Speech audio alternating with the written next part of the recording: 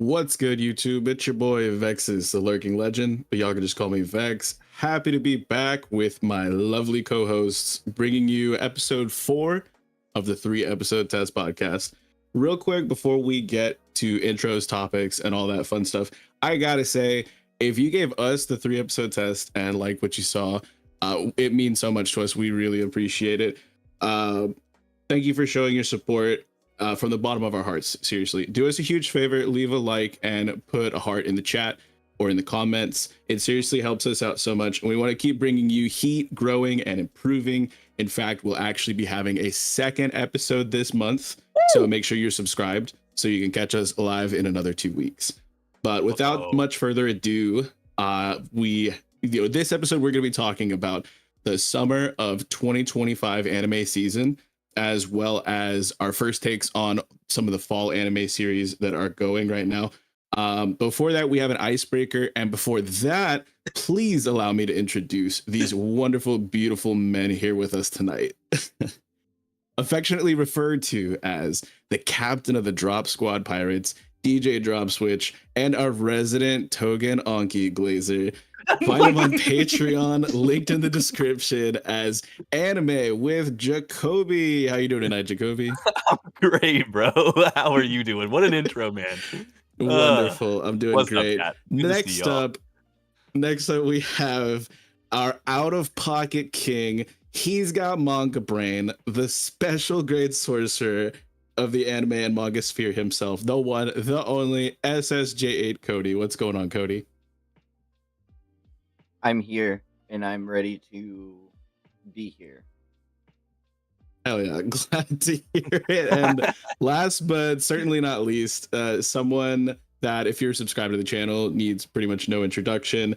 One of my best friends in the world, who I love like a brother, and the man who will be bringing us into our icebreaker.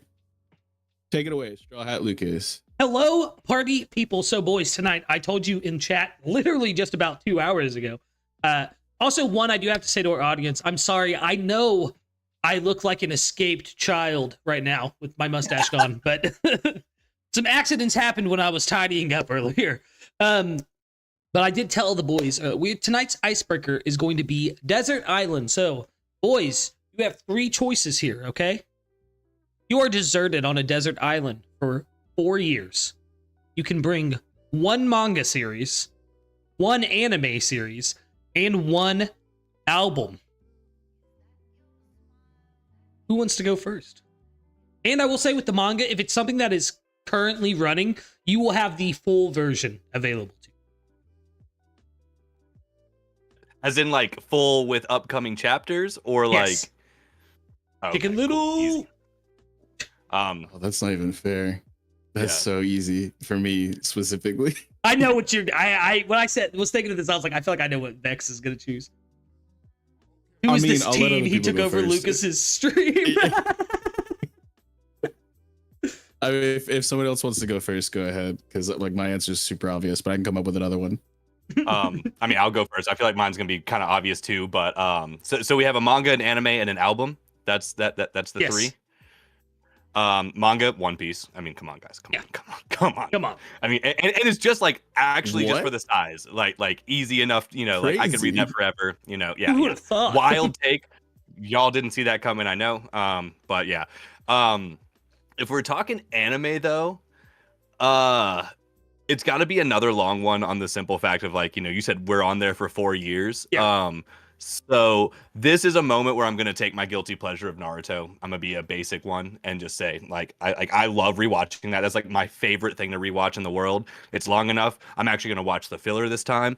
And then album wise, it's Once by Nightwish, the best album of all Oh, time. wow. Deep pool. Yeah, yeah. Damn. Yeah. So Yeah, that's a good one. so yeah, I All right. listen to that way too much. So legends. Pretty respectable. I like that. Who's next? You going next, Vex, or do you? I can. Yeah. So I mean, for manga, the obvious choice for me is Hunter x Hunter. My dog's excited about it too. Sorry, but Hunter x Hunter in its entirety, being able to know everything, being able to, if we get to the Dark Continent, you know, I want to be there. That's going to be my desert island, you know, indulgence. For anime, I'm gonna be selfish and say ReZero. If I get it in its entirety, it means I'll never have to wait another 10 years. Cody knows what I'm talking about with that. Actually valid. No, I know what you're talking about on and, that too, bro. Yeah. And for as far as album goes, I have to go with my number one artist of all time, and I'll pick a safe album from them, which would be The Architect by Idola. It's just something I can have on repeat every single day and never get sick of anything. Cover to cover, it's just a 10 out of 10 in my opinion. Yeah. If you're into that kind of genre, like progressive post alternative and whatnot, it's a masterpiece, and that's kind of right up my alley. So those are my three. Yeah, I have to second that too. Every song you showed me from that group is just A tier. I really need to dive into their entire discography, give them the proper lesson. Cody. I also need to do that. If I Desert Island, one manga, one anime, one album. Manga's probably Kingdom, just for like we'll never run out of anything to read. Anime, Full Metal Alchemist Brotherhood. That's something that I think can be indefinitely rewatched for the end of time. It just is. It's just fact. Album,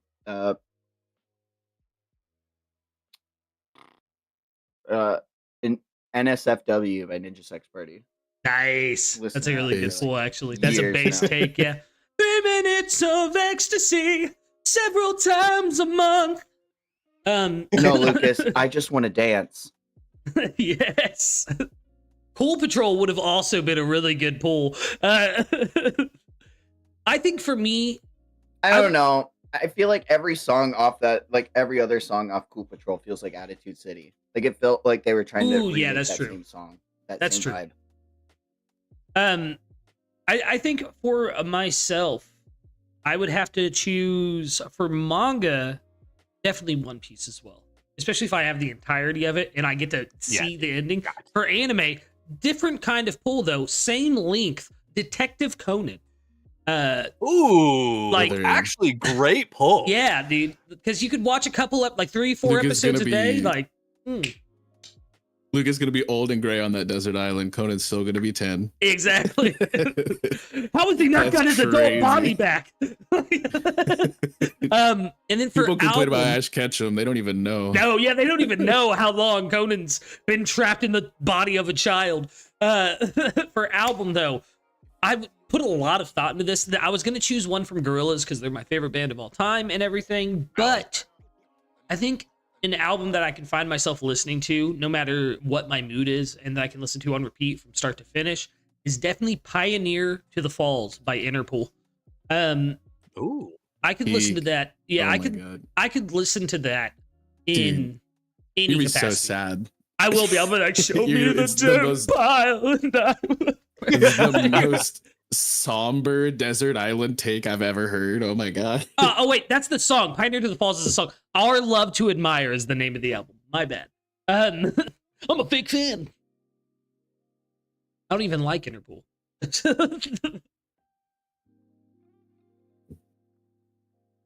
No, banger picks, boys. Banger picks. Hell yeah.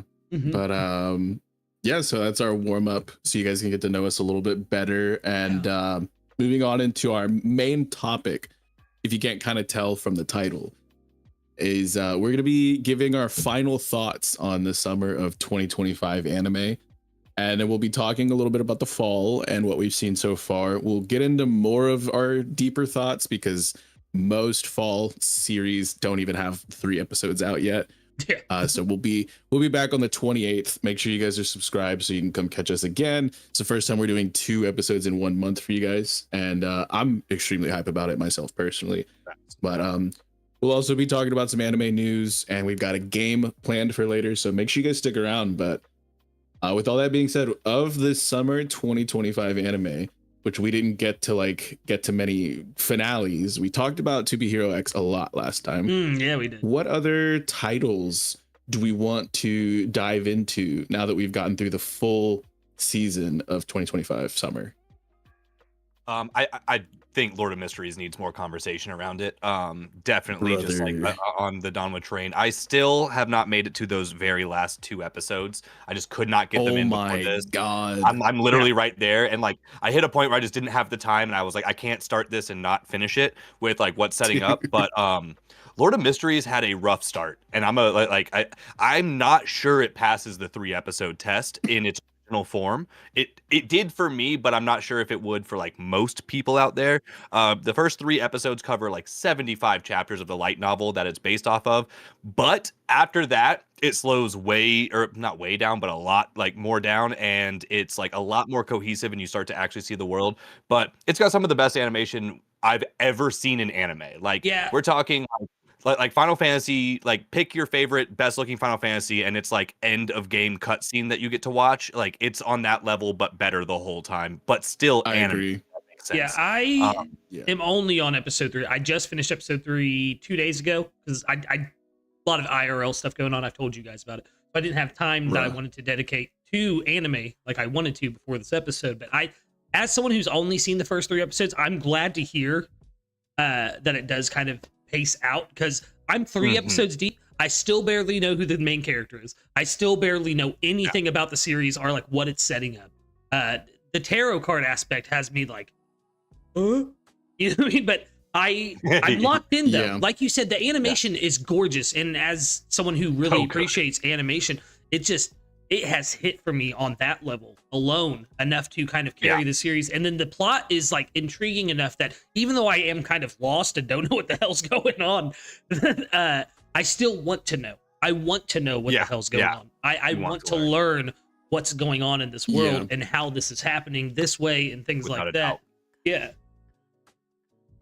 It doesn't answer a lot of questions out of the gate, but it does pose quite a few. And like at first for me, I was fairly consistently near the point of overstimulated and frequently confused, but I was never like fully lost in Episode it. 2 Like I was like, overstimulated I me. kept wanting to like, it did 2 was the have one. a 2 lot was the one. visually. But and because of that, and like how fast everything felt in the first little bit and how little we know about our MC himself, I thought that I would not be able to form legitimate bonds with the main character or any character really, or like a legitimate understanding of the setting and the plot and things like that. But I'm so ridiculously glad that I stuck with it, because I did see like it has potential in the first 3 episodes, and they did their job right there. I would say for me, it does pass. It doesn't pass with flying colors, but like it's 3 episodes, you know what I mean? It did so much work. But dude, the visuals are insane. When they want you to feel for a character, and Jakoby can attest to this, 100%. You will feel for them. You will understand when they want you to understand. Everything in the first like 7 or 8 episodes is by design meant to leave you hanging in suspense. That makes so much sense. This is such a crazy, it is such a crazy, effective and evocative experience through like the setup. And by the end of the season, your jaw will be on the floor. It's without a doubt. It's for me, I don't like to give out more than 110 in like a given year, especially not in a single season. It's very rare that I'll even give out multiple 9s within the same season. This is the easiest 9 of my life, and I was verging on a 10 by the time I got to the end of it. Let me tell you, Jakoby, you're not ready for those last 2 episodes. It's full gas. It is straight insanity. The way they pulled off like the finale.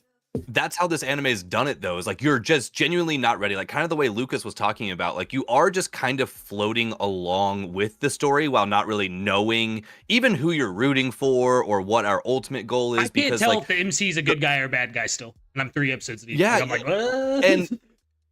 And the deeper you get into it, like they do flesh out the MC a lot more. So you do like like again, like Vex said, they don't answer a lot, but they answer enough, and the intrigue is like so heavy in it because like at the core of this, it's called Lord of Mysteries. It is a mystery. Like this whole thing, Yeah. like it really is. Like and like that's the point. You as the observer is supposed to also be a little bit lost because the thing is the main character is lost. Like this is just some quick episode 1 stuff, but it's And kind of like an isekai where somebody jumps into the body of somebody who just unalived themselves. And now he's trying basically to get back to his own timeline and also try to navigate this crazy, Victorian world that he's in. So one thing I really want to say about it though, and I implore people, even if I have a lot of like sub only people and people who want to consume stuff in its original form, I implore you to watch the dub. It's an amazing dub. 100%. This anime takes place in a Victorian setting, so the dub gives us the accents and adds to more of the aesthetics and the appeal of the time period that we're in.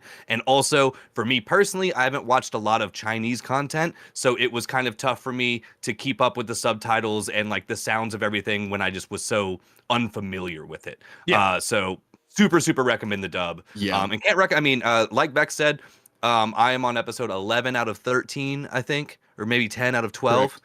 Okay. No, it's 13. Okay, out of 13. Then I'm on 11 then. Yeah, I mean, it's easily a 9 out of 10. It would be a 10 out of 10 if those first 3 episodes felt a little bit more cohesive. But like, just could not recommend it enough. I think that's the slept on one of the season. That's like really big, like really big. Yeah.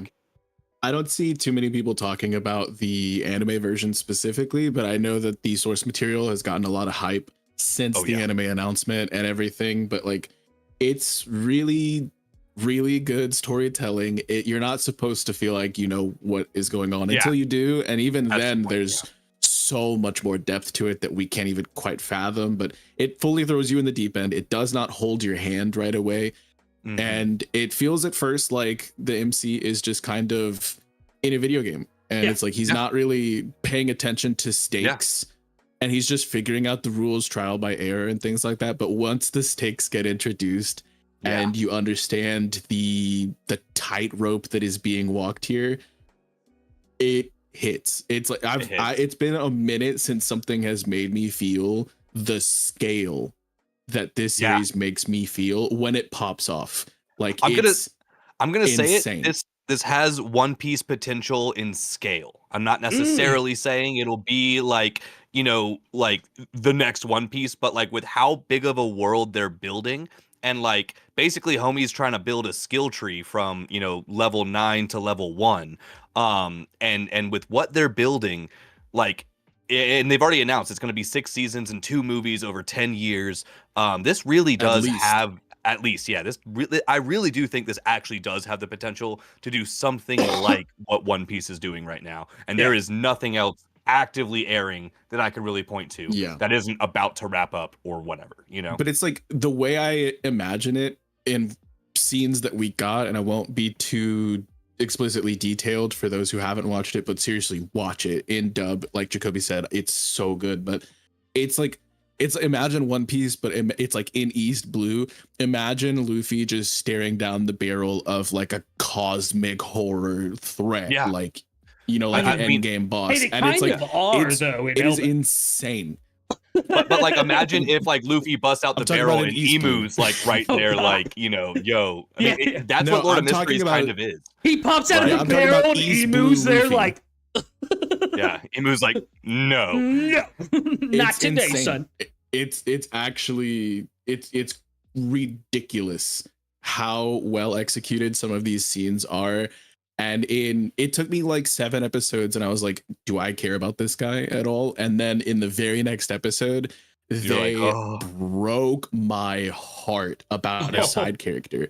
And I'm like, okay, so they have the ability to form these bonds. It's that I'm not supposed to like, if they wanted me to, I would. I trust the writing and the direction of this series so much after seeing what I've seen. The action sequences are phenomenal. It's literally cracked my eyeballs. I had to stop because I was so in awe, and like I need to process what the fuck I just saw. I went back and rewatched shit frame by frame It wow. is so ridiculously impressive. This is It's legitimate art. And like Yeah. I'm telling you, I had to fight myself to not give this a 10. And I still want to. But it's like a 9.5. Yeah, for real. If this wasn't in the summer of 2025, I think it might be a 10, no doubt. But like my 10s have been redefined, as I've said for the past 2 episodes. It's too good of a season. But yeah, in any average season, this is like the clear as day, like winner. Like the winner. Cody, have you watched it all yet? Have you gotten into it? No. Not a single episode. You're missing out, my friend. I know you're manga pilled, but it's worth it, man. Become light novel pilled. Read it. It's just something different. It's just like the biggest thing is it's doing something different.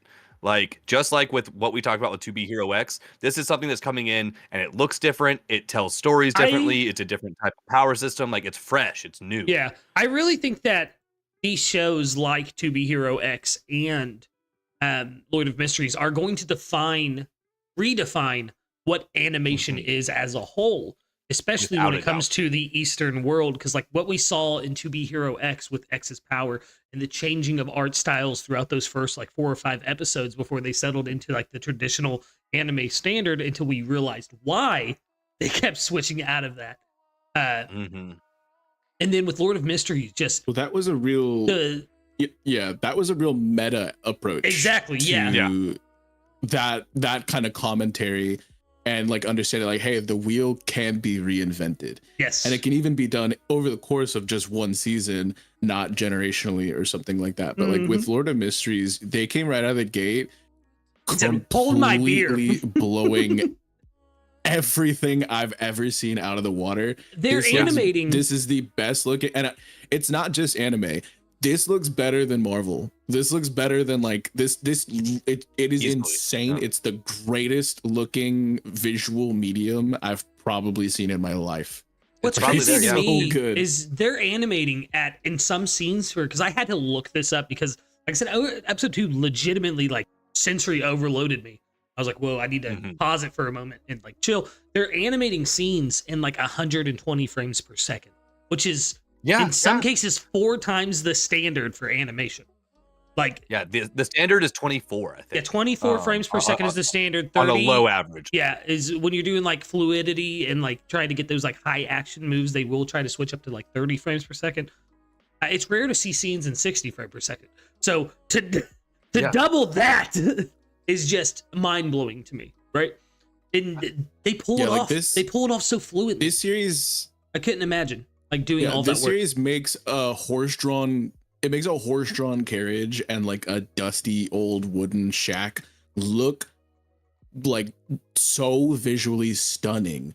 And like the panning, like drone style shots are just ridiculous. Like you feel like this is a full moving setting, and like every little speck of dust and bird flapping its wings in the wind. The particle and, effects carriage are just along the cobblestone. The particle effects are insane, dude. It's the lighting as well. Like so much of lighting these days, you kind of just take it for granted, and stuff is just kind of washed out looking in older anime, which is fine. That's an aesthetic a lot of people appreciate. I appreciate to a degree. This is something entirely different. Yeah. Like it's crazy because like the depth mapping of like some of these different like pieces in the scene and of the set and whatnot, you can tell that some of them are getting newer lighting in 2 frames, whereas some in 3 frames because of like the actual attention to detail that is being done. I have literally never seen anything look this good in this medium ever. Yeah, it's so good. It's going to change the landscape, exactly like Lucas said. Like this is going to make a difference. Any other big sleepers you guys want to touch on for this season? Because I mean, again, this was one of the best seasons we've ever had, if not the best season we've ever had. Can I touch on one that wasn't a sleeper that I dropped? For sure. Actually, doesn't even have to be a sleeper. But yeah. I tried to get into the Water Magician, which I think Vex watched the entire first season of. I watched maybe halfway through the 4th episode and was like, I just can't get into it. It was a little bit too generic for me. That said, it had some very pretty animation. You can tell Yeah, that they put very a good animation. lot of effort into the animation at times, and then at other times it was kind of distracting. The magic. Yeah, like, but that was one. That's the only thing that looked pretty in my opinion. And the water. I don't know. I would The way disagree. they animated the the water. in general looked good, and the lighting was good in it. I think in a lot of places, it was much better animation for what you would expect from the quality of anime it actually was. I think that's the takeaway from it. Because I agree with you, Lucas. I watched it all because my girlfriend's a huge isekai nerd, and whenever we're like playing games and stuff, we'll throw an isekai on. So like we ended up running all the way through it. But I probably wouldn't have made it past episode 4 as well. I enjoyed the first 3 episodes, but yeah, it got generic really fast and kind of like lost its own plot very fast.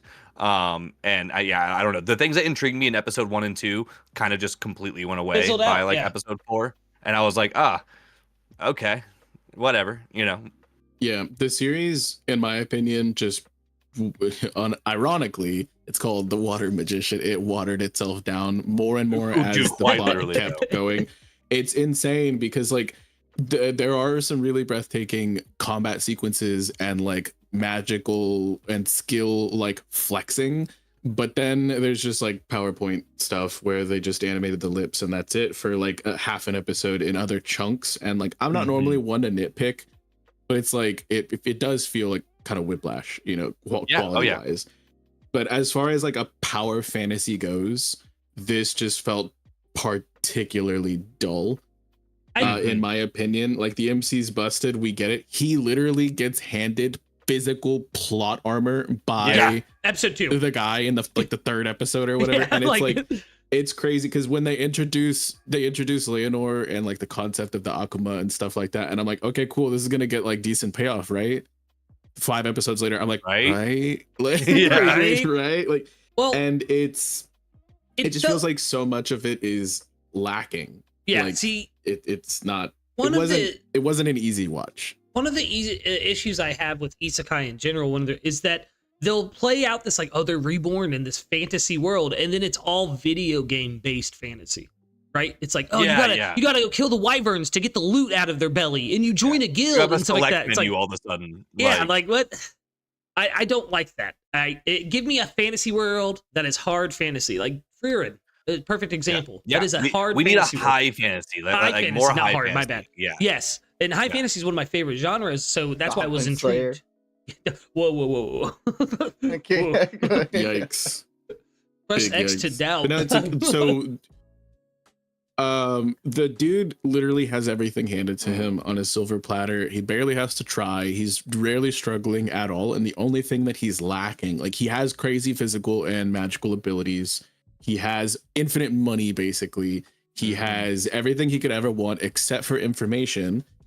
And so he just hits up the library, and I'm like, well, that's really boring. And then like conveniently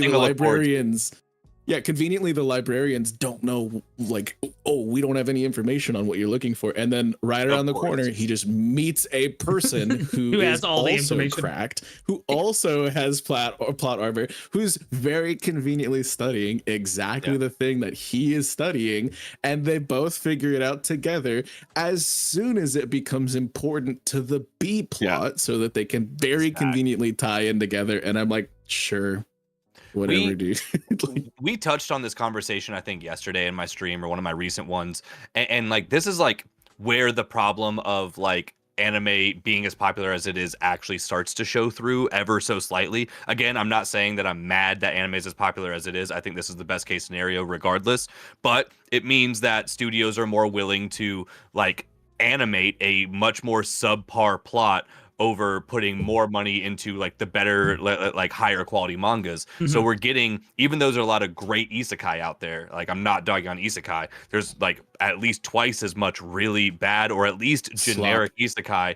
Yeah, where like just like Vex said, you know what's gonna happen. Okay, homie's in here and he's super broken and all he needs is money and knowledge. Okay, well, his super broken powers can help him farm money, so that's not a problem. Oh, he runs into a guy the moment he gets told no about some information, and then now this guy's guy's going to lead to it. And I bet that guy might betray him one day. I mean, like, you can literally, like, one episode in be like, I can tell you every plot point it's going to hit, and then it does. Yeah. And, like, not to say that that's the worst thing in the world, because sometimes you just want something simple to shut your brain off and watch. Bless you. But Bless you. but that's what comes with the territory of anime being as popular as it is.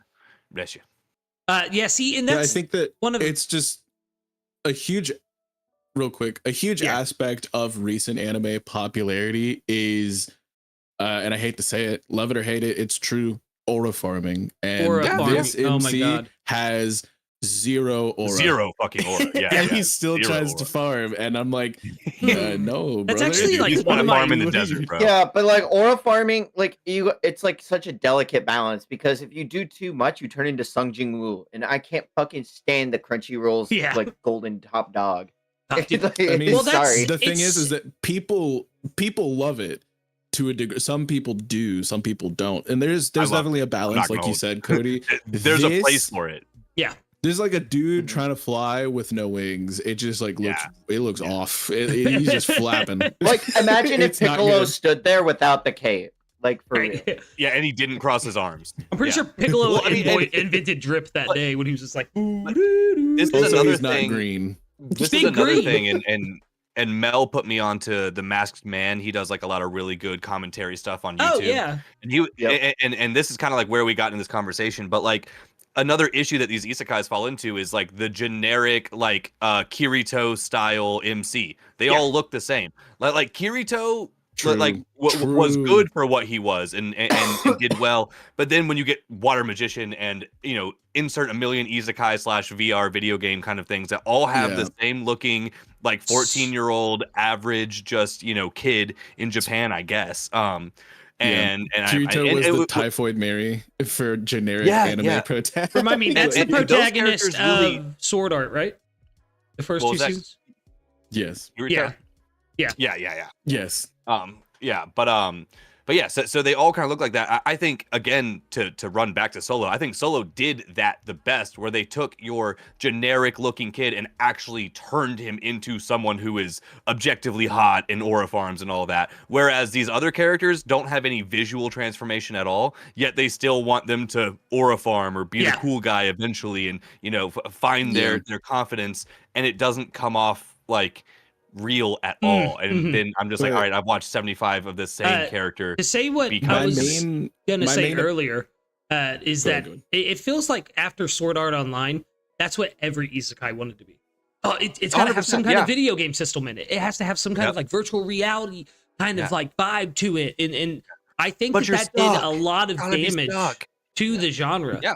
Absolutely. To speak on the aura farm thing, I had a buddy, shout out Grand Line Bound, Smoky Chopper, but he said it a very good way, is that animation studios are realizing the level of people who are clipping their content and editing them and things like that, where it's like you go on TikTok, and you see these One Piece edits and it's Zoro versus King and he's got doing his 9 gates or whatever, and now that they've seen that those are the popular moments, they try to capitalize on those moments so much that it's a little too much, if I'm being honest. Like there's moments where I'll be watching a new episode of One Piece and I'm like excited for a moment, but then the way they animate it is just like, you did this just so people could clip it. You know what I mean? It's like, why do it like that? You used to be seeing that, but it was like mostly relegated to the first like episode, the first like 20 minutes, or the first like not even 20 minutes, the first like 5 minutes of an episode. You'll see in like older anime, like from 05 to like 2011 and stuff like that. The first 5 minutes of this anime pop off, and they put the whole budget into like this opening sequence, and it looks crazy. And you'll see like this, and then it starts to fizzle. And now they're trying to like punctuate instead of just like start with that. So it's like, it's definitely changing the game. Like I said, to bring us back to Water Magician, I just had one last thought and then we can move on. But Jakoby, maybe you can kind of echo this as well, but it's like this MC, first of all, in the middle of an invasion while like a member of royalty was being attacked, did nothing. He just just twiddled his thumbs and did nothing when he's the most cracked person on the continent, confirmed. And then due to a misunderstanding of the stakes and situation is willing to start a legitimate war. Because his person who he just met got shot a few times and it was a completely healable wound. He was willing to kill somebody, a general, a legendary figure in this world, and start a legitimate war over completely healable wounds and a misunderstanding. And I'm just like, what are you doing? It loses the actually plot hate so him. fast. I actually hate him. If this gets to season 2, I will not watch it. I was kind of infuriated. I was white knuckling. I finished this season, but it was a slog. I was literally white knuckling. I was so mad. At what cost did you finish this season? Well, exactly. Well, when this aired alongside Tougen Anki, and it's still probably the worst thing that like I watched this season. That's pretty rough. You know, that's a rough spot to sit.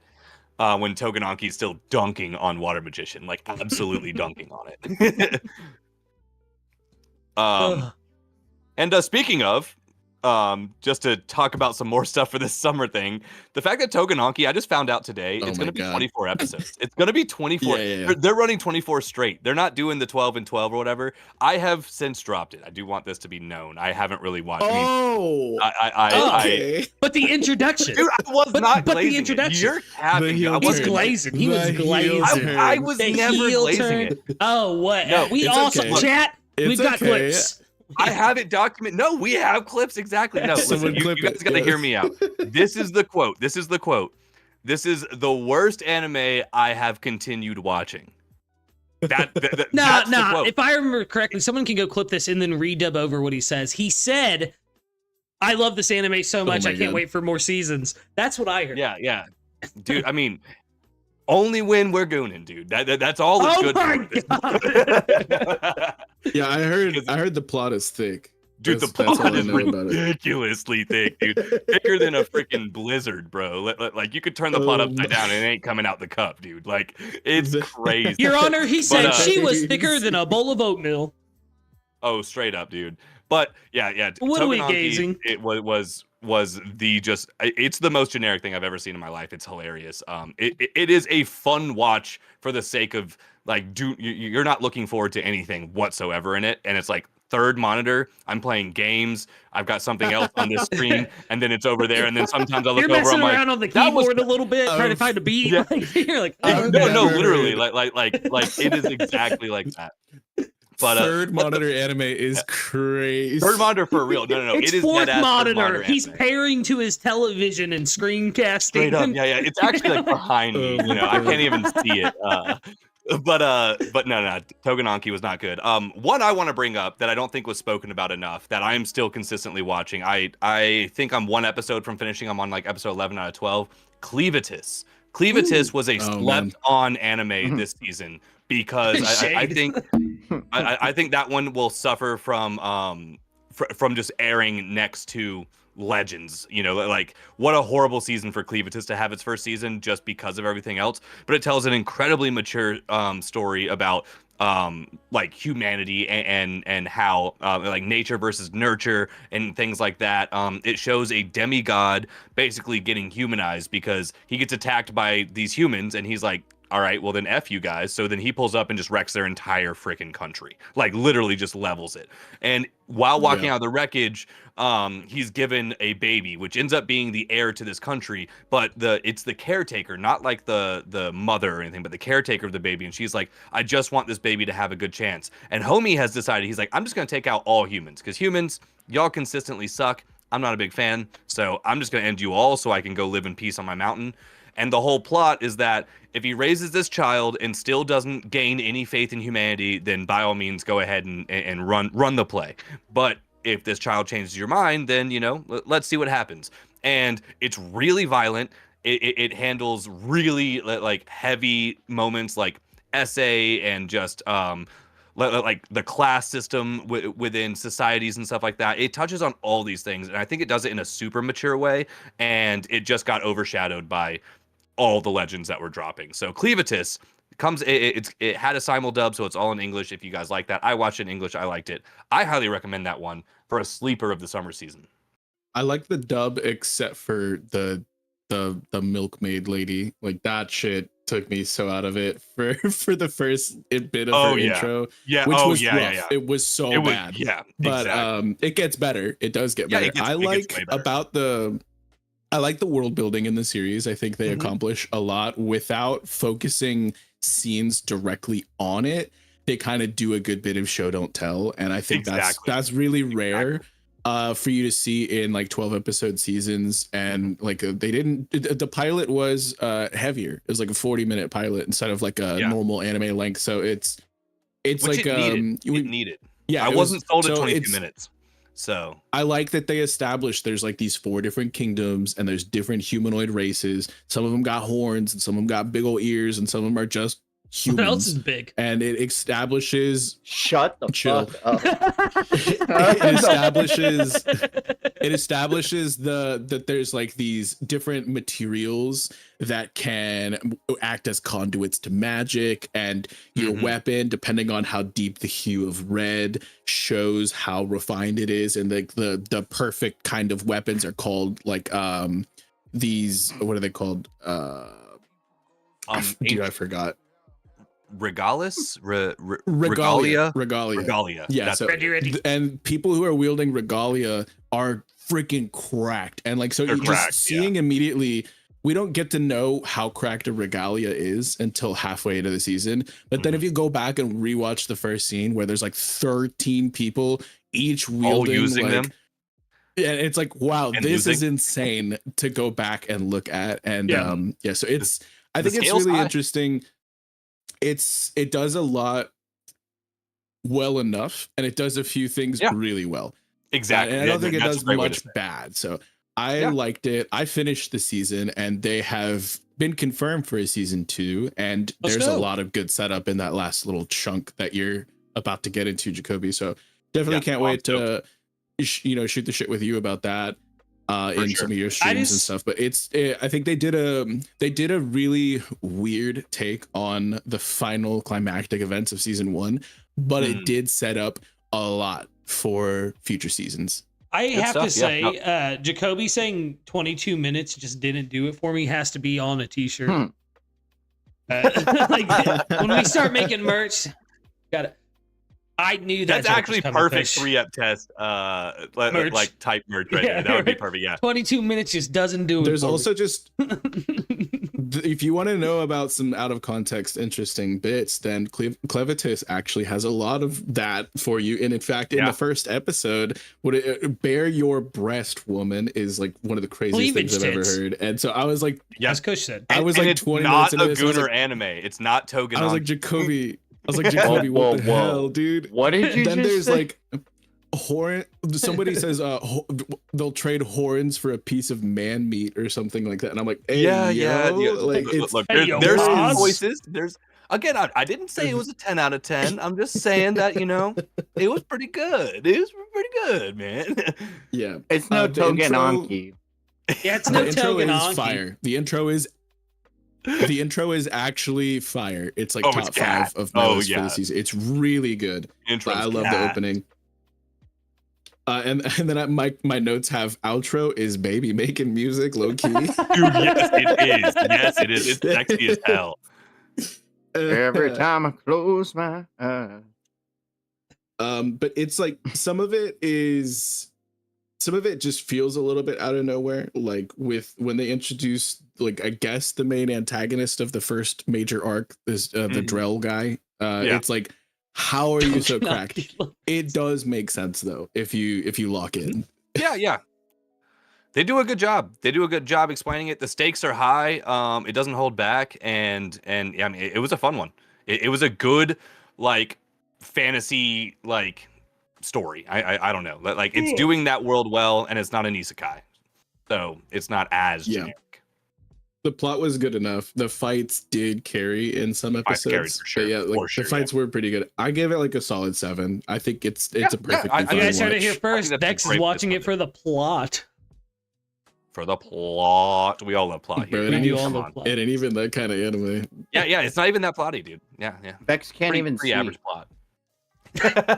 It released in Braille, thankfully. Oh yeah. He's Yeah. touching the screen. He's like, damn, she's He's like, sheesh. Sheesh. No, He's it's, got like an inflatable mouse pad that changes whenever a different character appears on screen. So like, It's just all of a sudden his list is like, man, these are heavy. Yeah, Oh, wow. so Who's as this? fun The as- chest is as fun huge. as That's this Zoro. conversation is, And then the mouse pad's like, good- she's 16. She's 16. Oh, fuck. Jesus Christ, yo. Not me trying to change the subject as fast as humanly possible. You want to talk about another not phenomenal, not top of the season type of entry. This is actually a series I dropped, which was Witch Watch. Which one? Witch Watch it's like a slice of life. It's goofy, Witch it's Watch? cozy, it's cutesy at Which watch? first. What's it? But man, Which does watch this did you shit- drop? Let's watch Are you all Vex. No. You widowy dropped which watch? Okay, I'm done. Sorry, Vex. What were you saying about it? No, I'm good. We can move on. I dropped it. It's a bad series. Oh, I believe I read the first chapters. I might be thinking of a different series, but I'm pretty sure I read the first few chapters of it when it was coming out. No, I did. Yeah. When it was first coming out, I read the first chapters. I would say the first 8 or 9, and was like, nah, I don't think this is for me. It starts out fine as far as slice of life goes. It's like, for me, it wasn't until like episode 15 where shit got really out of pocket. And they have an episode, it's a beach episode. So the MC, who they have done a really good job of not looting at all. Like she's literally wearing like the least sexually appealing thing ever. And then all of a sudden she's in a bikini and there's all brand new jiggle physics. And I'm like, what is going on here? The And animator then- for One Punch Man season 3. Hold on. pops on. And then there is a gigantic tentacle monster that shows up. Listen, okay, And what is this? I then- need to watch it. Hold on. And then there is a vampire character that like literally has an orgasm whenever she sucks powers out of people, and like it's all in one episode. And I'm like, What? this is They lose the wild. plot just Like, immediately. They're like, oh. what are you doing? Like, Me watching Hisoka but with it's like- Gon. What are you doing? Yeah. oh my What are you Oh, Why are doing? you man. watching that? it was good up until it wasn't. Like the Yeah, first like that's 14 unfortunate. episodes were passable. It's just a slice of life. It's just goofy. And it's just like, I don't know, there was some really interesting, there was like 1 or 2 really solid episodes where I was like, oh, that's actually really good character moments and whatnot. And then it just turned to shit all in the course of 1 episode. So I dropped it at episode Shade. 15. It apparently had a full 24 episode season. 24 is crazy. And it has gotten confirmed for a season 2 already. So which that is means crazy. the tentacle monster came back. I've seen a decent amount of people talking about that one. I'm not gonna lie. Like, it's not one that I like touched. My girl, I think watched it and she enjoyed it. But like not on a like you have to watch it kind of thing. It was like a good probably like second monitor kind of anime again. But yeah, not one that caught my attention really like that. It What's was up, a little bit tropish as well, where it's like a friend has to protect friend because he's really strong and she's really important, I guess. Mhm. To like her power is this crazy cracked power, but she hasn't trained well enough with it yet. And like then some of the villains that they fight, they end up becoming friends with. So their little band of people protecting the really important girl grows, and it's just like it gets kind of played out at a certain point. And then there's like I said in episode 15, it's just like it feels just like full character assassination, because like I thought that they were actually good characters in this series until a beach episode ruined everything. So I dropped it. Yeah. It's pretty Vex rare. was a beach watching, episode Simple ruins Plan it, was so. playing. How could this happen How to could me? this happen? Bro. But that's it's pretty unfortunate what happened to that series. So I will not be watching season 2 when it comes out. But Dinner plans. there was some pretty cool voice acting in it. My dinner plans are a sandwich. Jacob, I'm gonna eat me a sandwich. Be good. I actually went grocery shopping today, so that means that I technically earned fast food, but I will be making something at home. I don't know what yet, Earned fast food is crazy. Oh, that's the way I'm to do it, not dude. If you eating. go grocery shopping, you got to stop by some fast food on the way home, dude. Like, I just did all that shopping. I ain't about to cook all that. What do you mean? Summer Hikaru died. Huge one. I definitely wanted to get mentioned, so I'm happy that Kush came through. I will also circle back to the Fragrant flower. I can't say that one. I will struggle every time, but I see y'all's comments. But Summer Hikaru died is one that's still heavy on my list. I've watched the first 2, maybe even the first 3 episodes. And yeah, dude, like for a BL and the way that they present it in like this like kind of scary, like it's almost a horror like story, but it's not quite. I think Summer Hikaru died has a lot of potential. And I just didn't get to it, but it's still one that is going to stay on my list, and I do want to watch it. So I Googled it. It's technically not a BL. Yeah, technically it it's really not. is. Yeah. So it's a BBL. It really is, and it's like it took me by surprise. What yeah, I will it say, took a couple friends of mine by surprise too, and I was like, nah, I mean, it did you not see it has- in episode 1? What do you mean? it has one of the best first episodes that I've seen in a minute. Yeah, It's really really good. good. Like the animation, and this is done by Cygames Studio, by the way. So this is the same people who did Uma Musume and who are going to be doing Kagurabachi. And after seeing what they did visually, I have so much hope for Kagurabachi. It's actually crazy. Yeah, Summer Hikaru Died has the craziest first episode. It immediately in the first 3 minutes gets you very deep into the plot. Like, you know exactly what the premise is, and it doesn't pull punches. And like there's little tiny things they choose with the directing that just kind of blow my mind. Like the shading, the motion, and the sound design are just all so fire. And within the first like 7 minutes, you get to know very, very much what this main character is feeling and thinking and what he's having to deal with. And it's like, dude, the suspense is crazy. Oh yeah. Every single different shot when they're like in the choir rehearsals has a different sound profile, and it's really, really, really well done. And they even transition the rehearsal of one chick like playing the oboe in the music room into the legit OST for the next scene. And I'm like, dude, that's so sick. good. That's There's sick like sound a design. crazy, yeah, dude, there's this crazy scene where he's coming to terms with understanding that his friend is gone, and he's looking at this hallway full of natural light, and it's just this vibrant, like bright like every single pixel is just like completely washed with like natural light, but the person he's looking at, the person in his friend's body, is like completely shaded dark. Yeah. And you can kind of like very slowly see light entering in the bottom of like his shirt and his neck, but never on his face. And I'm like, dude, that is so well done.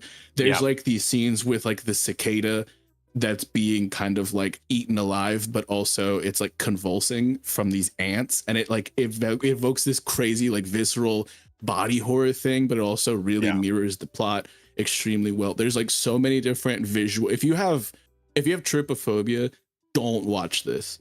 Shit. do I not was watch sold this. until you just said that, dude. Dead serious. I was like, this sounds amazing. If it is so good, I'm not gonna lie, the plot gets weird and it gets a bit hard to follow, but the visuals and the sound design are peak. The characters are kind of mid. The plot is like above average for most of it, but it does get a bit convoluted. It is confirmed for a season 2 already, which is really great. I'm hype on that. I think that it suffered from airing at the same time as Takopi's Original Sin, because 100%.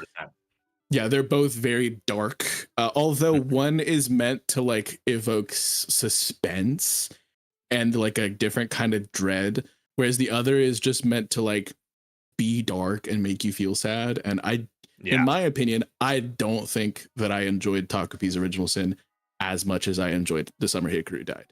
But there are some really weird scenes. Like I don't. You said you're like 2 or 3 episodes in, Jakoby? Yeah. This is a light spoiler, but I gotta say it for the boys.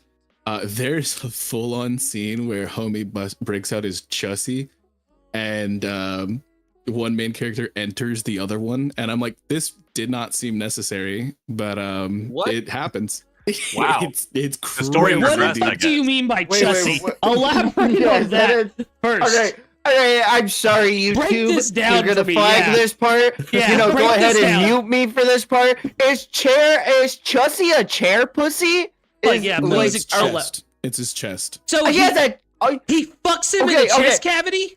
okay, like a chest No, cavity, no, or no, like he- he gets No, his no. cleavage together and he starts fucking the cleavage. It's like the like, jacket, No. jacket fruit. It's like the jacket he's- fruit. There's stuff in there. I'm fucking haunted. No, is by it like this. the So secret fourth hole? Oh my god! You what is find this out in the conversation? first scene that listen, you find out in the first scene very quickly within the first 3 minutes that there's these two besties. One guy with dark hair, one guy with white hair. I'll simplify it to Besties. just that. The We call guy them with roommates. white hair. All right, Besties. chill. Where have I seen this before? Where have I... Calm I feel like I down. just watched So 4 the- episodes of the something just guy- like this. The guy with light hair, Hikaru, he went into the mountain one summer, a couple months before the first scene takes place, and he was gone for like a week, and everyone thought he was dead. But then he came back all of a sudden, but he came back different. And certain people And he did. in the town that he lives in, like his best friend, were able to tell. And in that first scene, his best friend confronts him and is like, "Hey, you're not Hikaru." And you immediately find out that's an alien or some shit. And it is wild. So biologically, he is very different from a normal boy.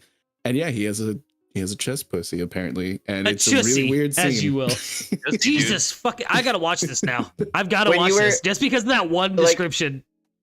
When you said you're like he's different, I just imagined him drinking different juice and turning into Coochie Man. Oh my god. No, but like I said, the plot gets very hard to follow and it's very heavily BL coded. But legitimately phenomenal viewing experience. From just a quality standpoint, there are certain scenes where they just do so much to just evoke.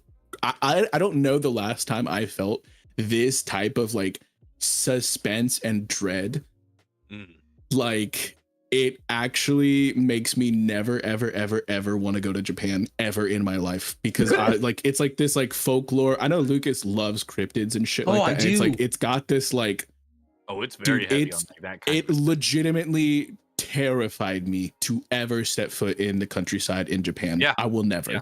Never. I will. Let's go. Like, it Cryptid actually it put real life fear into me. I wasn't like empathetically feeling for the MC like in Lord of Mysteries where it's like a cosmic dread. No, I actually in real life, Vex, the IRL person, will never go to Japan because of this. It looks so creepy, dude. Some of the shit that they do. They do a good job on it. Definitely check that one out. Really quick, I just want to like, unless Vex has watched all of it and can give us more info, because I don't have it, but I do want to touch on the fragrant flower blooms with dignity.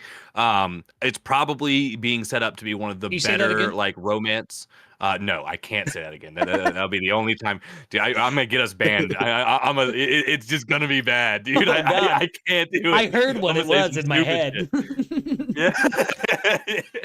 But it's set up to be one of the better romance animes of like current times. Netflix really fumbled its release. It was supposed to come out with everything else in the summer, but for some reason like something weird happened with like the dubbing schedule, so Netflix didn't drop it and it didn't come out. So it came out in Japan, but we didn't get it on Crunchyroll, so you had to sail the high seas if you wanted to watch this over the summer. And I think now it officially does have at least 2 episodes out, maybe 3 now. But really good setup.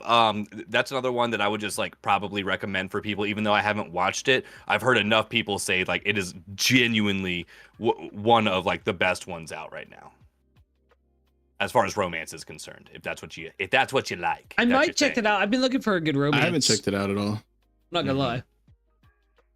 It's not something I watch right here, often, baby. but I would see this one just for what people say.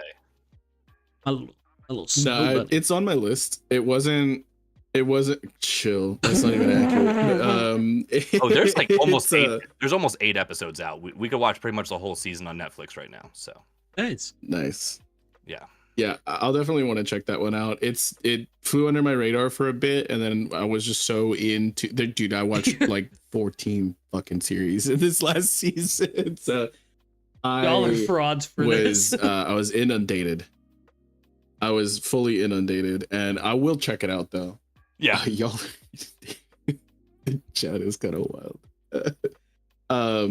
Yeah, something that was in my notes I didn't get to voice because I was just like back on Hikaru really quick is that it's literally like if Parasite meets Donnie Darko meets Silent Hill.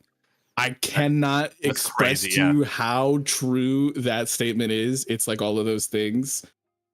And it made me feel very uncomfortable very frequently, but Also, it's the a thing really I good said. experience. It's I would recommend it. I'm not gonna say it on No, stream, but not the also thing you the thing said. I said. Dude, Chussy, come on. come on. Oh goodness. You won't Alright. say hentai, Yeah. but you're cool with saying chussy. Yeah. Like I'm just like trying to figure out where's the line drawn. It's not a line. It's like a little like squiggly, and then it goes over here, and then a little bit over It's all here. imaginary Like, just for us It's to all self-censor. imaginary. Yeah, exactly. It's the self-censor. It's the man. It's the man. I can't be It out was here a being little like, loopy "They loop." shut down H anime. You guys can figure out where each other's lines are at in your DMs. We don't got to do that live, but Yeah, we do. Let's go. We got to talk about some of the finales, some of the other finales that we got this season. There are three big ones, like three very, very important series that we did finally get finales with. I think we could start with Dandadan. Oh, Yeah. yeah, baby. yeah. I just want shit, everyone bro. in chat to go back to episode 2 when I straight up said the last shot of the season was going to be him kissing Vamola. I didn't say it verbatim like that, but I Momola? Vamola. Oh. What the fuck? Bruh.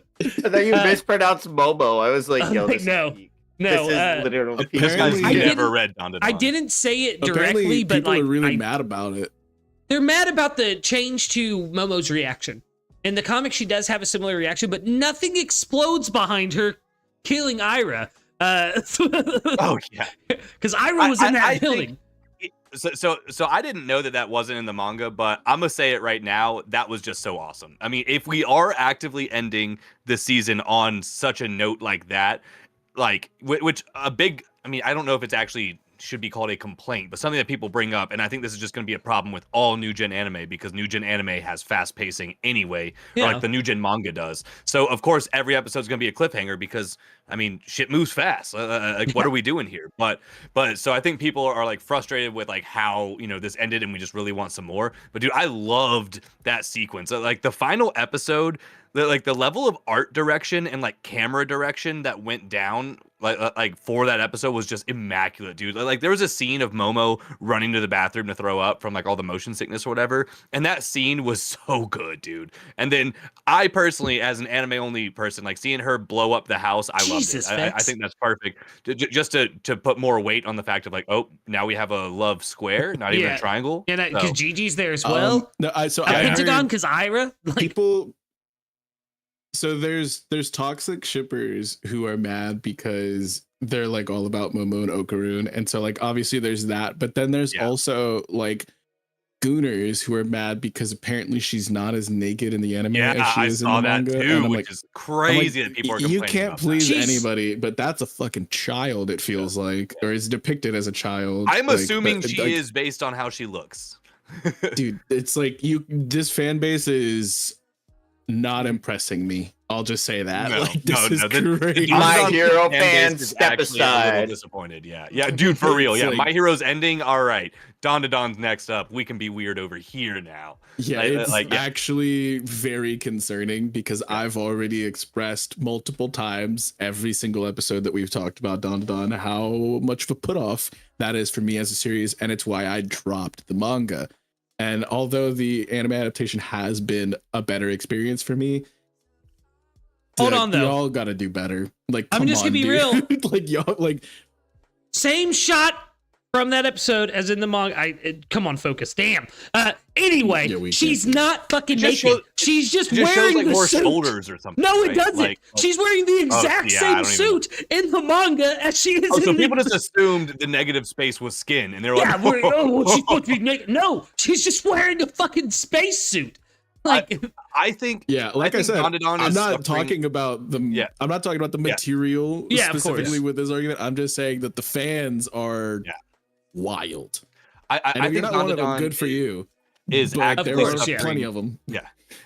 the same issue that Chainsaw Man went through. People just don't understand why these scenes are being done. Don't get me wrong. Dandadan, I think, has more scenes that aren't necessary to tell the story that they're telling. But at the end of the day, most of the time that you're uncomfortable watching / reading Dandadan, you're supposed to be. Because it is a commentary on how young women feel in the society that they're being brought up in, i.e. Japanese society and stuff like that. Like, this is an actual commentary. Just like Chainsaw Man is a commentary on how, sex isn't the end all be all to human connection, and this poor traumatized child who has never had human connection is finding it in the worst places. And like the Gooner fandom is just, downgrading all of this to haha, pretty girl naked on screen or whatever it is. And it's like, there's something more to I mean, there's an arc look, later so in the that's story. The, thing, though. The Gooner fandom.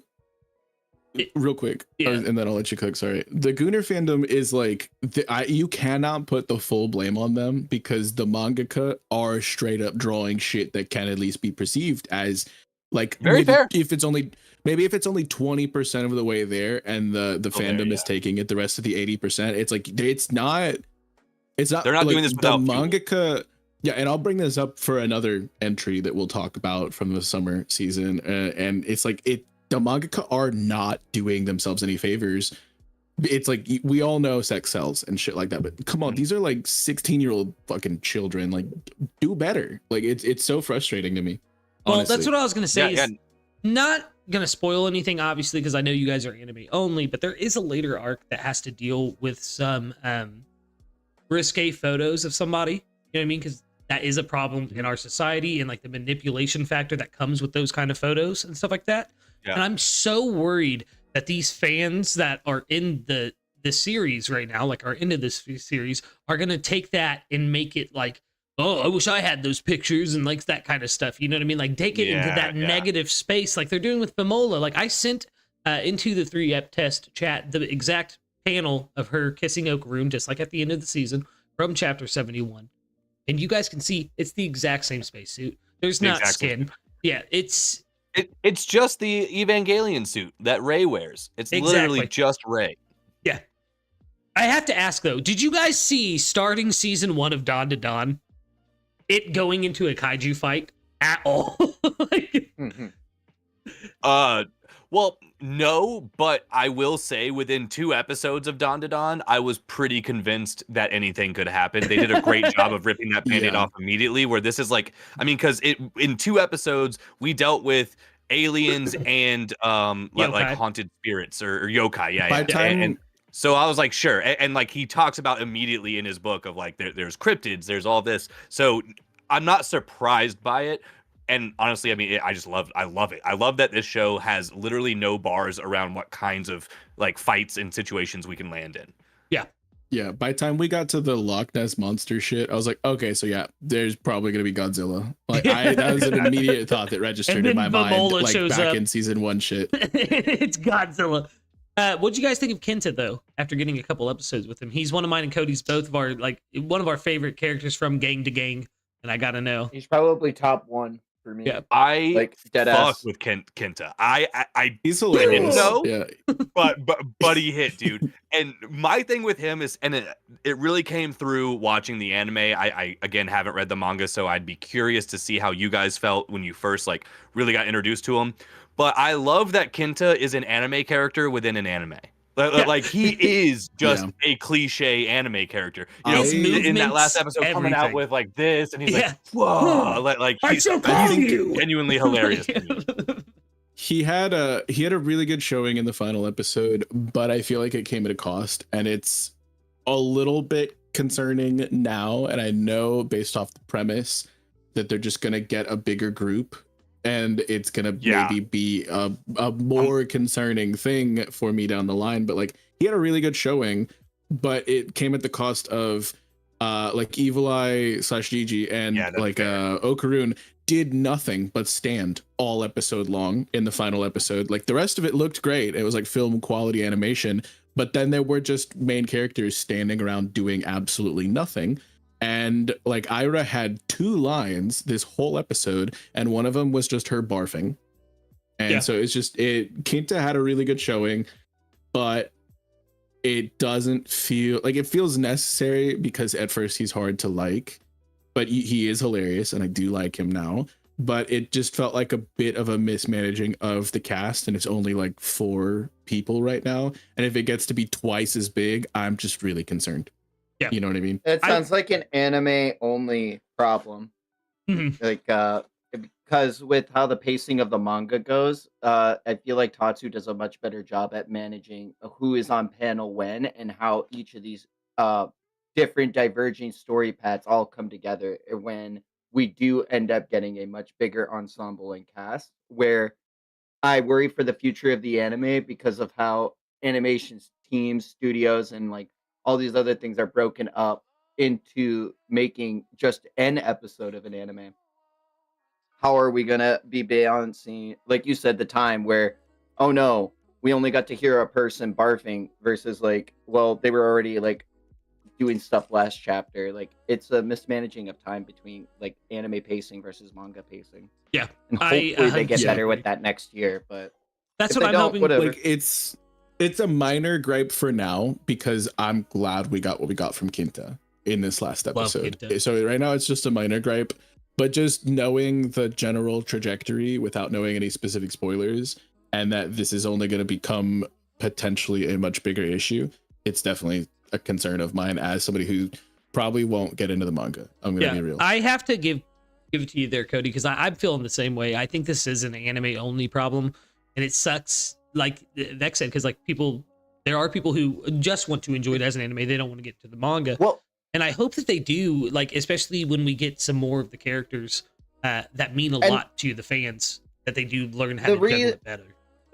The reason I say it like that, especially, is because during my entire like reading of Dandadan, as I was going through it as fast as I did, was I mentioned it to you and Ornata, shout out, but I had mentioned it multiple times where I was like, I don't know how we keep introducing more and more characters, and I'm still not feeling like I'm not feeling fatigued. I'm not feeling like tired. I'm not feeling like I'm not missing anybody right now. And I don't know how Tatsu's juggling this versus hearing Vex bring this up as a small minor gripe now. It's concerning because we got over like 3 arcs further than what the anime has covered, so much further than what I read. And I was still like impressed with how Tatsu was managing the characters versus the gripe that we have now. And it feels like it is an anime problem because they don't know how to juggle their...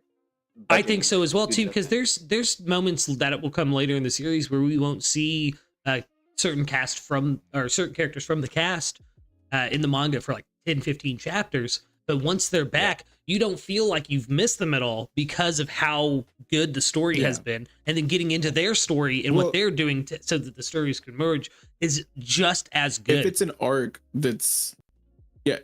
that's designed like that, like with the Evil Eye shit, with the haunted house, or the like, it's like Okarun wasn't in half of that arc, and it was like designed. Well, I mean, but it was designed that he was obviously tied up, and Momo had to like stand up on her own to resolve it, and like so that didn't feel as concerning to me because it worked in with the plot.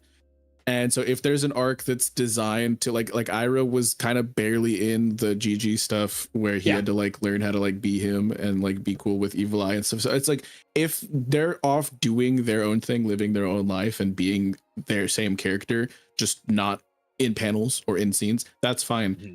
It's just in this last episode, people were literally standing still. And so like that feels like a mismanaging to me. Whereas, and it's like, I think that it's just a compression of just how much is happening in the plot that's focusing on somebody else. That really exemplifies what Cody was saying too, because in moments like that in anime, I've noticed, like, if you go back and look at the manga, like Gigi and Ira will be in the background, but they'll be doing something in the background that looks like, oh, they're talking to each other or something like that. There's never a moment where the characters are in the background just standing. They're always doing something. And I think they need to bring that aspect of the manga into the anime so that you can, it feels like that world is constantly moving. Not everyone's stopping and watching or listening. Hell, half the time in arcs when someone's explaining what's going on, Gigi's just like, ooh, ooh, ooh, and then he's like, what's going on? You know what I mean? Like, and that's his character. Like, or like even like those like there's those giant panels where like after the arc hit, and then they all get together at the dinner table, and while one person's having a giant, like, you know, really heartfelt conversation, the camera pans out in the manga panel, and you see the whole fucking table is just like everyone is doing their own freaking thing, and it like. Imagine if they do that in the anime, and then they just pan out, and everyone's just staring at Okarun and Momo talking like, "Oh yeah, no, yeah. Oh yeah, you guys are." Yeah, Gigi and I are over here boxing. Kenta's not over here with banana yummy man tofu. Yeah, like. But to speak on the plot instead of like the directorial choices or animation or anything like that, because some parts of this last episode did look phenomenal. Yeah. I just feel like it came at a cost a little bit. But to get to the plot and like the cliffhanger that we got left on, as somebody who's anime only at this point, because I dropped the manga before we got to here, I don't really know how to feel about it because so much of it's like unresolved. That's the point of a cliffhanger. But it feels a little bit forced of a prolonging of the whole will they won't they thing, and I'm hoping that there's actual proper resolution once we get back into things, because right now it feels just like, oh sure, I guess we're doing that now. Oh, go ahead, Jakoby.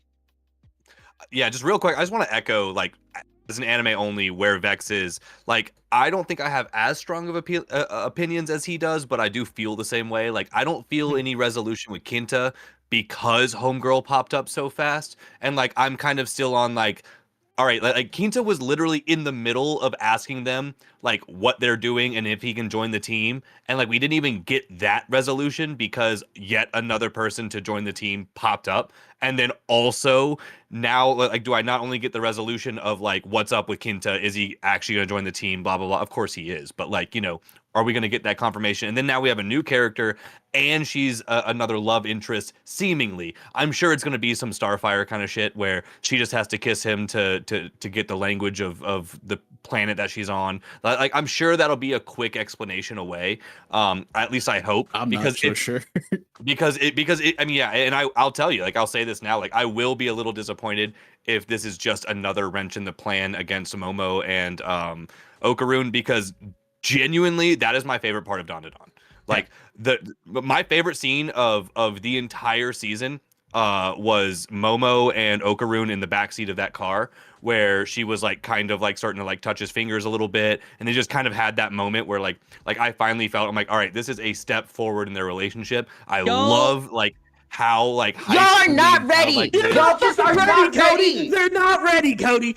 Guys, I guarantee Cody because will echo the story this. only gets better when they fix this shit, and it only gets better. That's what's crazy is it's like y'all are just actually not ready. But the question is, am I gonna have to wait 3 more seasons anime wise for them to fix this shit? Well, am I gonna bring have that to on mismanaging again. They don't know how to animate more than just. That wouldn't be them mismanaging if they're just following the manga, and the manga story inherently puts another wrench in between. I mean, like, that's a story issue, not an anime issue. No, so Tatsu, I don't have any issues. I agree. I don't feel the issues that Vex felt too much anime wise with like the characters not doing enough in the background. I'm talking about literal direct plot points, like direct plot points being completely cut off to add what looks like a whole nother love interest after like we've been with Kinta for an episode and a half, and it's like, you know what, 2 more characters. Let's throw a 3rd one in there at this point. Why not? Who cares? It's like, definitely one too many speed bumps for me while being left on a cliffhanger. Like, I feel like the cliffhanger could have been set up better, maybe, because right now I don't know how to feel. They could pull it off, absolutely. If the season but ended we're gonna have to wait until like 2027. So like, yeah, I like if the season had ended where Lucas said it was going to, that would have been the best choice 100%, because I would have given us a direct resolution to Momo and Okarun's relationship status. That would have given us a better like setup of, oh fuck, how are we gonna resolve this? That would have given us a actual like, oh man, there are new stakes introduced. Like, they should have ended just if I'm being honest, they should have done one more chapter. Like Cody's saying, they should have done one more chapter, and I guarantee you guys would not have felt this way. And I'm not. As I was just that's reading kind of what I'm back, saying, but I am a little is blue because ball. as a cliffhanger, this feels half baked, is what I'm saying. I'm sure there is some sort of payoff, but we don't have that, and we won't have that for a year now. Over a year, because the way that the studio has been pumping out titles is they work on 2 main titles a year at this point. They confirmed that the only reason why we got this part of this was originally supposed to be one season, one 24 episode season. And they split it up into 2 cores, which is why we got such a quick turnaround from season 1 to season 2. It was all supposed to be season 1.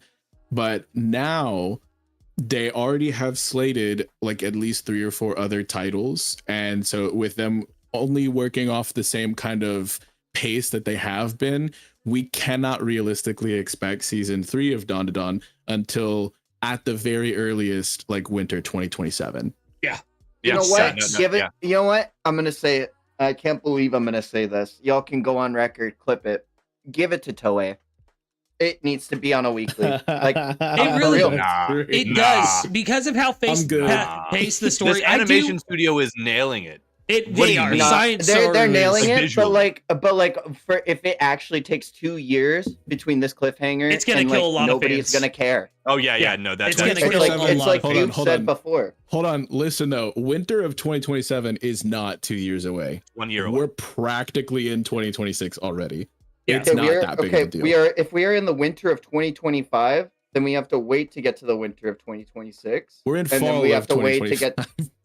So that we're not even in the winter of 2025. So it is still 2 years. No, because that'll happen next year. No, that's not how math works. It'd be like a 15-month turnaround, which is fine for 12 episodes. 15 months is not 2 years. Yeah, no. But I will say, I think Cody's right a little bit. It's gonna kill the hype a little bit, even waiting that year and a half for this. I will say this though.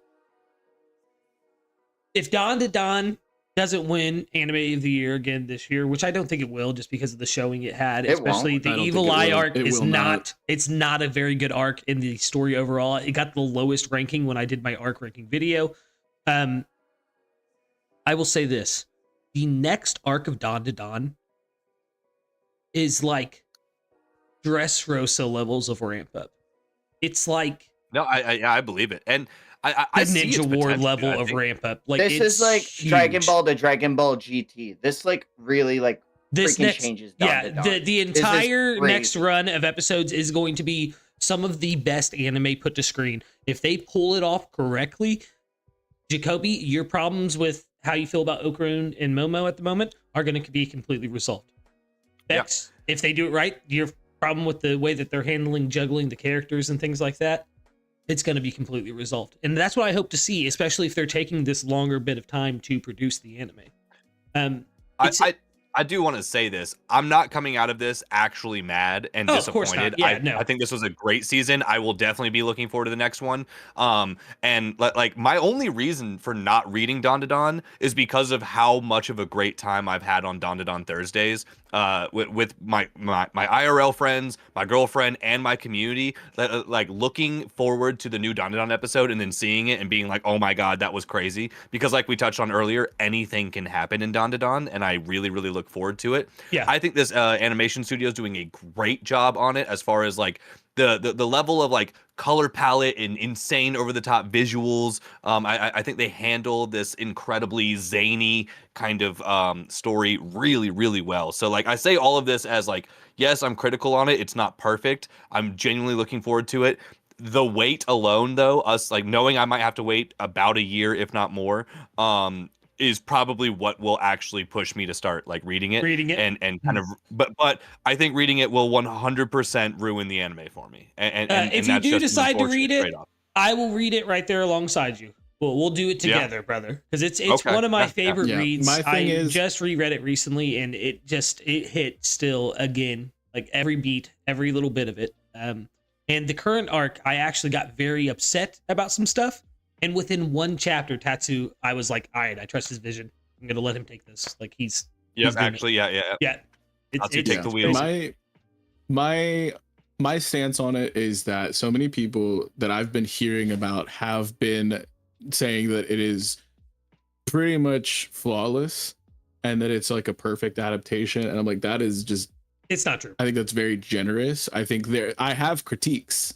That doesn't mean that I hate It's it. no Like, Kaiju number 8 I enjoy it. adaptable. It's still, I still give it like probably like a 7.8. So I'd round up to an 8. Like, it's not bad, but there are people saying this is the best thing that happened this summer. And that is just so untrue No, to me. no, No, the it's 2B Euro like, Hex happened. I am so. critical.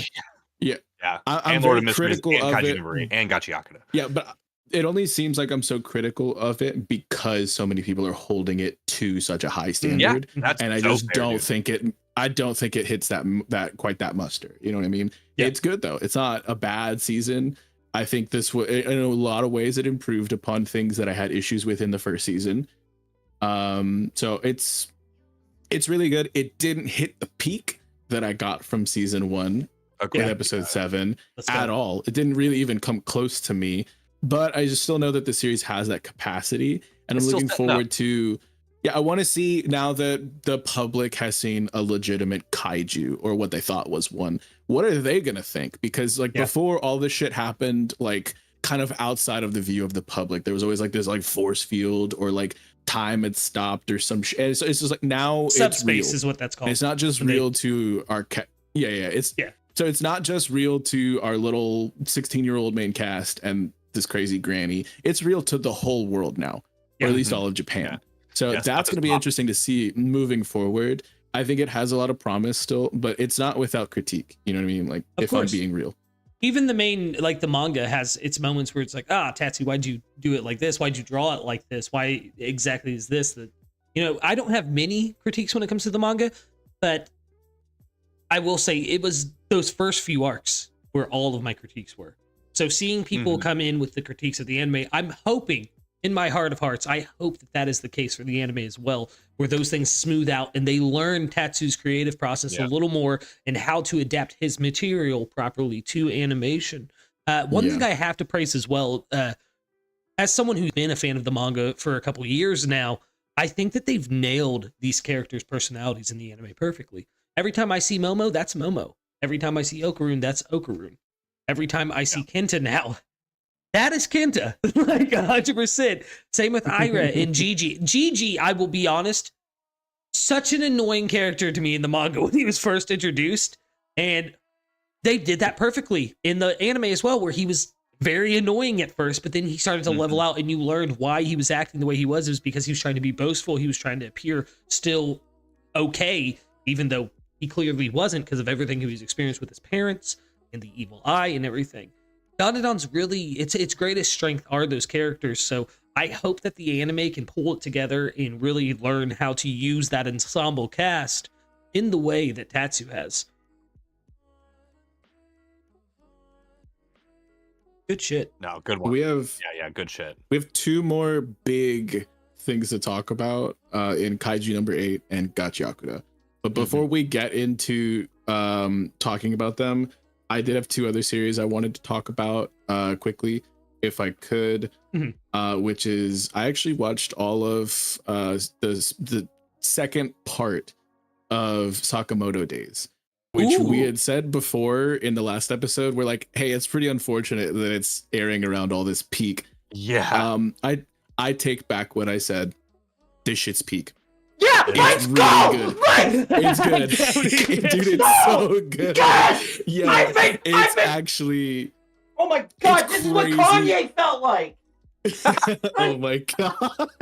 No, it is crazy how much of a step up in quality. Like they did some setup for some things at the end of season 1, or the first part of season 1, because I think this is just 2 cores that were not consecutively aired. But it was just kind of a lot of establishing, and it was like more slice of life than it was action in a lot of part 1. Part 2 literally is full gas, non-stop, several fight scenes per episode, and they're all so many well of my done. friends. It is insane amounts of So action many. while still using these fight scenes to build the world, to build these character moments, and to see legitimate growth from the ensemble cast. And like, it's like, dude, it is extreme how much of a step up it was. Part one, I was like, this is like a 6.5. I'll be charitable, give it a 7. It's like an 8.5 once you get to part two. It's like I'm it is happy a to hear this, huge jump. It's because so this was good, like, dude. So this was many of my backburnered, but- friends. Go ahead, Cody. My bad. No, you're good. This one just like was backburnered for me because I was overwhelmed with the like sheer amount of anime that we had coming out. I really enjoyed season 1. I think it was incredibly overhated, and its biggest problem was it aired next to Solo Leveling. So like another one that was just like damned to the like pits of hell because A, it's a Netflix anime, and B, like it just came out during other massively popular things that had bigger budgets. But yeah, I loved season 1. I've read the first 3 volumes of the manga as well. And I like the manga a lot. I think this is definitely one I will be reading ahead on eventually. But yeah, dude, I really want to like watch the second season, and I'm happy to hear that you're saying like it really like stepped up, because like season 1 was good, not great. Like it was an enjoyable season. They didn't do anything spectacular. So you know, if they really stepped it up in season 2, I'm stoked for that. Cody, pop off, and then I got a lot more to say about it because, like, holy shit, dude. It was crazy how many of my friends, like, I had been telling, like, yo, Solo Level, or not, what is it? It's Sakamoto Days. I remember. Sakamoto Days. Yeah, Sakamoto Days. I was like, yo, you got this. When this shit, like, picks up, it's going to pick up. Y'all are not freaking ready for this. It's going to be hype. And then the delay to the second part of the core, I was like, this is so unfortunate because this is all. Like you were just saying, it's all set up. It's all like so getting everything establishing, like getting everything all set up. And I was like, oh my god, no. And all my friends being like, "Are you? I thought you normally put me on, Cody. Like this just kind of feels." And I was like, no. You have to trust. Let them cook. And now seeing so many people coming back and be like, "Hey, Cody, I checked out part 2 Sakamoto Days, dude." Yes. Yeah. And I remember you even were like, yeah, Cody, I mean, it was good, but it's nothing like it's nothing to get ready. I don't think it's something to like look forward to or anything. I knew it had promise because so many people, not just you, but so many people were telling me that it's peak, that it's their favorite thing that they're currently reading that's being published right now. And like the fact that like it's so many people's top 1, I was like, this has to get good. Yeah. But There's it was it was in training wheels. Yeah, it's freaking crazy, dude. It is a level of vindication that I didn't know was achievable. So I already shared with Jakoby on one of his streams over on Twitch, in that rave redeem that I had, where I was like, check out the outro to part 2 of season 1 of Sakamoto Days. It's actually my favorite piece of music that was attached to an anime this whole season. Oh wow. It was literally top 1. It's really good. It's like I listen to it at least once a day, every day. It's like it's so good. It's been a daily listen for me too since Vex showed it to me. Really I won't give it best of the season by any means, but it's a vibe. It's a savable song. You'd put it on a playlist for sure.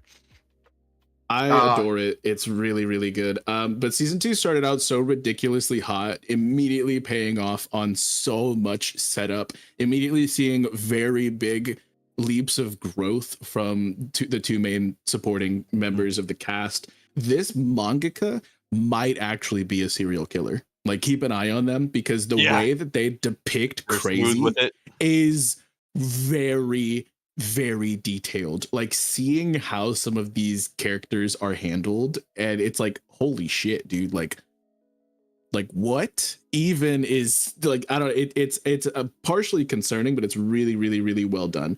Like, these death row convicts and these like bona fide certified assassins get such rationalized lines of like their psychopathic tendencies and obsessions and stuff, where I'm just like, wait, am I a serial killer? Like, how did they write this that good? Like, damn, this makes so much sense, actually. Homie's cooking.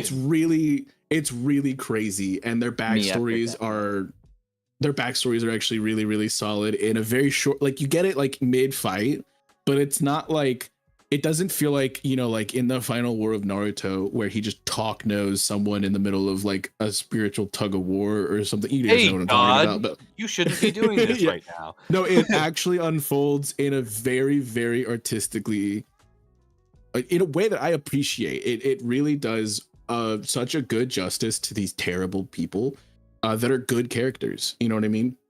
And Yeah. I think that the absolute absurdity of what some of these people are capable of is just like really a crazy juxtaposition of how it rationalizes their crazy behavior. It makes crazy seem normal, and it makes normal seem crazy in such a good way. It's actually so nuanced. I could sit here and glaze it for an hour and not even really be done saying what I need to say. It's really Once good. I catch up I on love Lord, it. I'll do this one next. I'll definitely put that It's one up fun next. too. It's like so much of what I've been watching is like really heavy. This shit's just good. It's a good time. You Yeah, like it's watching a good people time. beat the shit out of each other and just do crazy wacky shit in fight after fight after fight. It's like literally there's like at least one fight every single episode, and they're all really good. Good stuff. And it keeps expanding the cast, but like it doesn't feel like, you know, I don't get that same concern that I get where it's like, oh, but we're not seeing this person, because like it's like they're still being themselves just elsewhere. And it's like, I don't know, it feels very well handled. And like it's just such a crazy, dude, it's just gas. It's just so good. So I take back everything I said. Sakamoto Days is peak. It turned me from a doubter to a legitimate fan, and I am absolutely considering picking up the manga right now, like as we speak. Let's go. It's really good. Dubs all around, baby. Oh my God. All right, Kaiju number 8. Another fucking banger that I was like, y'all ain't ready. I mean, it's time to get a snack. Oh my gosh. Everything I wanted from this was so freaking peak. How did y'all enjoy the season? I loved it. I thought this was just the phenomenal. Like, I think we mentioned this either in our last podcast or maybe this was just us in the DMs, but Kaiju number 8 is a perfect example of a virtually perfect adaptation from the manga to the anime. I think, yes, we can nitpick some of the smallest things of like the way they do the shading in certain spots compared to the mangaka and stuff like that. But as far as content given in the manga versus content received in the anime and expanded upon in a big, bright, you know, with music and with sound effects and with all of it and with movement, I think Kaiju number 8 is pretty much the textbook on how you should adapt a manga to an anime. I think they nailed it. I think they absolutely nailed it. I loved season 2. Yeah, the only complaints that I've been hearing largely across people who are manga fans is that the art direction isn't peak. The animation's great, but it's working off of like, it's like if you had to build something really realistic with Legos, but you only had brown Legos. You know what I mean? Yeah, like it's like, so it's that's one complaint that I have heard, and that's valid. I get that. It's not a real complaint. It's not a deal like breaker though. The character models are drawn in the slightest more, I don't want to say edgy, but like a little bit grittier. Like in the manga, the character models in general are a bit grittier. It shows a little bit more widowy gwittier. But Cody, you got me on that. That was so funny. But yeah, I mean, but it's a minor detail, dude. I mean, like I saw an argument about like, I guess in episode 12 when like Kafka had like the glowing eye moment, and in the manga there's a lot more cross hatching on his character, which inherently makes it grittier because that's just like a manga specific thing. But I think that is I think it's overall a non-issue. It might take it from a 10 out of 10 adaptation to like a 9.5 out of 10 adaptation, but it's not taking a number off or anything like that. I think it's great. Yeah, I think the stakes are in the stratosphere. They're out of they're off the planet right now. It's insane. So bad right now. Introducing all of these numbered kaiju all at once bro. They've learned from what Nine has already collected, and he's implementing Isao's numbered weapon and his memories into things as well. And so he's not only been able to study over the past couple of months their response times and their individual peaks and capabilities, but he also has Isao's like full mind. He's weaponizing everything. This is insane. He's weaponizing Kikaru's need to form a meaningful bond with her father against her, and I'm like, that's so mean. It's That's oh my diabolical. god, dude. But it's also I was exactly choked what a up. I virus was would actually, yeah, I was legitimately choked up, dude. I was like, this isn't fair. Like, it's not, dude. Yeah, and the weight on Kikaru's shoulders, like immediate. I mean, like in this season, like thinking about like another like thing I just love about Kaiju number 8 is it's like I love the pacing of it. It literally wastes no time. Yet it's the best part, in my opinion. But without it being like, you know, it's no story and we're just running forward. It's like, no, you get nothing but direct plot movement and then action related to said plot movement. And that's what's so sick is like, you know, Kikaru loses her dad, and then 2 episodes later, she's fighting the creature that absorbed her dad and his weapon with all of his intimate memories of her. And then she basically has to fight her clone that is like arguably everything she wants to be outside of being a demon. So but, like, it's the power-wise, ideal, everything that she wants. yeah, it's the ideal and like platonic version of like the perfect soldier. Yes, from her exactly. father's mind. She's having to fight the standards that she felt she was always being held up against by her father, and unable I'm like, to reach. Dude, that's demonic. That's demonic, dude. Horrid. It's And like, it's heartbreaking. And she's doing it while wearing her mother's suit.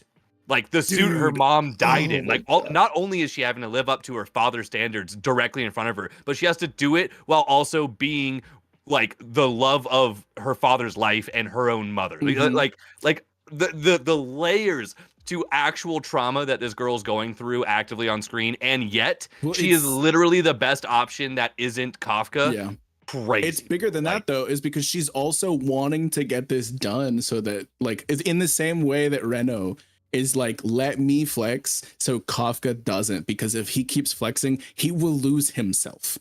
And like for them saying like, quit being stupid, believe in your team, and like Squad 3's got you and stuff like that. So it's like she's carrying all this burden of like the grief from her father and the standards that she always felt she was held up against in his eyes. And then also the grief of her mother and trying to live up to being this legendary, you know, like squad member that she was, and like captain level, and then also trying to be a good friend and squad member to Kafka.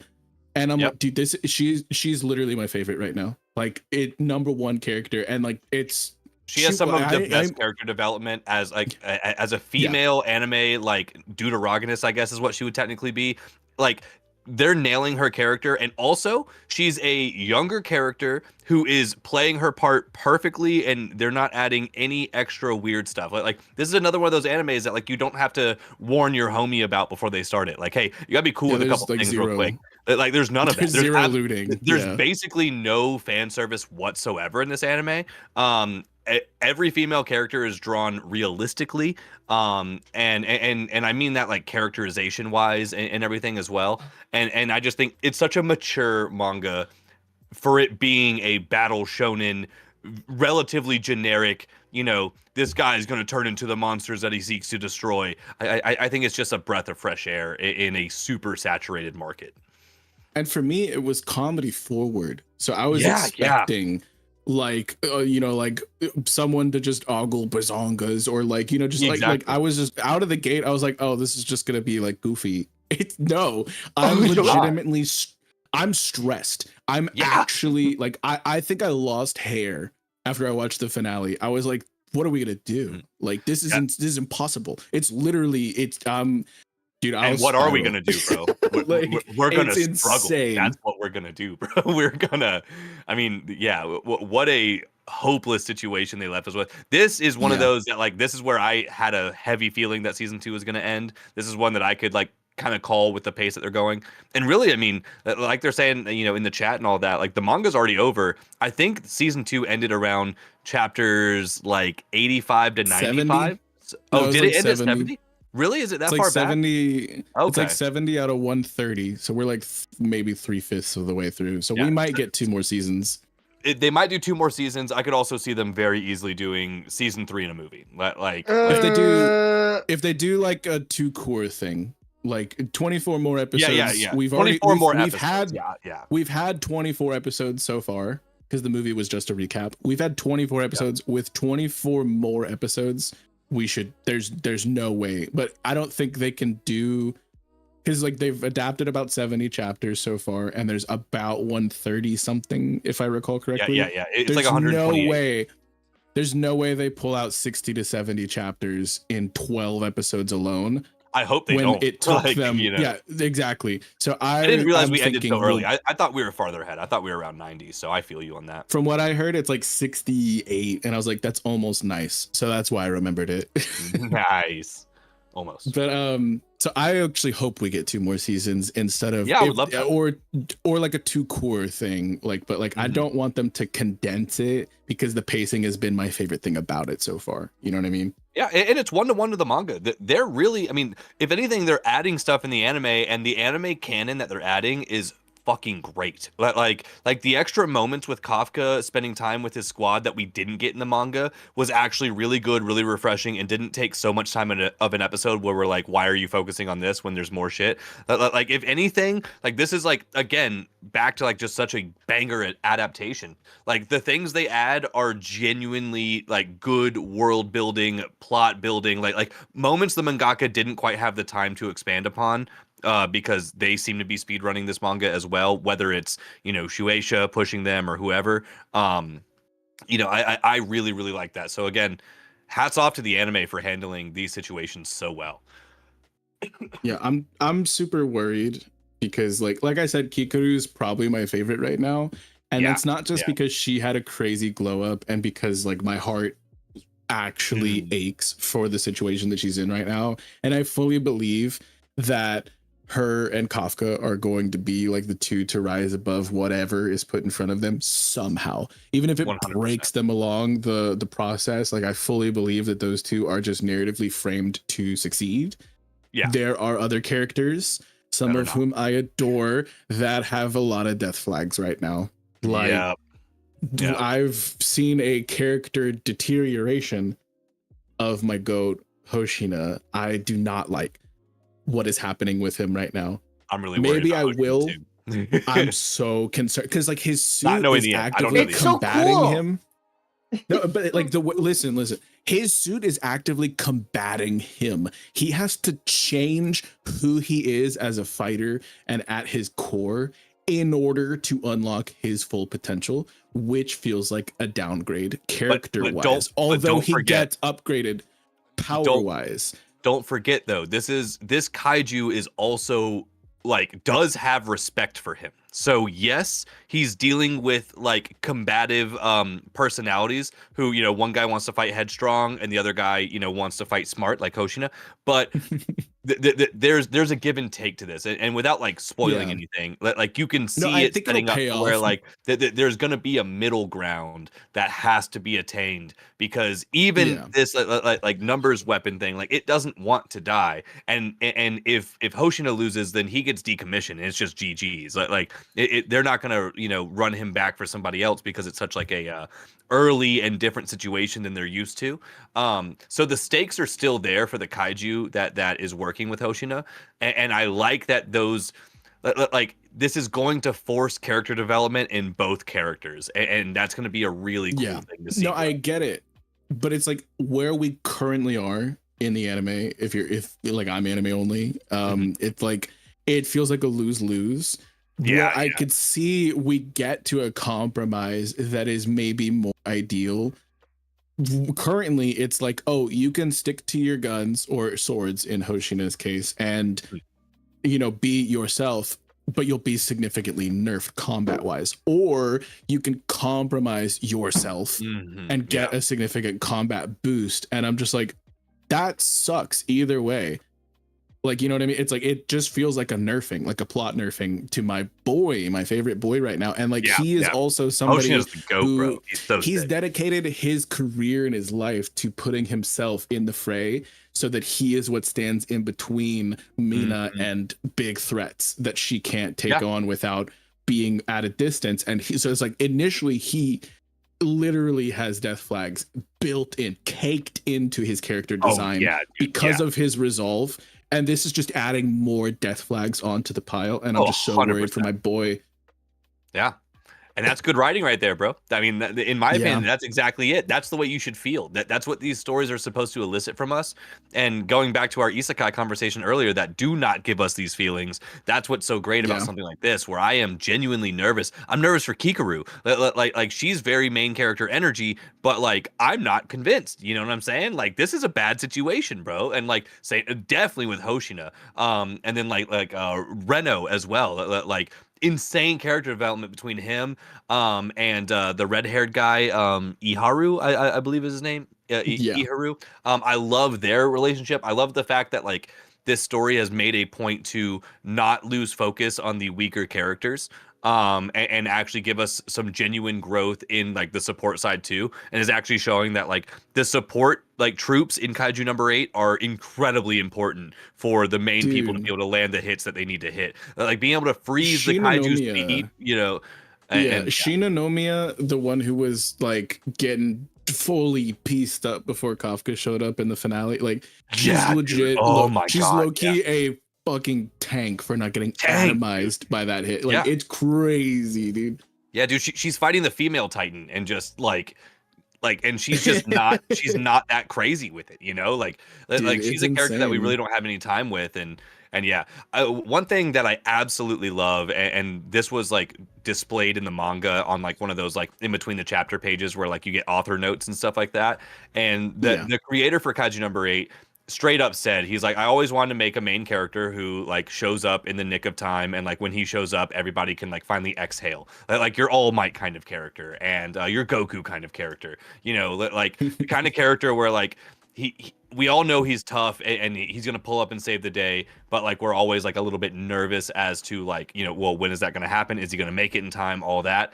And I think for this being a quote unquote generic kaiju, like, you know, monster inside kind of story, I think that lends a lot of character to the story, where like Kafka is that guy. Like narratively, they do a very good and realistic job of keeping him out of the fray as much as possible.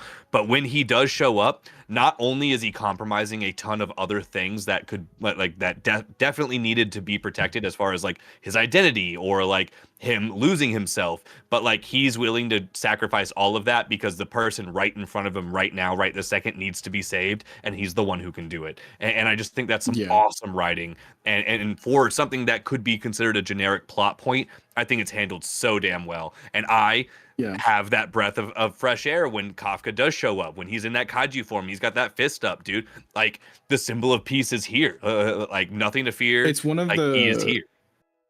Like there's like the main offender, and I love Naruto, don't get me wrong, but it's the main offender of making this generic is that whole beast inside trope where it's like, the nine-tailed fox, this and that. And it's like there's so many times where I never felt like there were stakes to Naruto tapping into that power until it got to the point where they're like, oh, it's ripping his skin off his flesh, and I'm like, oh, that's gnarly.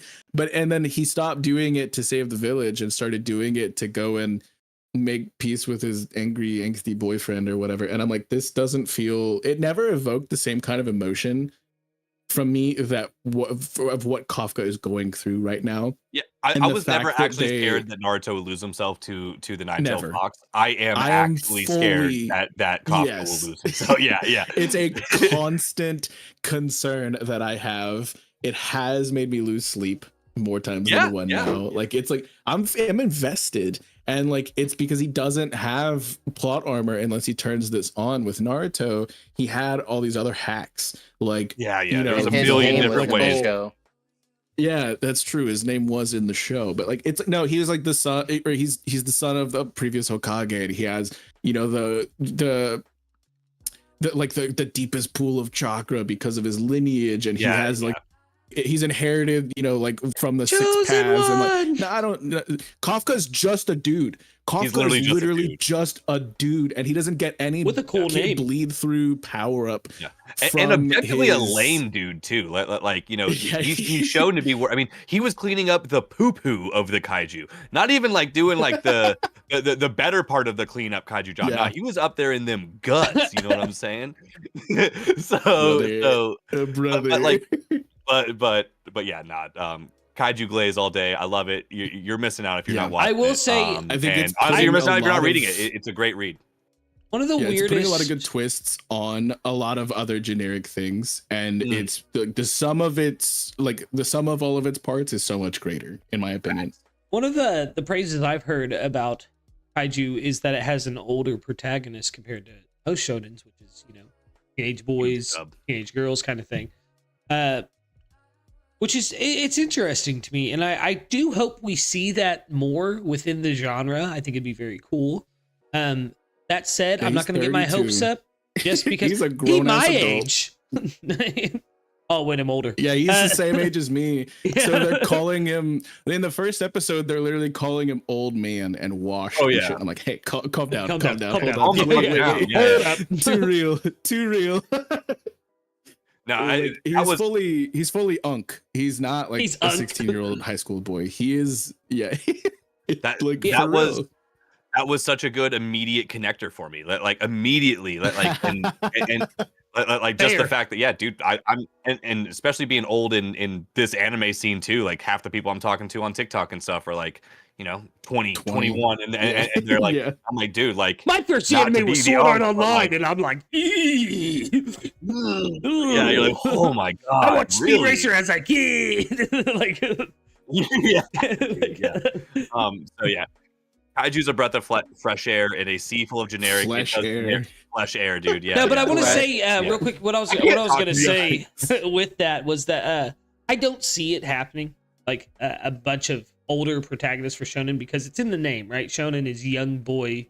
Yeah. Like it's but I do think that it opens the door for that possibility of this almost adult protagonist. Well, actually, no, adult protagonist in these shonen mangas, which I think could be beneficial for the genre. Yeah, a full-grown man. But I do think it could be beneficial for the genre. A lot in the Western sense, at least.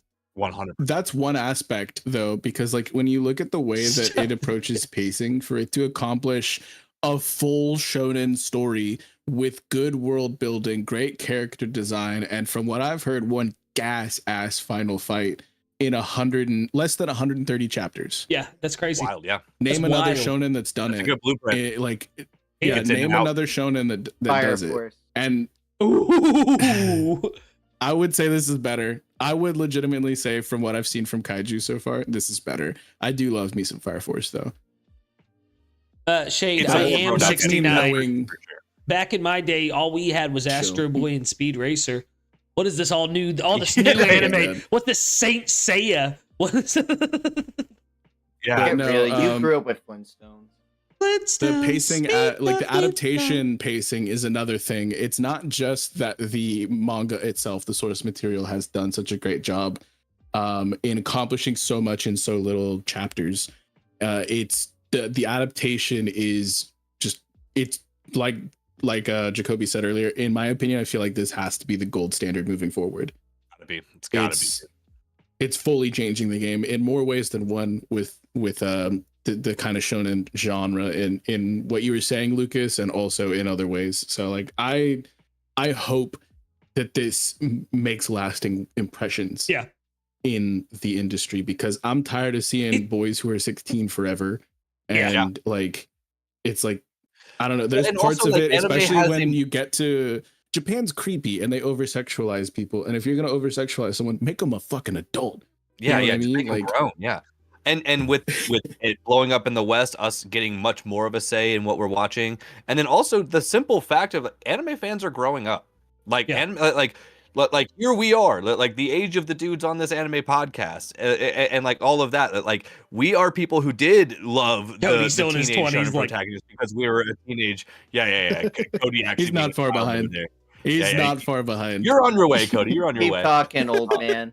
Yeah, but like, I think like objectively, the market for older like shonen and like anime protagonists is actively growing. So I think, maybe not immediately, but within another 10 years from now, I think it would be pretty likely to see a lot more, adult aged protagonists and general main set characters, less stuff set in high school, more stuff set in like the adult world. just simply because the market is aging. You know, there's always going to be young kids and young anime stuff to be doing, but I think it'll just also provide a bigger space to do, you know, more adult kind of stories. It's about even longevity. You spend a lot more time in your life older than you do younger. It's just a fact, you know, especially when kids are calling 4 years of high school. They're calling you Unk at 25. Like 30 is like the new 40. I get called Unk at least 6 times a day at work, so it is what it is. You know what I mean? But so, no, I was gonna say too, like I think that it's just smarter. Yeah. No, that's all I'm gonna say. Is it's just more intuitive. Yeah. Well, plus the Western stuff, like Gachiakuta, I think is how it's actually pronounced. I've called it Gachiakuta for like 2 years. Gachiakuta. Gachiakuta. Gachiakuta. You brought her.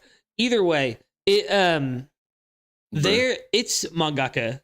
She even said that like she's influenced a lot by like how they do media and stuff in the West, and I think it reflects in the work. And anime is no longer just a Japanese exclusive thing. It's now on the global stage. It is huge with people in the West. It's huge with the entire world. I mean, it's hard to believe it now, especially since we all started in the age of anime where, you know, I don't know about you guys, I got picked on quite a bit at school whenever I talked about anime. Not so much when I was in high school, because I knew how to fight by then, but when I was younger, like 12, you know what I mean? And I was like, I love Yu Yu Hakusho. It'd be like, oh, you watch that stupid Japanese stuff, and you know what I mean? But nonetheless, like that's not the case anymore.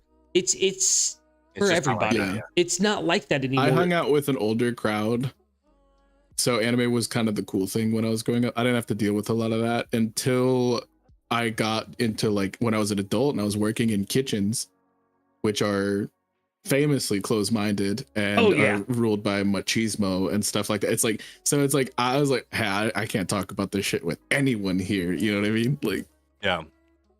So I never had a problem. Once again, I knew how to fight. We were the nerd. Yeah, but I was a manager. Same.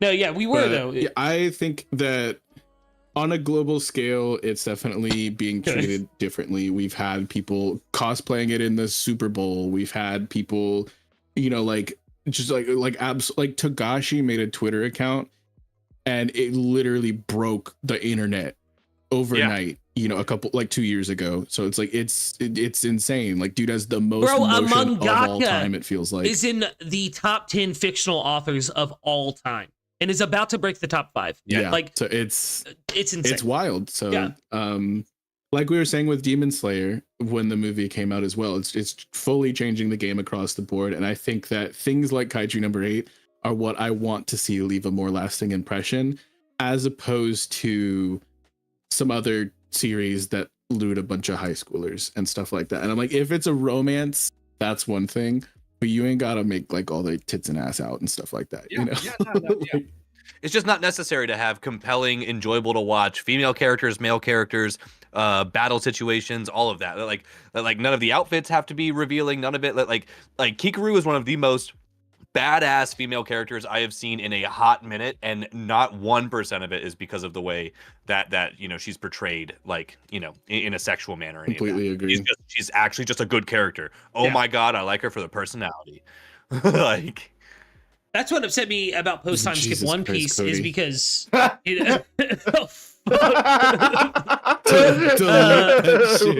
that shit. You guys are all mods. Someone delete it. But if he's a mod, I can't delete it. He has to delete it. That threw me off so much. But I was gonna say is that's what really upset me about Robin in One Piece, at least in the anime, because I love Robin. He is one of my favorite characters in all of fiction. I have a very close bond with that character. And then in the post time skip, it was all like, let's give her the biggest tits ever and like put them in everyone's face all the time. It's like, what are you doing? Like, please don't. That is an educated fucking woman. Like, well, that was Toei. That was Toei. She was always white. Toei was like, let's do it a little bit more. Yeah, we'll talk a lot more about One Piece in a bit. Before we get to the last big hit of summer, which is going to continue on in the fall with its second core, Gachiakuta, I wanted to speak about a sleeper. I fully think that My Dress Up Darling season 2 is like in my top 5 of this summer. Ooh. Which is crazy considering all the heat we just talked about. This shit actually fucking slapped. It's insane. Season 1 did have some unnecessary fan service bits. There's none of that in season 2. It's like it's actually it's really heavy on the emotional side. It talks about like, because we were talking about like a romance can be done well without looting, you know, high schoolers. And that was a bit of an issue I had with season 1 of My Dress Up Darling. Although the romance was done really well, regardless, it had some like etchy shit in there, and I'm not looking for that, you know. But season 2 did a really, really good job of expanding the cast, of going through the emotions and like the situational drama of like these different like nooks and crannies, and it had a huge focus on like cross play. So for more than half the season, Marin was dressed as a guy, so it's pretty hard to elude that. You know, it was more fan service for the other direction, for the ladies in the fan base. So that's fine. Like, and like, I think they did a really, really great job of focusing on a lot of the details that I, as somebody who doesn't know shit about cosplay, would never have even known existed. Did you know they have nose inserts for cosplayers so they can make their face look different? Like, that's crazy. That's insane. No, that's wild. Yeah, that's wild. wild. They get that from drag queens, they'll use actually. like cosmetic tape. Yeah, they'll use cosmetic tape to change their jawline. I know, I get it. Like, there's so much more to this than I ever thought was legit. And like, so things like the silhouette of an outfit, face shape, the different fabric types and hair and jaw lines and fucking camera angles, practical and cosmetic, like props and stuff like that. There's so much that I never knew. And I wouldn't give a shit about it if they didn't work it into the plot like they did. I think they did a really good job of making me care about a lot of things that I would never care about. You know it's what I really mean? cool that My DD understands its own plot as well as it does, because like this is a story about like cosplaying as like it's a romance, but like cosplay is what it's all centered around, and like you can tell that the author / editors and everybody else working on it like intimately understand the cosplay space. You know, I haven't watched much of season 2. I've seen like the first couple episodes, and I intend to watch it. I loved season 1, like absolutely loved season 1, and this is totally like off the beaten path for me, like not something I would watch very like consistently. Seriously, same. But I know season 2 handles a character that I believe is a male cosplaying a female character. I could have that backwards. But both. But yes, they do. Yeah. But I know that like that person's an incredibly like talented like cosplayer in the verse, and I like that this story is willing to tackle like what that's like, and I know it dives into like the issues and the backlash that this person gets from like just wanting to express themselves this way, and I think that's super educated for an anime that on the surface feels like, you know, something goony or whatever, and it's like, no, like yet again we are talking about some really like high level and important things within this cosplay community that needs to be aired out, and it seems like they're respecting it in a really, really good way. That character is so compelling because like they're not trans per se, like they like to dress as a lady, and they still like ladies, and they still identify as a man, but so much of their life they had just been told how pretty they were, and they never felt comfortable accepting that compliment until they were dressed up. And like like it's really well handled, and darling, I think that the way that he said it, he said the thing, darling. but it's like the way that they show Gojo's growth as like somebody who wants to make these cosplays for Marin in a way that like he's like, I never knew that was a thing, and now he's having to make a male cosplay for Marin, and like so it's like it flips the coin really well. And like I think that it's really cool. I know some people love the representation that they got in the whole crossplay aspect of the season. And it's funny because the source material, like the inverse games and anime that Marin likes to cosplay, is gooner shit. She's a gooner. Oh yeah. but the show itself is not like, especially this season, it's not like inherently gooner bait, but like it acknowledges and is aware that that is a thing, and it makes fun of it in like a satire or pastiche type of way. And I think that they do it really, really well, because now she's having to play the other side of things, where instead of it being hypersexualized cosplays of like oh well, I'm gonna have my tits out and I'm gonna have my ass out and shit like, and I'm gonna go and shake it. Now she's like literally like she's a dude. She's cosplaying as a guy who's supposed to be like the hottest thing on the planet. You know, and like is irresistible to all of the way more masculine and just fully flipping the switch. Excuse me for my ignorance. Shit. It's just the other end. Is that what mess it? Because I've heard so many people talk about this anime. No one has ever given me a plot synopsis. Is that what it's about? Is them doing cosplay? Yeah, 100%. Yes. So it's That's all. It's this nerdy guy who it's a nerdy guy who grew up in a family like his dad's like a legendary like doll dressmaker and stuff like that. Like so he's grown up around sewing and stuff like that. He makes so he's the really dolls good and at the dresses. Yeah, and Gojo's kind of a quiet guy and you know not very popular, all that blah blah blah. And then Maureen is like the super ultra pretty popular girl, at least like presenting as far as like her aesthetic, but she loves cosplay. And basically they get together and he starts like making her cosplays for her and then helping her like take pictures and like going to cons with her and stuff like that. Like they're literally going to conventions in this anime. And then of course you have like a banger romance set up between the two of them like falling for each other while exploring their both passions. And their passions are both off like the beaten path culturally. Like him as a man being someone who sews and works on dolls and stuff like that. It is not very like male presenting culturally. And then same for her. She's over the top. She dresses too risque and she's too like open-minded for a girl in that, you know, situation. You're good, bro. So they do a great job of it. And yeah, season 1 genuinely blew me away. I watched episode 1 and then I finished it. That like slice of life, My romance, drama kind of thing. Yeah. I think I might check this out. It's all that. No, it's all three of those things is the thing. So like it's really emotionally intelligent as well, because season 1, like you were saying, it's like he was ridiculed as a child for liking what he likes and for doing what he does, and he carried that with him all the way into high school, and he never felt like he could be open or be accepted for him being skilled and caring about the things that he is truly passionate about. And then he meets Maureen, and she is somebody who sees his skill and values it as something that makes him an individual instead of just like all of these normal randos or something like that. And like she sees it kind of mirrors her own passion. And so she not only doesn't judge him and accepts him fully, but she sees that his skill could be an asset in their partnership. And she's like, you're good at making clothes. Instead of making it for a little doll, make it for me.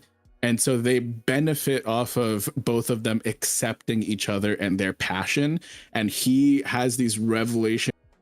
He feels accepted in ways that he never knew were possible, and it warms my heart for Gojo in season 1.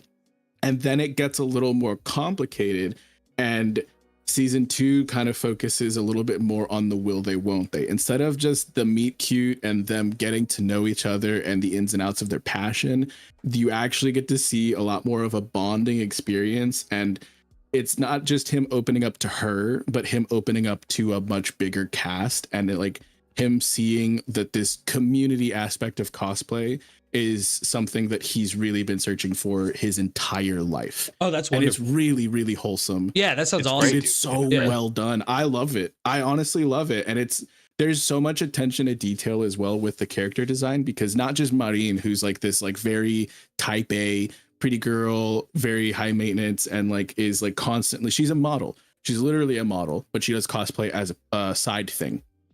And she's trying to go viral and make it her whole hustle.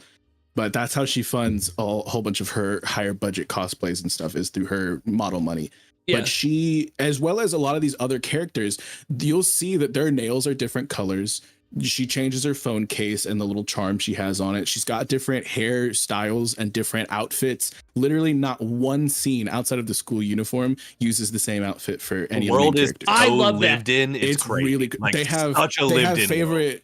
They have favorite foods. They have favorite songs. They have games and anime that they prefer versus this other person. Everyone has such a great characterized profile based off of all these small little details. It makes it feel so great.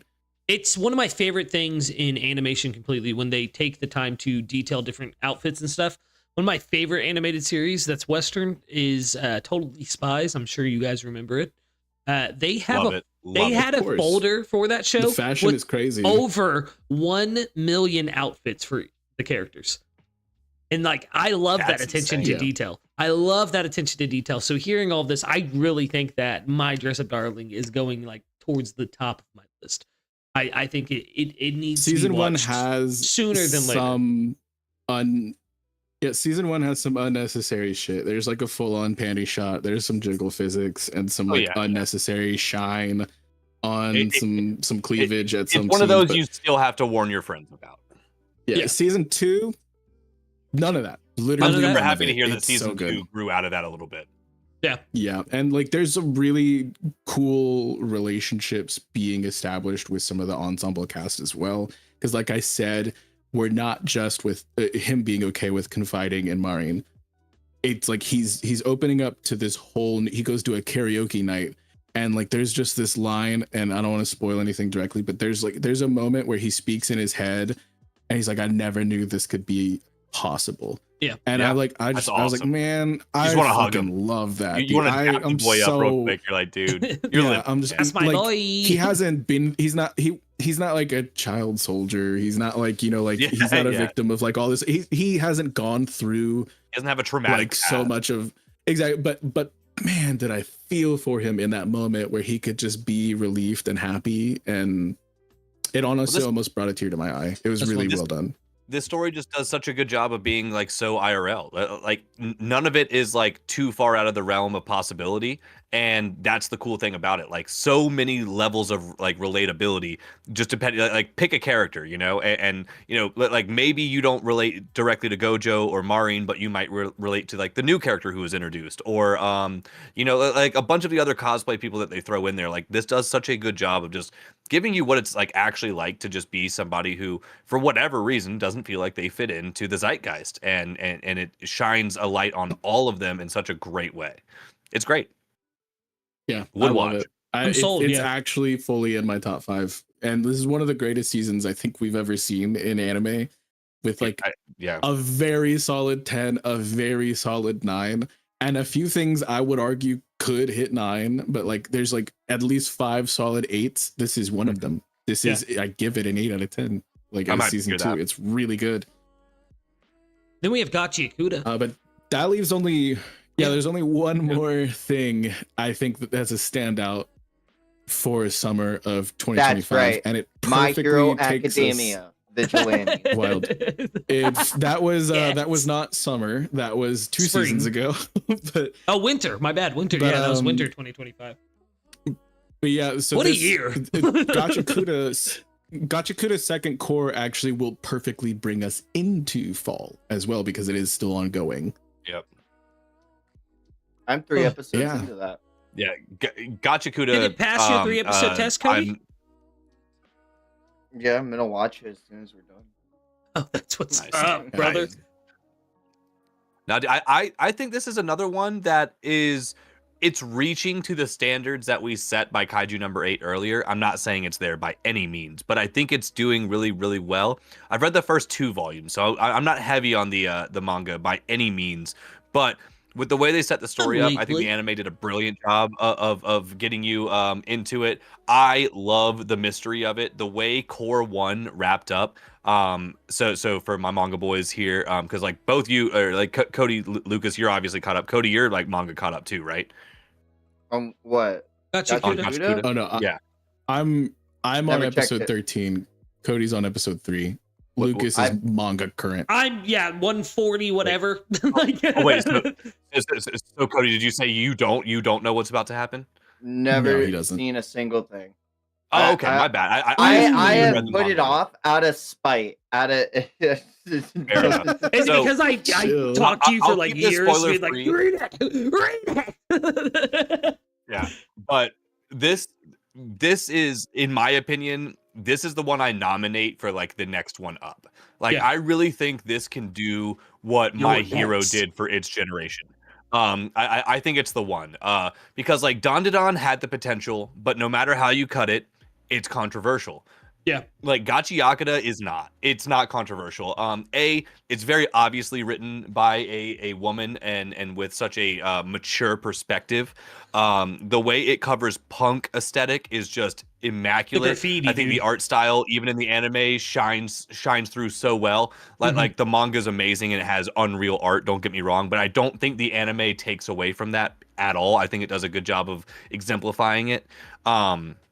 It handles dark issues, political issues, traumatic issues with so much grace, even in moments that you think it might not. Like, and I'm gonna leave it at that, since Cody hasn't watched too much. But like, there's gonna be some moments where you're like, ah, shit, well, here we go again, you know. And I think it'll surprise you. Yeah.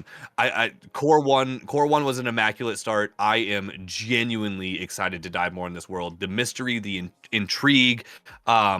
I have so many freaking questions, and I cannot wait to just be in this world more, dude. I have to mirror what you're saying entirely, Jakoby, because as someone who is manga current, I told you forever ago before the anime came out, I was like, this is the other series that I'm reading that I'm sitting here theorizing like I do for One Piece about.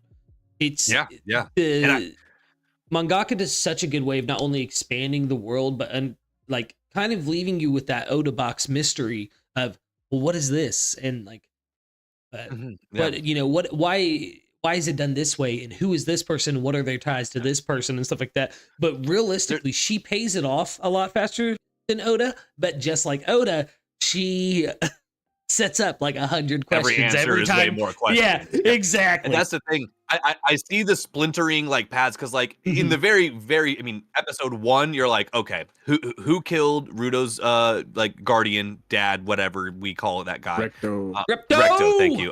Rest in peace, Recto. Yeah. So of course like our very initial thought is like, who killed this guy?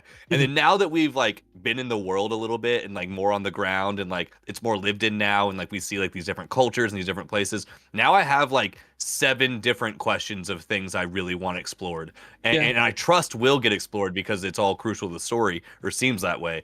But now it's like, yeah, we have our overarching plot that I'm super interested in, but they've done a great job of setting up all of the subplots that I'm also genuinely interested in. Like, I would learn about characters like, and a whole everything. episode on every character they've introduced. Like, they introduced so many characters without giving us much, and I love it. We haven't gotten shit from some of these characters. I didn't even know half of their names once we got to like Cody, I am gonna get a little specific. If that bothers you, I can let you know in the chat when I'm done. But I do want to talk a little bit about these most recent couple episodes. So yeah, I didn't even know half of these people's fucking names when the shit with Amo like went down, and like my first impression of Amo was not great because she's just I know Kei Rano it feels like, is ah, a female shit, here we go mangaka, again. but that doesn't exclude her from goon allegations, because this is just a scantily clad big titty lolly who baby talks people, and you gotta smell her shoes or something. Like, it feels very, and she's mentally unstable. It's that's a big put off for me specifically. Plus, like, her power is a really good way of letting us into these people's backstories. We didn't even get that. That didn't even happen. And it's like, it took Rudo out of the fight completely, when I feel like we've only had one decent showing from him. He doesn't even feel like an MC at this point to me. Exactly. I wrote down a lot of things, and it feels like I'm very critical of this series, and it's because I really want it to do well, but I don't think it has yet. But it's a 24 episode season, so I'm expecting that we'll get more payoff on it. But this will be the one I tell you to lock in. All we know about Rudo right now is he's got gloves, he likes sweets, and he likes trash, and also he's got school shooter vibes because he crashed out. And I'm like, it's like we have gotten so little characterization from anybody in this series so far, and it kind of bothers me.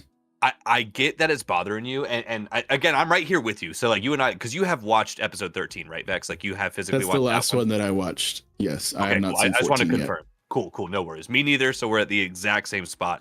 I think that's what's cool, because this is doing a very show don't tell thing, where like the information that you need right now is available right now. Like we don't we don't need to flesh out Rudo that much more. We know that he seemingly has some kind of vital instrument that is part of some special set.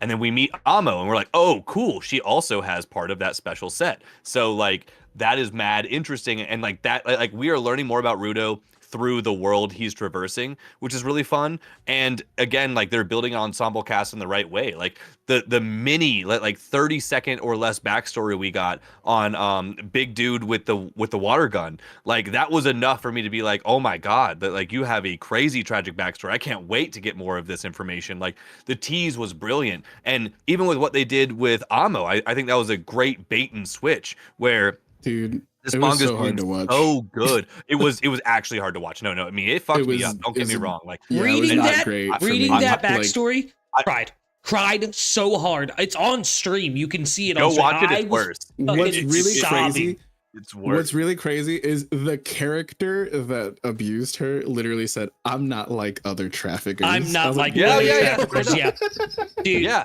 That Yeah. is the craziest thing. The I've anger heard I all felt season, during that dude. whole thing was insane. I will say, like, Yeah. a lot of your complaints will be resolved before the end of the season. I think, at least. The last, the last thing I wanted to say really quick, and then we can get to less spoilery stuff so Cody can come back into the fold, is like, I thought it was hilarious how Engine just sat down next to Rudo and was just like, listen, I like hot women. I like Like baddies, really bro. hot I like women. bad and, bitches, bro. and he I like explained baddies. in so few words, he's like, I'm not the guy who's gonna be just your go-to life lesson guru. But I love that. I Dude. get that you're different and I'm different too. And the fact that And we you got our got to things. realizing that you have problems on your own and didn't have to have someone else show you is like, there, I could see the potential for growth, but right now I'm not that impressed. Some of the choices, I'm just like, I probably would have done it differently. That being said, still rate it pretty highly. Yeah. One more thing, just like to finish the Amo thought, and where I feel like I just disagree with you a little bit. Maybe, I don't know, maybe I'm wrong about that. But like, I like the bait and switch because it feels like this was a very like female safe like anime up until episode 11, and then we meet Amo, and then like you said, you're like, oh god, big titty lolicon, like here we go, like you know, don't want this.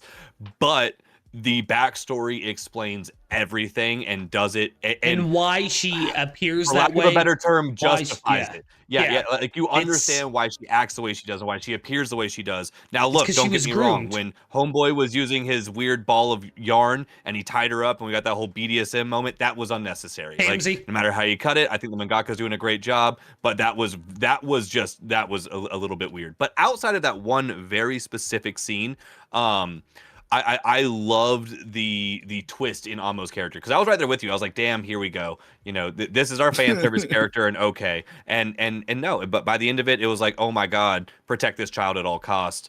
You know, I fully respect why she was portrayed the way she was portrayed, because it's a representation of her mental state. But yeah, we can leave it at that and bring our boy back. Before you Gachiakuta. give him the sign, though, I will say, yeah, I think that the mangaka He's coming back right now. such a fantastic job of explaining why she is the way she is. You know what I mean? Like, Yeah, entirely. exactly. Yeah. I wish they kept it to the exact way the manga did it, as opposed to the way the anime ended up doing it, because it just added like 3 more scenes that just you know, weren't necessary to drill such a thing home. But yeah, I have a Gachiakuta, I'm giving it next up stamp. Hell yeah, it's big next up. I think so as well. I think so. I think it'll be the next big shonen that takes us to the next age of shonen. I do have a question for you guys, though. Cody, you can answer this as well. Without like saying specific, like whose power it is or whatever, what's your favorite item you've seen so far in the series used as a weapon? Umbrella by far. Yeah, the tire. By When he far. threw the Tire? spike out of the tire. That shit. Yeah. Tire is sick, actually. That's really, really sick. Oh, dude. It's tough, man. So I grew up in hair salons. My mom owns hair salons and my grandma owned hair salons. So homegirl with the scissors and like the way she like whips them around with her legs, like it is so cool watching her fight. Like genuinely just so damn cool. So I'm really tempted to lean into her. I can't tell you who it is, obviously, or what it's about, but I'll just say a hammer. Yeah, cool enough. I just love, like, I think that's the coolest freaking thing about this series is that literally anything can be like something sick as hell. Like, what do they call them in the anything. anime? In the manga, it's like treasured instrument or Vital vital instrument. instruments. Yeah. Vital Okay, so they do use vital. Okay. I thought I'd heard something different the last time. Yeah. I've only watched like the first 6 episodes of the anime. Because I was really worried about what we had talked. No, because dude, go had watch a the lot rest going of on it, man. IRL. I'm Like, going For to. real, dude, watch anime. I know you don't dude. like anime, but Oh, yeah. dude, this is really worth the watch, bro. Well, Give I was anime a worried. chance. It's doing if what Kaiju's summer, doing. hold on. If summer 2025 couldn't get you to lock in, I don't know what will. That's all. It'll I'm gonna never say. get better than this. Dude, I'm this was kidding. so good. This was Yeah. so good. I was worried though about how they would do that in the anime, so I'm glad to hear that they did it exactly how it kind Overall, of was they in did the it manga. Yeah, that they did it justice and everything. So that's really, really, as a fan of the series, good to hear. The intrigue is interesting. I want to see more from characters. I want from one specifically. I really need to see more. But I'm not writing it off. I'm just saying I haven't seen it yet, and I fully believe it will get addressed. But I just haven't gotten there yet, and I'm hoping it does unfold before the 24th episode, because it's gonna be. It's good. Like, I really do like some of the stylistic choices. The music is very interesting. It's very unorthodox compared to a lot of other anime music that we've been getting lately. I love it. With a lot of the like Korean craze that we got with Solo Leveling and stuff like that, there was like a really different shift in like music direction with like Tower of God and Solo Leveling and stuff like that. And now we're getting a lot more Dongla adaptations and things like that. And we get like another weird twist in the norm for a lot of these different series that are getting popular. This is a whole different thing. Like, this is crazy. The way that they stylize the sound design, it's very, very. There's some stuff where I feel like it gets some stuff gets lost in the mix for me, but it is certainly like I'll never forget it. You know what I mean? It stands out. Yeah, no, definitely stands out. Shade saying the first OP is I liked it, dude. It was crazy. It's wild music. Don't get me wrong. It's I don't too expect frantic. Oh yeah, It's- anime I have like it, OPs. Oh. Shit, bro hates anime too. I think the first OP is too frantic for me. I don't get that vibe with it wholeheartedly. that much. I trust that, like, me liking that as much is a bit of a hot take, but I just like crazy music. So like it scratches that insane never stopping part of my brain, and this one did it super well. It just feels like Whiplash because it starts out slower chaos. and then it just goes crazy, and like it's that Cody is what gets legitimately. Cody legitimately, it's on some like Maximum the Hormone shit. Like it easily. really gets pretty frantic like that. Yeah, I'm not that. More I'm so not that like big on from it. first to last. If you do, or I'm not from first to last. Fear and Loathing is in Las Vegas. They did the I opening for love Parasite. them too. They did and they also opening did the for first Parasite. ending for Hunter x Hunter. Yep, they absolutely did, and It's on very that kind of like level, I but like it's a that. little bit more Who did it? electronic. Let me look It's this I up. don't remember. I'll look it up for you Yeah. real quick. You'll enjoy it though. I Guys, think the at best least anime more than I opening did. is Dear Maria, obviously. Obviously, Oh my god. obviously, it's by got your Pale picture. Dusk. Hugs. I'm coming with you. Dear Maria, Oh my God, tell y'all. me Yeah, Pale Dusk. Yeah, is a story. Pale Dusk. Okay, I'm sorry. Hugs. Yeah, no, we good. But yeah, we want to move Hey, you're into doing too much. the season that just got destroyed by summer. Yeah. Does fall even stand a chance, y'all? Does Like, fall- this is crazy. Listen, But I think the If- crazy thing is, yes, it does. It stands a chance. Winter. I'm not saying it's gonna win, but it stands a chance. Winter is a different story. Winter's genuinely like comparable. I feel like Jon Snow. I'm like, winter's coming. And Winter's coming, dude, I'm- bro. Dog, I was Yes. in theaters. I finally saw. I know I told you all this, but I finally saw the Demon Slayer movie. And Applause in the chat. after the Now You See Me 3 trailer, pretty hyped about that too, because bringing the two crews together is pretty hype. But seeing my goat on screen for a split second, and then they're I like, know. "Hey, first 2 episodes, December 5th, and say, Jujutsu Kaisen finally coming out. Dude, this winter's going to be crazy. I love how Winter's gonna be unreal. we're like, does fall hold up? And Cody immediately is like, fuck fall. JJK is back. Fuck He fall! doesn't Cody's like, I don't watch anime except So, JJK. But one that I fall, have 6 titles that I'm keeping up with weekly right now. So I don't know which one y'all want to talk about first. So- but I've got plenty of notes. Spy Family. I am excited. So the last episode of Spy Family I watched was Lloyd and that one chick doing the tennis stuff. So I'm almost done with season 1. Oh my god, dude, it's so good. It's so good. Dude, I'm gonna refrain is it from giving my Daybreak or whatever? thoughts. Dude, Yeah, I'm gonna love- refrain from giving my thoughts until I'm caught up and watching season 3 with you boys. But so I have to say, Spy Family is one of my favorite slice of life animes I've ever watched. I am so in love with it. Anya is now my child. I would kill for her. Waku waku. Let's go. Let's go. It is. I am so glad I gave it the 3 up test. I said that thing. Yeah, I think the 3rd episode might be out by the time we're live right now, but I've only seen the first 2 episodes of season 3. I won't. Okay, it's not. Yeah, so I'm current then. I won't say anything specific, Lucas. So you're good. Thank you.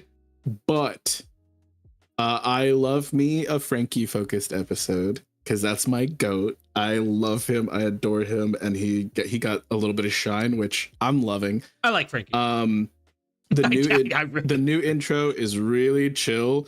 I adore the bass and the horns. The horns are crazy in this intro. It's really, really impressing me. I still haven't seen it. I forgot Becky existed, and my lord. That's all I'm gonna say. Oh, the Spy Family intro. Oh, yeah. Yes. It's compared to what we've gotten, I don't know, man. Nothing's ever gonna hit as hard for me as Mixed Nuts will. That's like they've had kind of nothing but bangers, but I do like this one a lot still. And then without getting too specific, the second half of episode 2 started a flashback, and I don't know if I signed up for the amount of holy fuck that just hit me, because like there's times where this show's really wholesome and it's funny and it's cute and whatnot. Then there's times where we get some real depth. When the bird was in the air circling, and then immediately the drop in OST, the immediate silence to black words and text on everything about that whole entire like sequence was perfect. And I am so blew my stoked mind for the next dude. You're not ready. 6 and episodes? Yeah, I was thinking this would be like most of the season, but like holy shit, dude. I think it should be if I'm remembering correct. This shit is built different. If you've ever like gotten into Spy Family and been like, it's cute, but I kind of want some more, watch it. Get caught up now, because it's giving you more. This is it. I think this might be right now is to catch up by next episode of the 3-up test, which is when again, Vex? Hell yeah. On the 28th. That's right. 2 weeks from right. today. Mark them calendars. But yeah, I'm very in love with the character. So hearing how good season 3 is, and that there's some peak going down, it just gets me even more excited to catch up.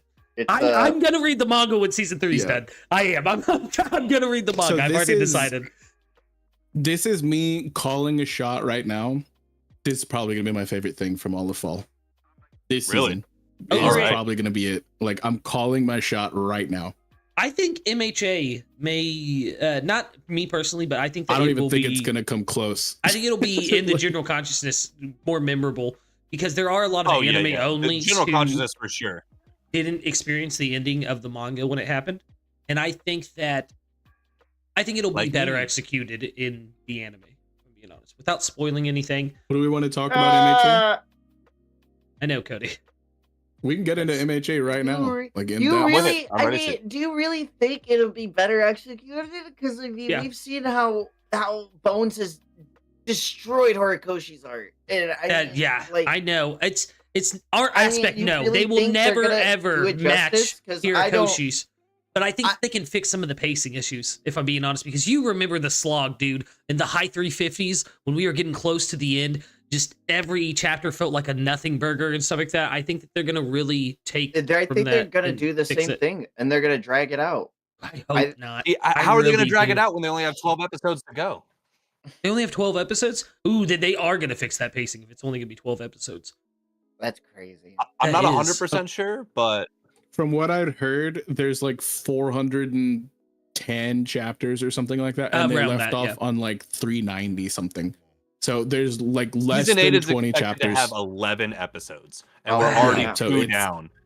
Like, Wow. that's That's I crazy. So they cannot are imagine fixing this the is going to be pace. badly paced. Yeah, they are fixing the pace thing. Because I'll mean, be dude, honest with you guys. two There was times where I would read a I've chapter heard everyone say and that. get so like legitimately seeing Red angry because it was like, what happened this chapter? And why did he do this way? Without realizing that it was Shueisha really just kind of fucking him over, being like, oh, you need to end it here. No, wait, I need you to do a couple more chapters. No, we're going to end it this week. No, just do a couple more chapters. And that's what they did to him. They kind of reversed bleached him, you know what I mean? Because with Type Kubo, they told him, cut the series, end it now.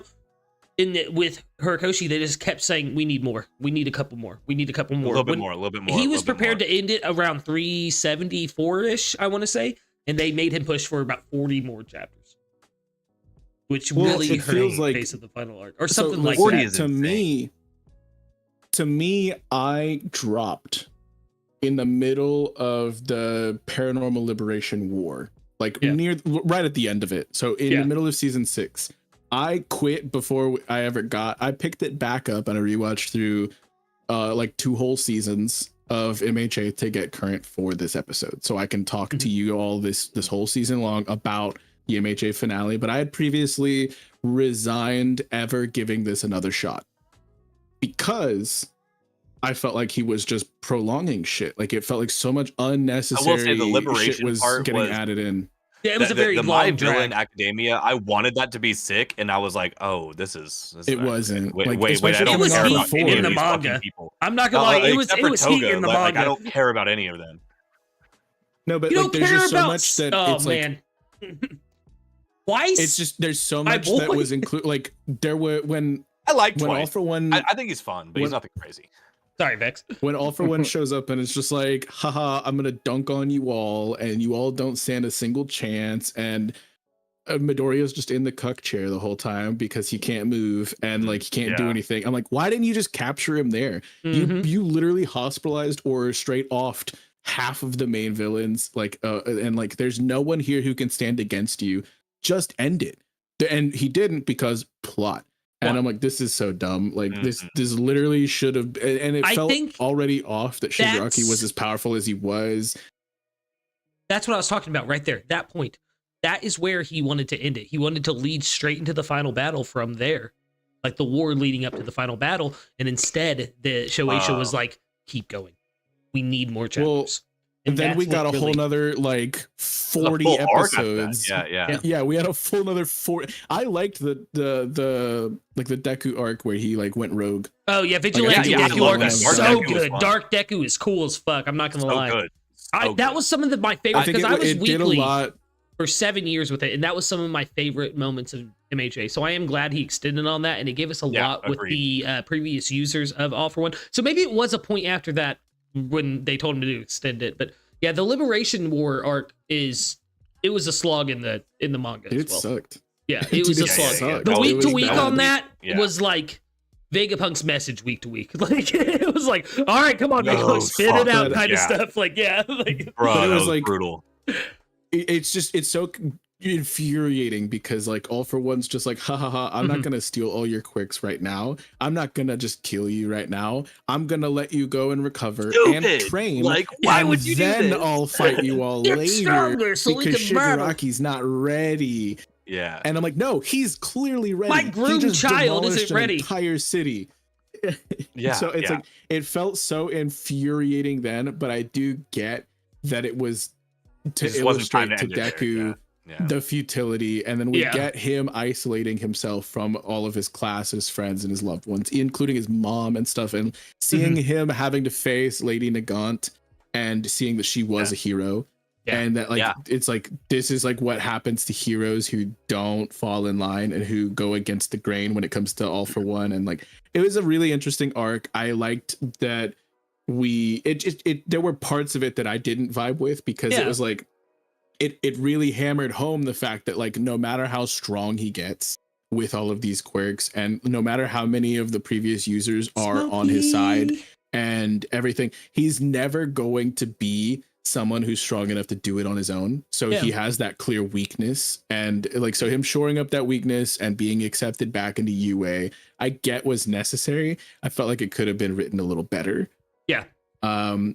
So I can agree with that. I had a lot of issues as well. And like all of a sudden the principal is just like, by the way, without anybody noticing, I installed 178 like steel plates underneath the school and we're able to fly now. And like, how does nobody notice that this shit just happened? That happened. Yeah, so that he did we this. spend way too much time. We spend way too much time with shit that I didn't need. And then we just completely fly right past shit that could have made sense. I haven't watched the anime since the Overhaul arc. So season 4, I want to say. Okay. That's crazy. Yeah. Well, you have to remember I was manga current. So like I was like weekly, you know what I mean? Like I was going through it. But did they not explain anime? Yeah, because I hate anime. No, wait, no, I watched all of season 5 and 6 too. I think I just need to watch season 7. But so you're just a liar. Yeah, just a liar. I'm a fucking liar. No, fuck. But did they not explain in the anime that the principal had done that right after the UAJ attack? No, they did. It's one sentence. They did. They just did one sentence? Yeah. No, But, he like, goes how on like did a monologue nobody in the notice? manga. He was like, when they were all doing this over summer vacation, we went in and like, it was like, well, okay. I mean, that we makes got sense. that. It was exactly just like a you sentence. just said it. It It's was just a exactly like you paragraph. said It's it. like a paragraph. Oh no, of a they used sentence, and it's imagery so and everything dumb. else in And the manga. Like, see, that's what Cody was saying. Though. I mean, they we got don't imagery. adapt. We got a real Horikoshi stuff very it doesn't. It sounds like it sounds exactly like what you got, and it just wasn't enough for me. Oh, Like, yeah, it's just so you guys are selfish. It was Well, just that's like kind less of than my- 2 minutes of a That's scene. kind of my complaint with the whole series, though, is that there's so much that should be addressed that doesn't. Yeah. And it's like, how many? This is a pop quiz for you all, real quick. How many characters in Class 1A can you name right now? Name them all.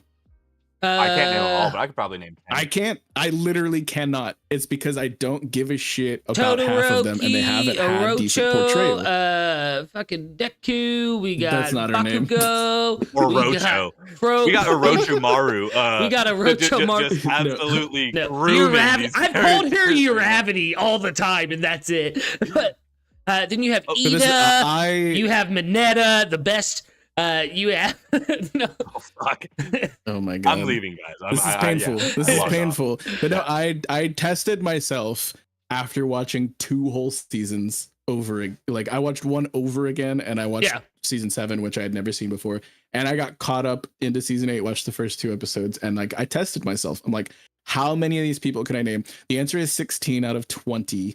And it's not accounting for the teachers as well and all this other stuff. And the only reason I got 2 of them was because they were important to the episode that I just fucking watched, because I never knew Invisible Girl had a name. Oh yeah.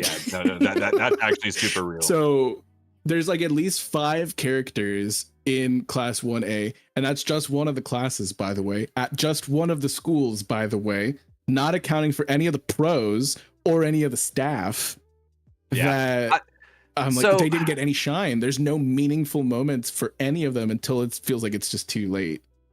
I think that's like, so much like every other one of these big, like massive shonen, like an ensemble cast is tough to deal with. Naruto's a prime example of fumbling this in the exact same way that you're talking about right here for MHA, where like obviously I'm sure we can all probably name a lot more Naruto characters because we all kind of grew up with that stuff, but like there were so many plot points I would have loved to get out of these characters that we just absolutely didn't get. Like Rock Lee was made out to be one of the most badass characters in the show for like the first 2 seasons, and then he literally didn't do a single thing outside of filler for the rest of the entire show. And like MHA does that, but I think they've done better, but not like they haven't fixed it, but they've done better. Like I personally in like certain aspects. I've been weekly with MHA anime wise from its inception. I never fell off of it. Same. There's never a point like Well, I fell same, off, you yeah. freaking liar. I'm just kidding. I was for 6 seasons.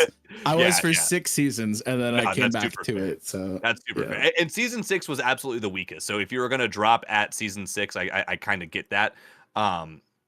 Because like again, like they didn't do the villain side nearly as well. But yeah, the but manga made that slap. I now won't lie. that I've spent the time now that I've spent the time that I have with all of these characters, and here we are in this final bit, like, I mean, I gotta say, these first 2 episodes, like episode 2 of season 8 is a contender for anime episode of the year. I'm not saying it's a winner, but it is in that conversation. That episode emotionally had more emotional impact than any episode I've watched this year. Maybe outside of the Amo episode of Gachiakuta, but for very different reasons. So I'm not going to include that here. Will you message me what the episode was? Just in case anyone hasn't watched it. Just watch anime. I watched the first episode. I haven't caught the second one with everything going on. Are we keeping spoilers out of this? Yeah. Do we want to keep spoilers out of I'm this? anime only. So yeah. Well, I so don't am I. want to be spoiled. Yeah. Well, no, so am I. I'm not going to spoil. I mean, unless you haven't seen the first 2 episodes of season 8 yet. Have you seen those? I saw the first 2. Yeah. Okay, so what happened in episode 2 then? Yeah.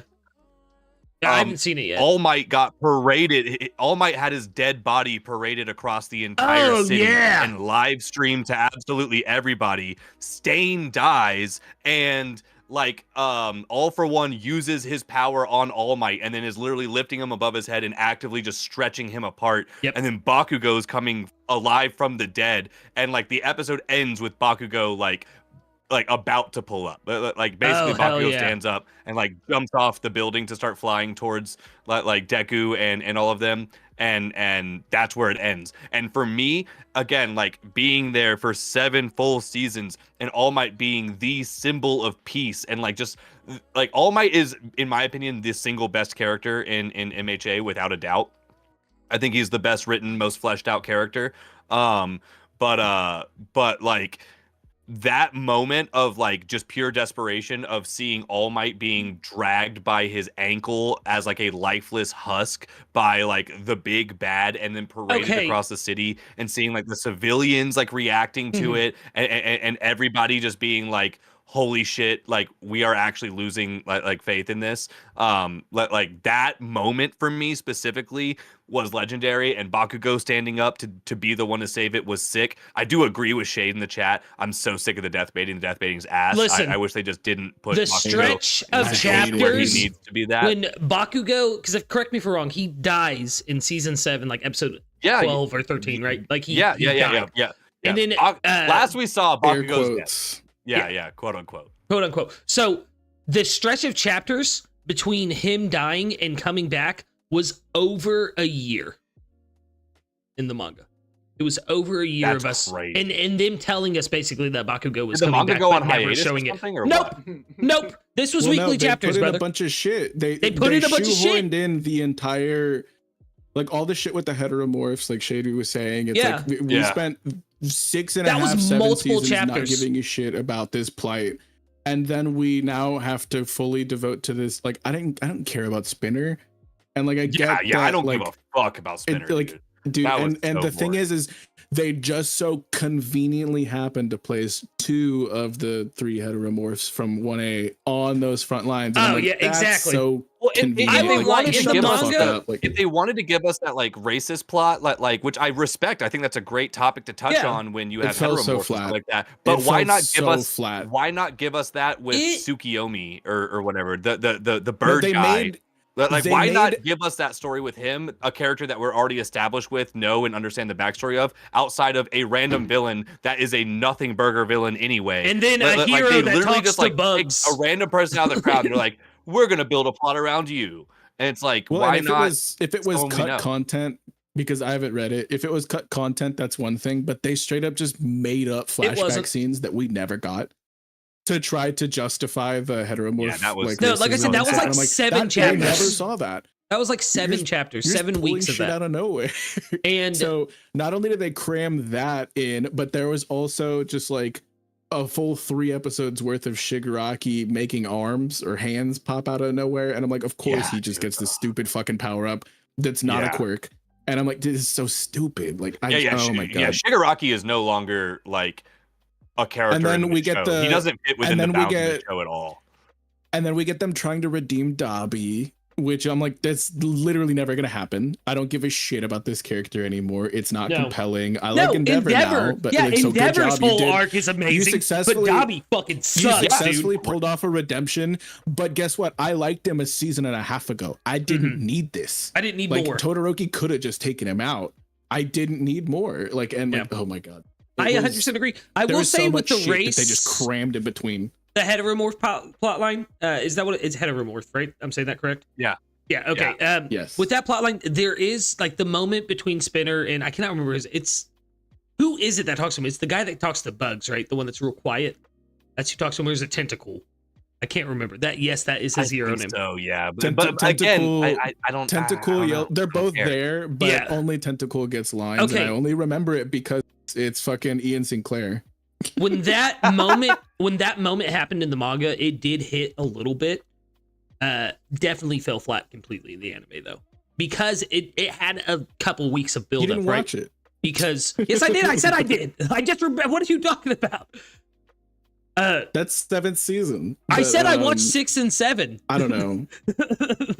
I forgot I had, 6, but I 7, did. 6, I 7. had 0 before 6, 6, 7. Yeah. But no, yeah, it fell flat in the anime because it didn't have that build up like it did in the manga, but it still fell flat in the manga. Just had a little bit more of a punch to it. Yeah. And it just feels so crazy how they want to utilize characters, because Mirio was like the top of the school. He was top 1 back in like season 4 before he got straight. Why don't you get a bite of this juicy peach? Yeah, he shows up and he's like, I'm helpless. I can't do anything. Yeah. Bakugo's over there dying, and I just need to stall for 3 more seconds. Let me just show my cake to Shigaraki. And I'm like, dude, this is so dumb. Yeah, like, it's funny, haha, but I'm like, this is the Shigaraki shit, side dude. of this fight was lame. I like the grand scale, but like even to the point of like, we're gonna take all of UA and make it a fucking flying spaceship. Like, what the fuck is this plan? like what are we actually going? A ton. That being said, though, hold on. I did love getting Labrava and Gentle back into the fold. Like, yes, oh my god, I loved. Yeah, we love Labrava and Gentle. That was so good. You guys had just so mentioned much of the build up to what we're in right now just felt so unnecessary, and like there's so many of these characters that at this point we're literally staring down the finish line, and I don't give a shit about half of them, and it just feels fair, weird. Yeah, you guys mentioned. I'll give you that. Sorry. Go ahead. I was just because you guys had mentioned like Lemillion coming in and stuff. Do you guys know how much manga fans were like, he's gonna be the one that can actually do some damage to Shigaraki? He's got permeation. Shigaraki can't even touch him. Like, you know what I mean? And then, take a bite of this peach. Yeah. Like, Dude, what's even worse? What's even worse is something I just looked at in my notes is fucking dude. Twice was such a cool villain, and I loved like the characterization we got from him before Sad Man's Parade was a thing, and then we see Toga go off the deep end, and a whole point of Twice as a character was him struggling with self and individuality and that for his entire life because of his quirk and imposter syndrome and whatnot. And then Toga's knee-jerk reaction after dealing with the grief of him is, let me sacrifice any bit of individuality I ever had. Yeah. It's such horrible writing. I hated it. I was like, dude, she was actually a good character who was more compelling than your average yandere, and like now she's ass. Toga was going crazy. Now she's just ass. I'm not so sure. Toga was like my favorite character, like outside of like the main cast, you know, like I love like watching her growth and her growth with like Ochaka and all that. Like I thought there's a lot, again, so much fucking potential, man. Like it's a lot of potential. So I do totally get that frustration. It's not like anything that would have made me stop watching. Season 7 was still hype. I'm really excited to see you guys. I'm excited for this season. I'm excited to see what you guys say about the finale. I really am, because I'm kind of in like the camp that I really was okay with it even before they gave us the epilogue stuff. But like I really want to see what you guys think of it, because I think it was a pretty good ending to the series. Overall, I know a lot of people weren't happy with it. Yeah. I wish we would have gotten more, but there is a lot of times when series end especially after running for as long as something like My Hero did, where that is a feeling that is persistent. Yeah. Yeah, I am. I'm very excited. The other two notes that I had was with the whole Iron Might shit. I was just like, do this. I get that it's necessary to introduce something that it was mid for me. I'm not even gonna lie. That's because crazy. I get that it is interesting to implement something that AFO can't just jack. He can't steal that. It's not a quirk. That's fine. Do a better setup. It felt so out of nowhere, and it literally, the note that I have written down is Jarvis install plot armor. Like, it was so fucking dumb to me. I love you, Vex. I couldn't disagree more, bro. Like, I did this whole like crazy video on this as well. I think that was the epitome of why All Might is the single best character and best written character in MHA. So yeah, like it's his determination. You can say he was given plot armor. Well, it's not simply determination.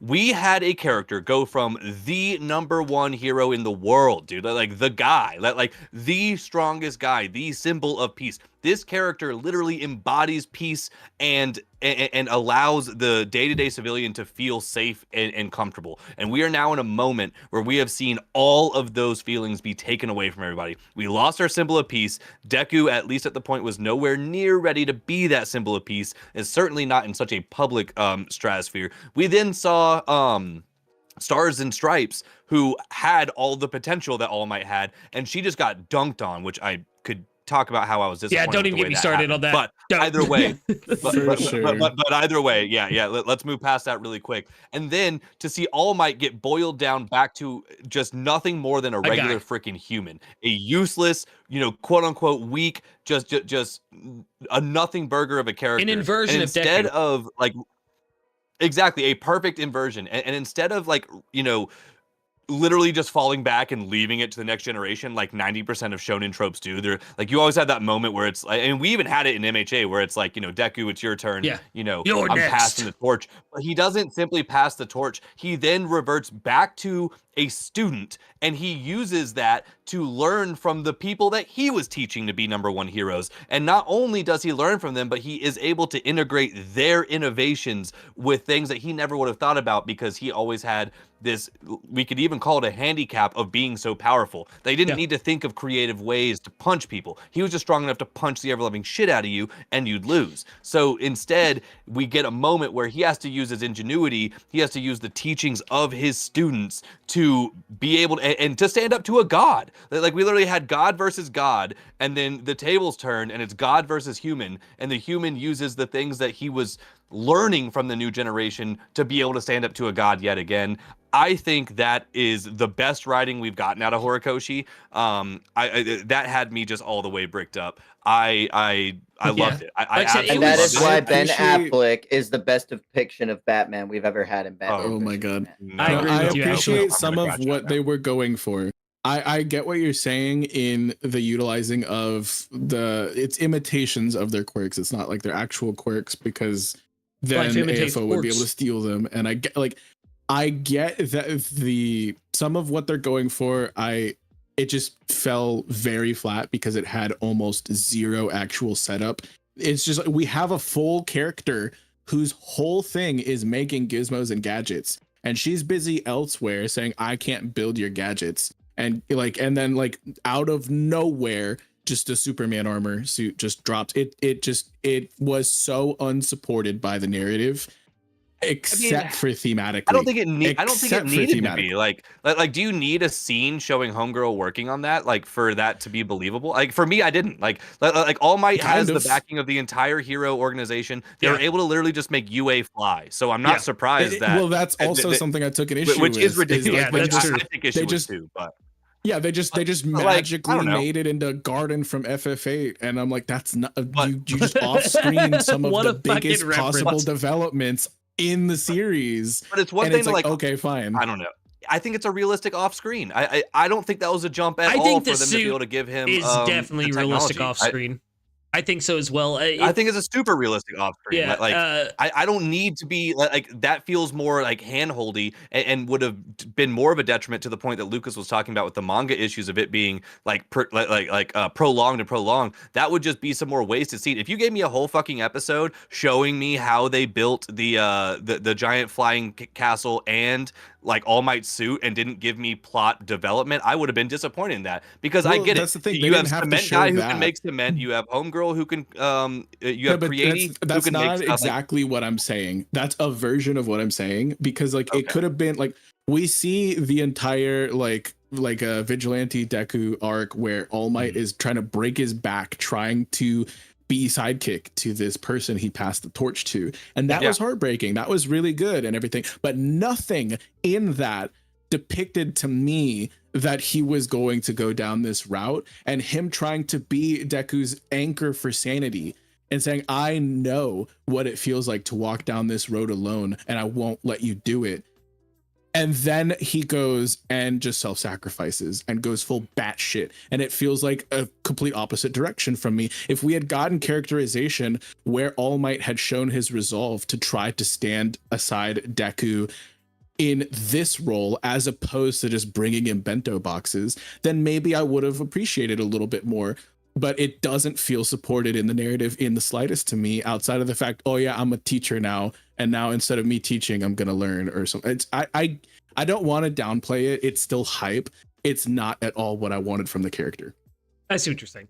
I do agree with Jakoby. I get it. Though. I disagree, but I get it. Yeah, that's how I feel as well. I get where you're coming from entirely, Vex, but I really think that was just literal one of my plot favorite armor, moments. Dude. Like from, it's not as bad as the Bakugo plot armor though. That's yeah, what I'm that's getting true. At. Like that's, All Might I is doing still have issue with that. Actually, can the fact that there's the fact that there's a bigger pile of turds in the corner doesn't make this any shinier of a turd. Anyway, I'm just saying. I just have to say on that though, like the panel where All Might pumped out and was swinging on AFO in that suit of armor was some of the most fire fucking heat in a long fucking drought of just mid-ass chapters. I mean, it came out of nowhere, and because obviously, like you said, you have issue with the setup and stuff, but in the manga, that shit fucking hit. When he came out in that suit and just fucking smashed, hit for me, man. It was a so surprise. Hard. Yeah. That's the thing.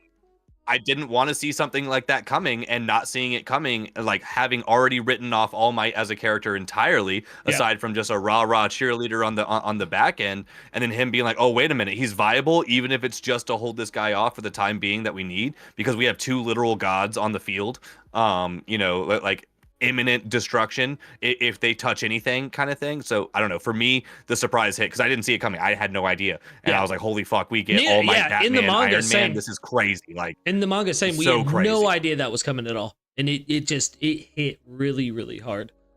What I don't want to yuck your yum. If you enjoy it, I love that for you. I wanted so much more from him as a character, and we're don't all feel adults. like I got it. We're still gonna kiss after this. Don't worry, guys. Yeah. That being said, hold on though. While we're still talking about MHA, before we pivot to anything else, I wanted to bring up something I know Cody will really fucking vibe with. It's finally time. Which is Vigilantes, which I finally watched Vigilantes, y'all. I haven't read any of it, but so good. Dude, I full-heartedly adore it. I like it more than I have probably ever liked MHA, except for season 4. It's really good. Like, it's really so good, dude. There's no other way to say it than they hit the mark, every single mark they needed to hit. And like all the pop quiz, name every character in My Hero Academia Vigilantes. That's cool. Oh wait, there's not a bloated cast, so I can just name. It's like 5 people. Yeah. Yeah. It, like still can't do it, but I respect your point. Crueler. Yeah, dude, it's such a breath of fresh air because like I feel like in like 5 episodes, I got a better showing from the main 3 than I ever got from like 9 out of 10 1A students. Yeah, dude, 5 episodes. But what about 1B? So let me present this with you though, because I do agree. I think Vigilantes is amazing. Like I really like it. Good. I don't personally like it better than MHA yet, but I think it has that potential. But this is my question: would Vigilantes hit if you got exactly what Vigilantes is right now, would it hit without the MHA context that you have? That's For me, the answer something is I wanted to bring absolutely up. not. Like That's the something thing is, like, I I have in my need notes. MHA. It's a perfect companion anime. It is not a perfect standalone anime because I already am so connected with this world. So getting to see a different angle is sick. But if I started with Vigilantes for some reason, I don't think it would hit nearly as hard outside of it looking good and just being like it's a good anime. And it's very good actually. I like it a lot. Yeah. But it's still a companion anime at its core. I have a note here that it directly pertains to this. Well, And I tried to remove myself from knowing everything that I know about the MHA world and just intake what Vigilantes gives us. And I do think that it gives us all of the important bits that we need. And it doesn't spend a lot of time trying to like do all it like. So I wrote, although it is riding on the wings of a lot of world building that was done in the main series, it has done a better job with intrigue, comedy, romance, and even tragedy in such a small amount of time. It's actually crazy how much I prefer it over MHA. I don't think there's any world building detail that they miss, but obviously it's not as fleshed out. But I don't need that if it's done well enough. What was that, Cody? Sorry, go ahead, Cody. That's fair. I've stated that I prefer Vigilantes to My Hero Academia, and I feel like while it is if you want to see it as like a companion anime, I see it as a passionate team of people who view the world that Horikoshi has set up and have used the parameters and the guidelines that Horikoshi has given us with My Hero Academia, and has better told a story within the narrative and world of My Hero Academia. I think that's incredibly fair to say. I think that's super fair to say. I wholeheartedly, like, even without even reading it, this is the first time in a long time where I'm like, I want to watch this and I want to experience it, because I know I could just go out and read it all right now, but I was watching this weekly and it would blowing my mind every week. Yeah, like when the onomatopoeia show up and fly across the screen like comic book hero style, and it has like a way more Silver Age kind of comic book. They even do like stippling instead of traditional shading, and like with the anime art style, dude, it's so good. It knows what it is better than MHA knows what it is. I did watch it dubbed, yes. So one of the funniest things I love about the dub for My Hero Academia Vigilantes is there's a character called Captain CC, who they don't elaborate what his power is or what his quirk is. He's just, for all intents and purposes, a representation of Superman and like a Western superhero. And that Superman archetype in the dub is played by none other than Sean Schemmel, aka So his name is Captain Celebrity. They just call him CC from times to time. And I think one character even takes a jab and calls him Captain Capitalism, which is the funniest shit I've ever heard. God, let's go, dude. The comedy is so Brendan Lee peak, Mulligan. dude. Like whenever that's hilarious. The episode where his mom shows up and he has to like, hey, is that girl fake his girlfriend, like and whatnot, and like he's just tuning out, dissociating, looking in the corner. He's like, just be calm, let it pass. The storm will pass. And then in his inner monologue, he's like, I learned that from my dad. And I'm like, that's so savage, dude. Like, there's so many funny little bits, and like them roasting Pop Step because like from the public persona, like most people only know her because of her ass. And I'm like, that's so funny, dude. Yeah. Dude, Vigilantes is just great. It's great. I adored it. I loved it. I thought so much more about it. And like, dude, Knuckle Duster is him, dude. With the whole like don't cross this line thing when he shows off with Stain. I'm like, oh my god, dude. But see, again, like seeing these characters show out versus Stain, and seeing Aizawa pop up and all these other ones, like those are those moments where I'm like, this is so cool, because now I get to see these characters out of the context of MHA and in the context of Vigilantes, and that just like that gives me so much extra hype. It definitely has some of that celeb factor where it's like, look, a cameo. But if they wanted to establish those characters more so themselves, they would absolutely be able to, based on what we've seen. Right. And it's not, you're totally right. It's not like the top 30 main pro heroes and all of their agencies, and like this class and this class, and then this whole other school, and then all the people who work there, and all these like it's just like Aizawa and Stain and like Captain Celebrity. That's it. That's like that's they're most only of the bringing in who ensemble they cast. need to bring in to fit the own narrative that they're actually working on. So it's more of like this will also be a treat for the audience, but it actually fits our story and follows what our story needs to be telling. So yeah, I mean, they're definitely handling the cast so much better.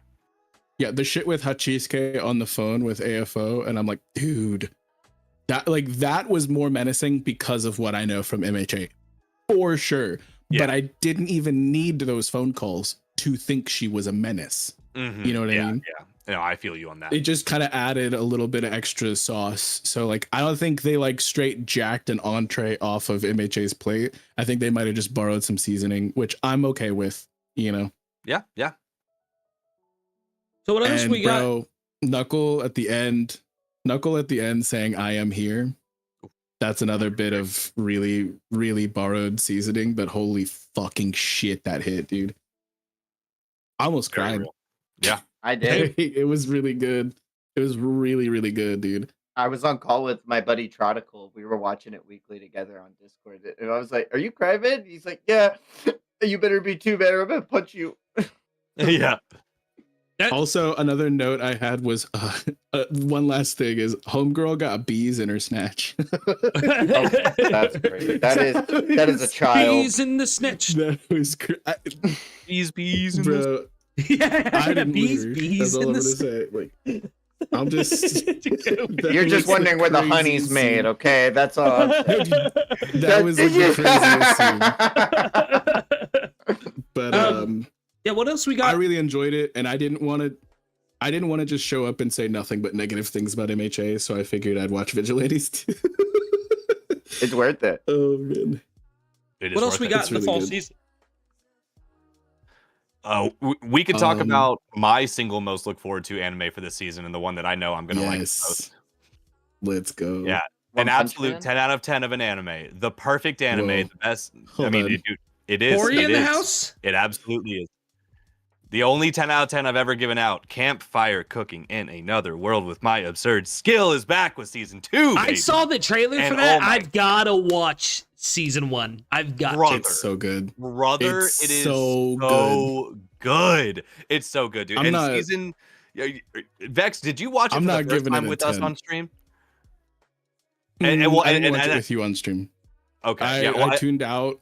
I watched it by myself very recently. Okay. Like I just got through when I messaged you that gif of Sui. That was the first time I had gotten to that episode. Dude, oh my god, dude. Be still my heart. I love him. I'm He's saying, so dude, good. the ensemble cast, the side cast, this is I want to explain why I give it a 10 out of 10. I'm not saying it's the best anime ever made when I say that's a 10 out of 10, but I do think it stays in its own lane perfectly. This anime sets up a very light overarching story, but there is one. Like there is a goal we're working towards, but it's not its necessarily main focus. This is a cooking, cozy, slice of life style isekai anime, and it just nails that consistently. There's no episodes that stray from the plot. There's no episodes that take away from the main story that we're getting. There's no episodes that I felt like weren't necessary or didn't add to just the enjoyment of this show. All the side characters are immaculate. Like Sui's introduction, I love Fell to death, of course. Now with season 2 introducing us to this new little dragon, like it just does what it's setting out to do perfectly, and that's why I give it a 10 out of 10, because it just, if you like episode 1, you will love the rest of the episodes, period. Like and they'll only expand and get better on themselves. Like they're so peak. Did you watch the dub? Yeah. So I Fell think Fell is voiced by the same guy who does Katakuri in the dub, which is crazy to me. Yeah. The vibes fit. Yeah, they do. Dude, they do. He's just love that he's hungry. He likes donuts. You'd think it's just some unassuming slice of life, but legitimately they do really think of a lot of the details, the fact that he gets the slime as a familiar and the slime is able to do the dishes, and then once he learns more, he's Sui becomes like a little Sui chef. He's like a little sous chef back. Oh my god, dude. I love it. It's so adorable. The fact that they account for scenes, pollution, I real quick, I gotta just jump on and that Sui littering. thing. Like littering, exactly. Like Homie is in a fantasy world where he can Amazon shop and pull a plastic bottle out of a liminal space or whatever, right? menu. So Yeah. so yeah, you gotta like the fact that they considered all of the waste that he would be getting with all of the products that he's using, and then they just have a built-in character who can dispose of that like that, and we're not polluting the world or leaving plastic bottles all over this beautiful fantasy world. Again, brilliant. He could order fast food too, which is crazy. Like, Yeah. I think it got to a point where he was using item box a lot more, but at the beginning, it's like, why are you carrying around a backpack? You have Dude, exactly. packs. Like, come on, dude. My only issue is like, why aren't you using appraise on everything, on literally everything? But I think that his power system is handled extremely well. I would be OP. I would be cracked in this isekai. This is the isekai that if I were in, I would be the powerful. And Lucas, if you watch this, you would too. Trust me. Let's like, go. This is like a normal guy who is like kind of a foodie. He doesn't actually have experience cooking. He's not even like a chef like that. He's a salary man or whatever in his last. He's a hobbyist. Yeah. So it's like the crazy thing is that like he addresses it though. He's like, man, I've been making a lot of like fried foods. I should really switch it up now. And that's a note I wrote. I'm like, he is not diverse in his menu selection at all. And the next episode, he's like, let's make some stew. And I'm like, yes, dude. Like, they think of everything, and it's really, really, really well done. And like the different crazy types of monsters that his familiar can take out for him all have like these different qualities, and he's comparing it to real life ingredients and things that foodies know about. And like, dude, it's so good. Yeah, I'm gonna introduce some truffles and blow this entire world's mind. Well, no, he breaks the economy. He fully he has to actively try to not break the economy. And do you know what ingredients do it? Salt and pepper. Yep, that's it. I would be unlimited. I would be a god in this world. This is what I'm. That's what I'm hearing. Dude, this is my number one choice. Like these days, like when everyone says like, what anime world would you like to get teleported into or whatever? If you could choose one anime, which one would you go? Like normally my answer was Pokemon, but if you get real about that, the world actually gets really scary, and you might die from a fucking Rattata that pulls up on you. I got punched by a Hitmonchan. This is it. Like if we have the caveats of like I get sent into any anime world and I can bring like the homies and I get the powers of the MC, it's campfire cooking all fucking day long. And I'm not a chef. I'm not that guy. I'll become that guy without a doubt. But like that is just it's so perfect. It's so much fun. Like the way they handle like he is an overpowered isekai MC, but only because of like Fell and his ability to break the economy, not because he's actually super strong. And the fact that he gets blessings like now. Well, yeah. Now he has blessings, which is different. But yeah, is it better than Delicious in Dungeon? Story. For me, yes. I love Delicious in Dungeon, but for me, yes. But Delicious in Dungeon is doing way more, and that's not a bad thing. But it's just doing from a hobby standpoint and a fantasy standpoint. No, it is not better than Delicious in Dungeon for me specifically. But from a slice of life and comedy standpoint, so real. And a cozy standpoint, absolutely, far and away, it is better. It's just not. It's not trying to do as much as Dungeon Meshi is. So I think it does a really good job at staying in its lane for the most part. Although, like you said, there is this looming, brewing plot that you get introduced to briefly in the first episode. That's not going away. It's not like he could just go and do side quests for the whole time. Forever, so eventually, probably this season, we'll get back to it. That's what I'm hoping. So, but there's also this scene, and like, if you've ever prepared family meal for a bunch of people who just work 14 hours, and you serve it all up, and there's not a single bite left for you, this feeling.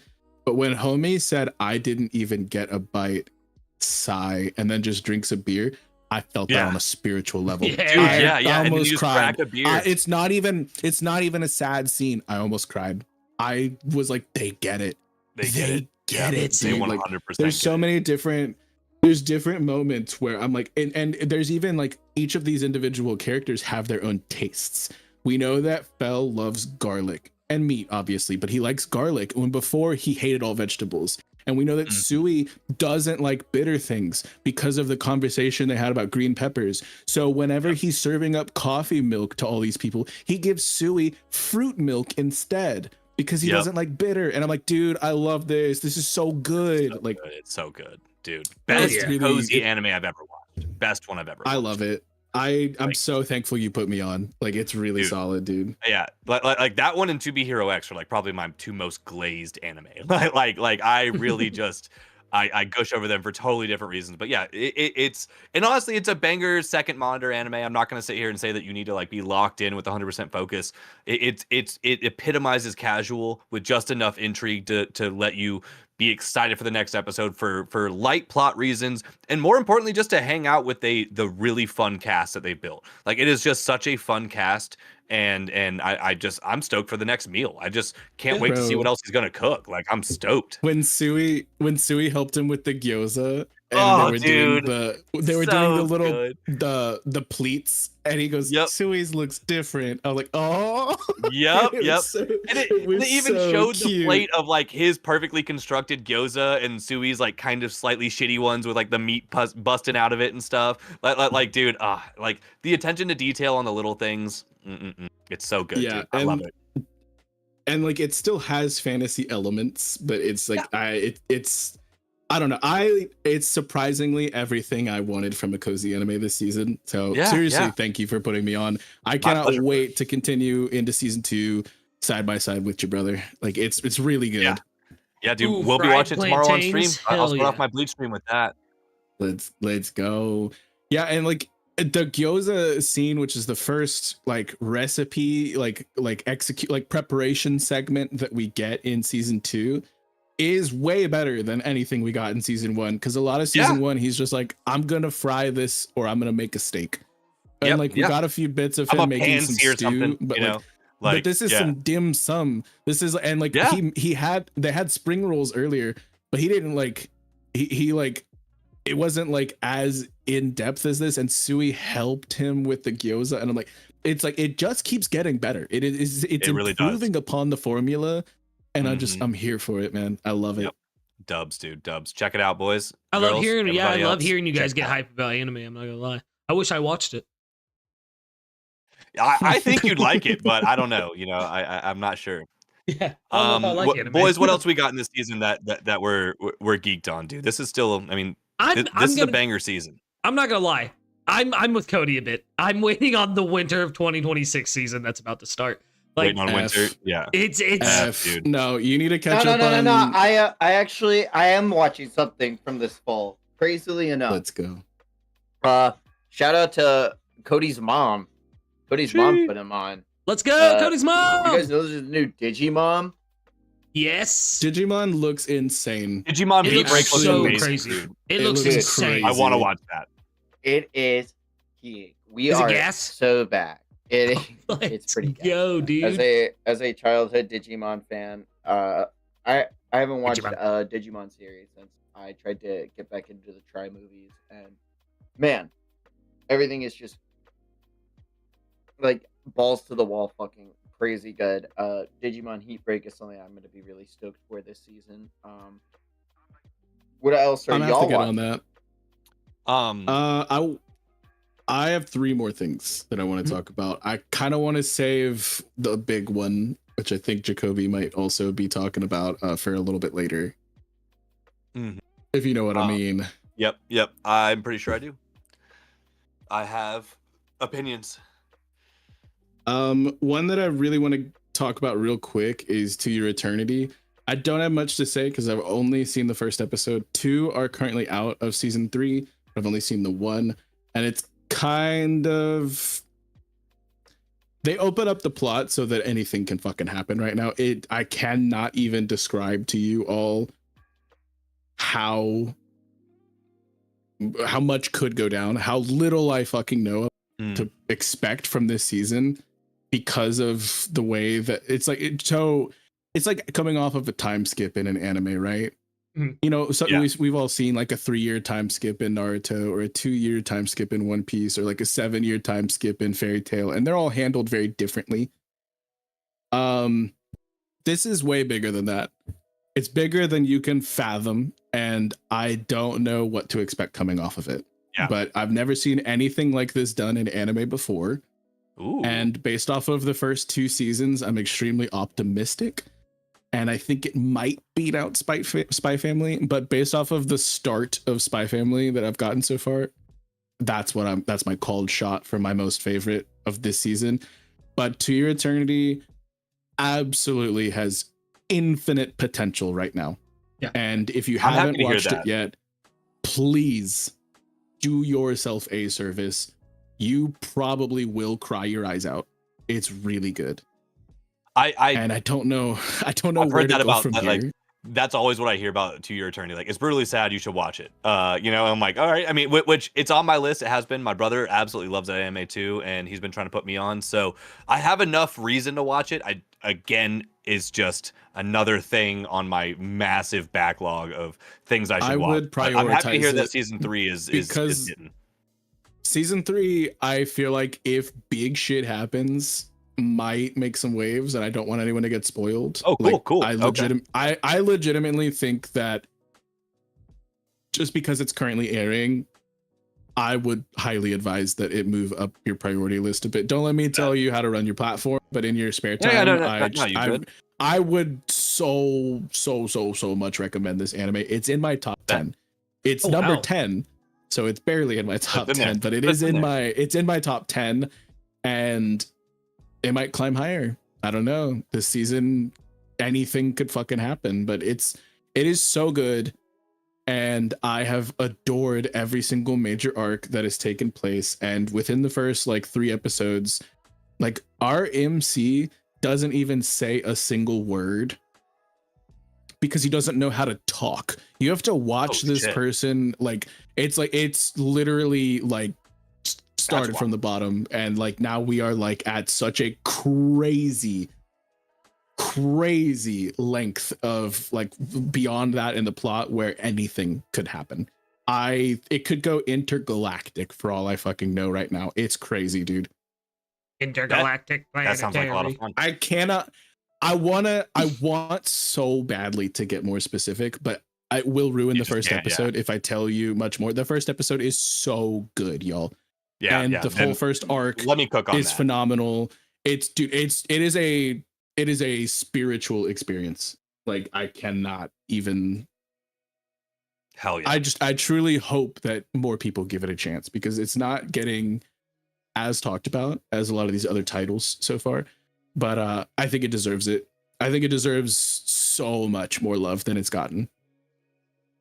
Dude, good shit. I mean, I'll say anyone I hear talking about it loves it. So when it is spoken about, it's almost always in a positive light, even with it being sad. But like Kush said, I've heard this a lot. It's not sad for the sake of sad. It is sad because of good writing and just it works. It makes sense. So, if you were put in this situation, you would probably act similarly. If you were dealt the hand that they're dealt, and it really does just come across as really, really, really emotionally intelligent writing.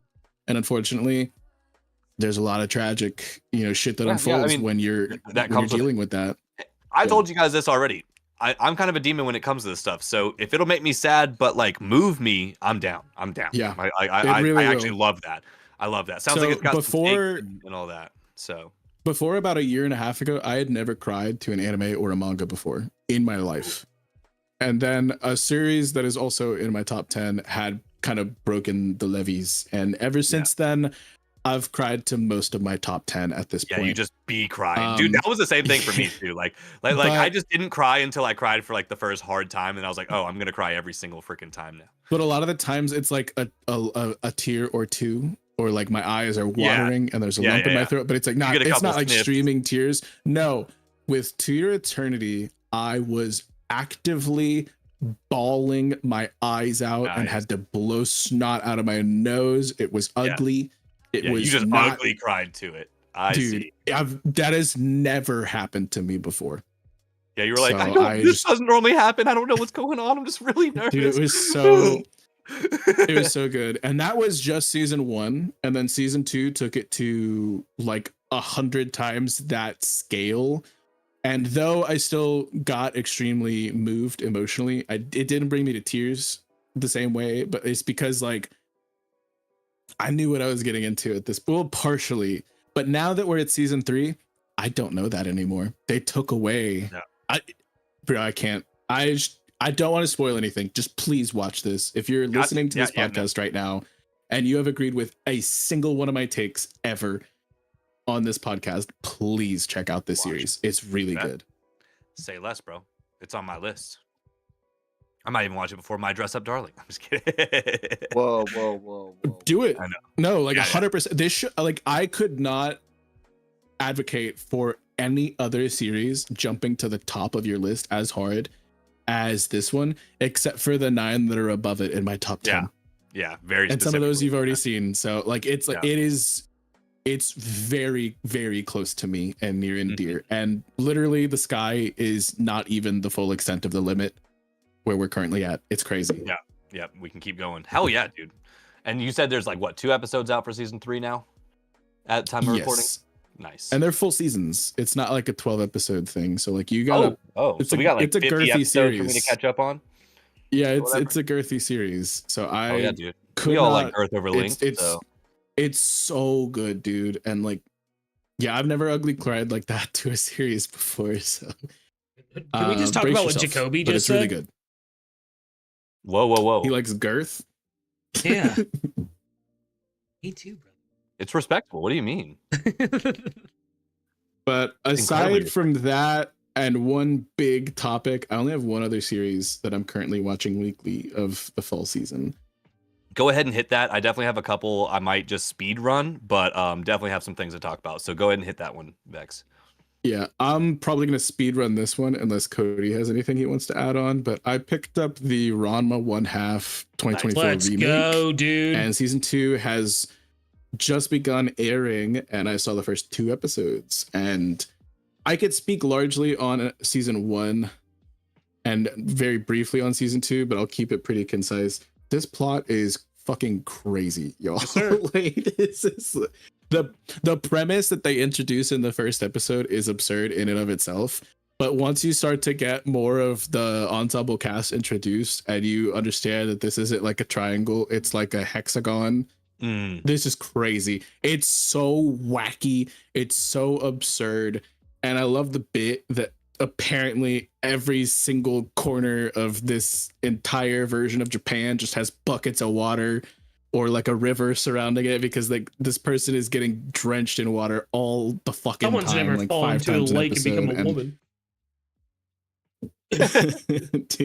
Dude, it's crazy. I'm enjoying it a lot more than I thought I was going to getting into it. The fights are actually really cool too. Like some of the action sequences are absurd, like the figure skating shit and the rhythmic dancing shit. But I'm really liking it. I think they have an entirely unnecessary amount of underboob, and now they're showing full boob, but with like Barbie style with no nips. And I'm like, I don't need that. Crazy. But underboob, great. Full boob, no nips. What are we doing, dude? Well, it's children. It's literally children. I'm totally so I'm like, kidding. I don't like any of that. Actually, I don't need it. But I have to say, I love Akane. Akane is such a well-written character. She's not just a damsel in distress. She's actually extremely competent and capable, and she is just all around a really good character. She's skilled at like martial arts, and she overcomes like her childhood crush thing with the doctor, and like she's very well put together for the most part. She's like the anchor for the show. She's like the only normal character because everyone else is batshit fucking crazy. And I think it works really, really well, but they don't like diminish her with like gags or make her ditzy or something like that. Like she's actually just a very, very well written character. Nice. That has to deal with all of the kookiness of the premise, getting kookier and kookier. I'm not gonna lie, I love hearing. Ranma's one I really want to watch. My community's been putting me onto it. I know the legendary tales of Ranma, but I just never got into it. And it's definitely another one. I've said this a lot. I know I'm a broken record, but that one's on my list of things that I genuinely do want to watch. I've heard great things. Ranma is a series that I first went through back in, I want to say 02 or 03, right around the time that Excel Saga was coming out, just to put time frames. together. I'm a very big fan. So to hear how much Cody has enjoyed this remake and how much Vex now that you are enjoying this remake, it's on my list already. I was planning on getting to it before this episode. Like I said, a lot of IRL stuff happened, you guys know. So I'm really, every time I hear you guys talk about it, I get more and more hyped to finally peep the remake. Like it's one of a fantastic of all the series. OGs who know it well, they are praising it quite a bit from what I've seen. So yeah. I actually saw people getting upset that they censored the nips out, and I'm like, these are children, y'all. Yeah. Like, y'all gotta fucking calm down. Yeah. Like, it's you gotta, crazy to you me. we gotta chill. have a line, Chill. guys. We One of my genuinely favorite- need to have a line. One of my favorite aspects, though, of Ranma, I will say, is how fast and loose they play with the concept of gender. And I think in modern society, it's a very important story to have, if I'm being honest. It's because it really is about accepting not only you. It's almost that story of like, it doesn't matter how you were born, it's how you are as a person and things like that, and what you do with. It's not just gender, but gender norms as well. Because when you see like when Shampoo gets introduced, and that's like somebody who's like Akane's foil, and it's like, so Shampoo, like Akane is introduced who's like buddy with female Ranma but hates male Ranma and like, and it's like, it's so hard for them to bridge the gap. And then Shampoo gets introduced, and there's somebody who hates male Ranma and like or like female Ranma. It's like, it's literally the male first. Ranma. And like Yeah. Akane gets her hair cut off, and Shampoo has like these long luscious locks, and she's like the epitome of like the whole cutesy anime girl. And Akane is like more tomboy, and dude, there's so many little intricacies about like the like the way that Shampoo was first introduced, and with the plot that just got introduced this last episode, I'm just like, what the fuck? I have like, to ask, because I have to it's ask actually this. insane. As a fan of the original, have they done the cat thing yet? Yes, that's where we just left off. It was like with the introduction of, so we got but what we got, so we now have Shampoo and Cologne and Moose, and they were like, Cologne and Moose were just introduced in the same episode, and it feels like a lot of new characters all at once. But I'm hoping that as the season plays out more, we'll get more meaningful individual characterization of them. But one thing that I will say is that the voice actor, I forget her name, I think it's Barbara, but the voice actor for Cologne, the crazy cookie granny, is the same as Turbo Granny, and it fits so perfectly, dude. It's peak. It's so good. I love this. I love that you're getting into Ranma. This is crazy. This is good. It's not like the top of my list, but it's like, it's enjoyable. I have praises to sing about it for sure. Especially when you think of the time frame it was written in and stuff like that. Like, you do have to keep that in mind, even if they are adapting it for modern audiences in a way. But like, it definitely has some moments that didn't age. Yeah. It definitely, but I don't know the pacing of the original series, but the fact that we've already gotten like Moose's introduction and stuff like that, and we're 14 episodes in. Yeah. I think that's really, really fast. Right? Yeah, I feel like that is too. Let me sure though. Do a little juju real quick, but I do think that is fairly quick. Because when you're talking about Shampoo, I was like, "There's no way that they've done the cat Shampoo thing yet." She was intro at end of first, but like we just got the bath reveal like this last episode. So yeah. 14 episodes in, and I think there certainly cannot be more of the main cast. Like, this has to be all of them, right? Like, I don't know. Don't tell me, but how many more people do you think found a hyper specific hot spring that's cursed and then fell in? It's not just the one though. They're all different because one's a cat, one's a pig, one's a panda, and one's a girl. Like, I'm like, dude, it's fucking crazy. The plot is so ridiculous, y'all, but I am enjoying it a lot. So they're moving at about twice the speed of the original. it's looking like. That's what I've had kind of thought based off of some of the comments that I was reading and whatnot. Yeah. Obviously, I'm not looking for spoilers, but I do kind of see what the general consensus is, especially for a remake, not just a straight adaptation, you know? So, but yeah, it's been pretty enjoyable. So thank you, Cody, for putting me onto this one, honestly, because I probably wouldn't have given it a shot if it weren't for you saying.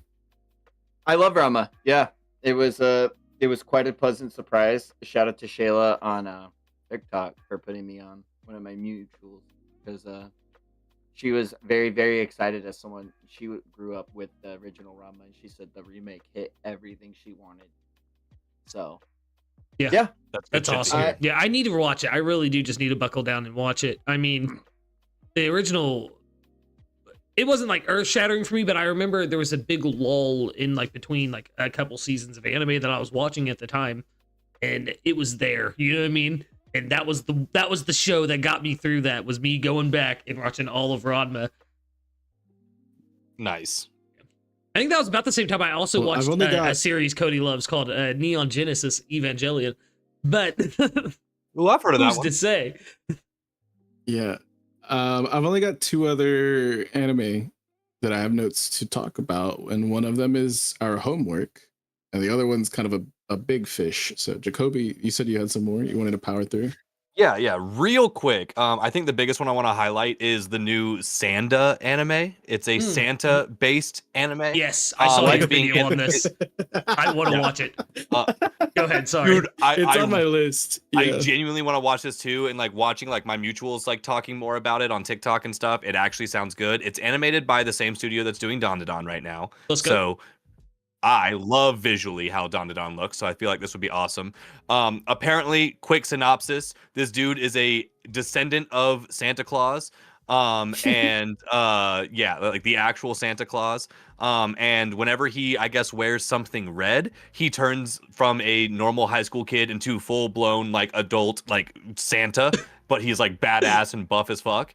And I've just heard it's just completely ridiculous, but like incredibly fun, just like a great time. I've seen it being compared heavily to that Rooster manga or anime that you're looking forward to, Rooster Fighter or whatever. Yeah, spring 2026 is about to be fucking peak, y'all.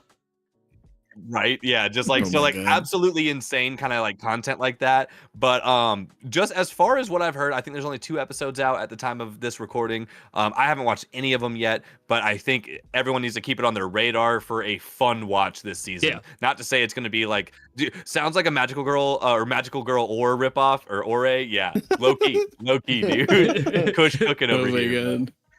Sanda was Kush a good one.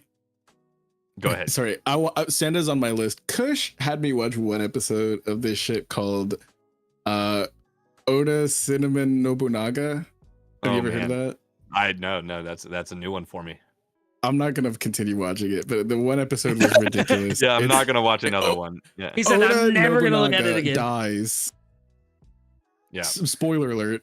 He dies back in the Sengoku area, and he gets reincarnated as a dog in the modern era. And so a lot of these other like feudal lords from the Warring States era and like these like samurai legends. And they're just a bunch of cute little dogs. And okay, hold on. I might watch this. Hold the fuck up. It's cute. Yeah. It's cute as fuck, but like, dude, it took me so out of it. I was like not expecting that plot whatsoever. But he had me on one episode, and he's also who put me on Magical Girl Ore, so take Magical that how you will. I'm in for some Had Magical to shout Ghouls. that out. Lucas, watch it. I'm thinking about it. It sounds like it's up my alley of ridiculousness. I'm not gonna lie. He hates anime, and he's gonna watch that. Like, I'm gonna lose it, dude. I'm gonna crash out. Yeah, no. Do we move on to Vex, the last one of this season before we get to homework? Yes, because I am excited for controversial homework. one, possibly. So One Punch Man is back. Ooh. One Punch Man is back after a 6-year hiatus. with episode 1 of season 3. Season 3 is going to touch on. I'm not a manga reader of One Punch Man. I should be. I haven't got to it. But I know there's some big stuff coming this season. This has been super, super highly anticipated. But my lord, did it have a rough rollout? Before I even talk about what the episode itself had, like really quick recap. It was in a 6-year like war of who's going to own the rights, what channel is it going to come on, who's going to produce it. Season 1 was made by Madhouse Studios, and season 2 was made by JC Staff. And season 1 is genuinely some of the best anime we've ever gotten in history. Like just love it or hate, like the story of One Punch Man. Season 1 was the iconic. Animation was just something else. Yeah, it was iconic. It was truly iconic. And season 2 was not that. Now I will say I was not nearly as hypercritical as the internet was about it. Yes, going from Madhouse to JC Staff was a change, but I still enjoyed season 2. I think season 2 is very watchable and very enjoyable. It just isn't going to be what season 1 was. Yeah. Now we make it to season 3. It's the same creators. I believe they have, I don't know if the director themselves is new or also worked on season 2, but the director had some words about the upcoming release for this, which I think was just absolutely detrimental to the rollout of this. I cannot believe anybody would ever say this publicly about something they're working on. It blew my mind. I think it's fine because knowing the fan base, there's zero chance this would ever get a positive reception. So we'll set the bar low. That's fine. I mean, I guess, but like, why guarantee? I mean, so like, I will say, I went and read the full statement, and the full statement was much more cohesive than the way the headlines kind of portrayed it. But he more or less a month ago, so 1 month ago, we had one trailer that was literally just images from the anime. So we had yet to see a single animated moment as a trailer 1 month away from the release of a 6-year awaited anime, which is rough. Yeah. It didn't even green light like the production until less than a year ago. So like this is still like they're speed running an anime that they had 6 years to make technically. But homie comes out and he tweets basically, don't expect this to look anything like season 1. It's just not going to be that, which honest to God, he's right. Like season 2 couldn't be that. So season 3 definitely won't be that if it's the same studios. So that's fair enough. But he does go on to say that he's like, you know, he championed this and wanted to be a part of it because JC Staff is focusing on workplace environment things for their staff. They're looking at not overworking their staff and kind of fixing all the things that we've been having to, you know, deal with and complain about with JJK's rollout and with solo leveling and all these other, you know, Mappa just working people to death. So big love, and I think that needs to be like shown. Literally. But I still think it's a wild thing to be like, hey, by the way, this isn't gonna be good like you want it to be, so just get over that. I mean, like a weird, I don't know. It's just I respect it. I fully respect it because like this fan base is fucking toxic. You're absolutely right. You're absolutely right about that. So just shut them the fuck up. How many people? It's like just if you're not gonna if there's no capacity for you to enjoy it unless it's a carbon copy of the animation we got from season 1, don't watch it. Don't watch I get that. I respect it. Stand on your business. That's fine. They have changed the art design and it looks better. It just straight up looks better than season 2. And I did not even dislike season 2. Look better. The art does people, dude, this fan base is crazy. I was reading an article where someone was like, season 1 of One Punch Man is the worst thing that ever could have happened to the fan base. And I'm like, you're right. You're actually right. Yeah. Because like it's so like nobody, all of these people coming out of the woodwork who are wanting to talk about choreography. And if the first episode had 0 fight scenes, by the way, it's just dialogue. It didn't have any animation. Expect them to do when you look at the it's like so the panels are like it's just people talking for like pretty much everything that we just covered. So I don't know what they were expecting. Did you want them to do backflips while having conversations? Yes. So I agree with you on 99% of what you just said. That's my argument. I'm still defending One Punch Man season 3 as far as like my public stance on this. Because I went and read the manga chapters that season 3 covered. It covered 83 and 84 in the manga. Which is crazy to see how far back the anime is from the manga now. I didn't realize like the manga has like 230 plus chapters. Like we are so far away from whatever's going on. There's like 3 more seasons at least ready to be adapted. But yeah, like to your point, Vex, there was nothing to really animate in the first episode, so like we can't really judge it. But there's a couple things. This is the first episode after 6 freaking years. Very boring episode, all things considered. And secondly, there was one scene that absolutely could have and should have been animated in episode 1, which at least could have given us something to be hype about, that they straight up just made the choice to not animate and completely change. And that's when Ripper, King the Ripper, was introduced. In the anime, they introduced him just in a hallway with the insect god. But in the manga, like, all the monsters in the stands are going feral over wanting to attack these humans. So they just like say, fuck it, we're just going to jump in and start ripping these humans apart. And Ripper pulls up and slices one in half and then just yeets another one. And then we have our Dami Mommy stop him from going further because he was going to kill the humans. And then like it moves on. And I was like, that's the one moment that you could have animated just to give us something in the episode. They animated her. They did animate her though, and Fubuki. We know where they spent the budget. Yeah. But and, I mean, like the toilet flushing was genuinely the highest piece of animation we got in that episode. And you know, I get it. They're budgeting. They're probably, I'm assuming they're saving their budget for the actual big fights that they're going to have to, you know, they have to animate, you know, moving forward in this season. And you can tell that One Punch Man just doesn't have a good budget. Like for whatever reason, this anime just does not have a backing like purse by any means. But disappointing first episode, but it's not enough for me to say this season's cooked. It's just like weird place to come back with the rough rollout you already had. So like I want to have faith in it, but this is just faith based. It's not based on anything they've showed me, you know? Yeah. I've never gotten into the series until recently. I just watched through all of season 1 and all of season 2 to get caught up for this season and for this episode. And I think that like they did a recap special so that they didn't have to spend half of this episode recapping everything we just left off from. And there were still people complaining because they're like, they just got right into it. They're not going to give us any recap. And I'm like, oh, well, no, you would have been complaining. Like, no, this is the stupidest. Like, I have not heard. Your take is valid and I respect it. But everything else I've been seeing online, dude, these people are so fucking stupid. Excuse my French. Like, it's no, I don't say stupid on my streams. Horrendous. seeing the discourse of all of these people pretending like they know how to storyboard, pretending like they know how to choreograph and how to do all these things, and like it's so absurd. Like it's not that bad. It's fine. It's I haven't seen the episode. These happen all the times for first episodes in a season, especially a season 3. Like I wouldn't expect it, like, and especially like ending of an arc and starting of a new one.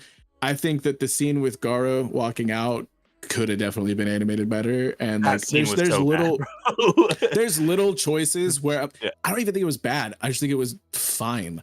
It could have he was been a little peak. glitchy, bro. He was a little like he was walking like an 8-bit character a little bit in a couple. I mean, I'm being a little hyper. I fully agree. Not a deal breaker, but like it's not enough for me to say it was good, but it wasn't bad. But there are people online just hyper criticizing and scrutinizing this to a point. Needs to chill. And I'm like, y'all need to just stream when we mentioned Chussie.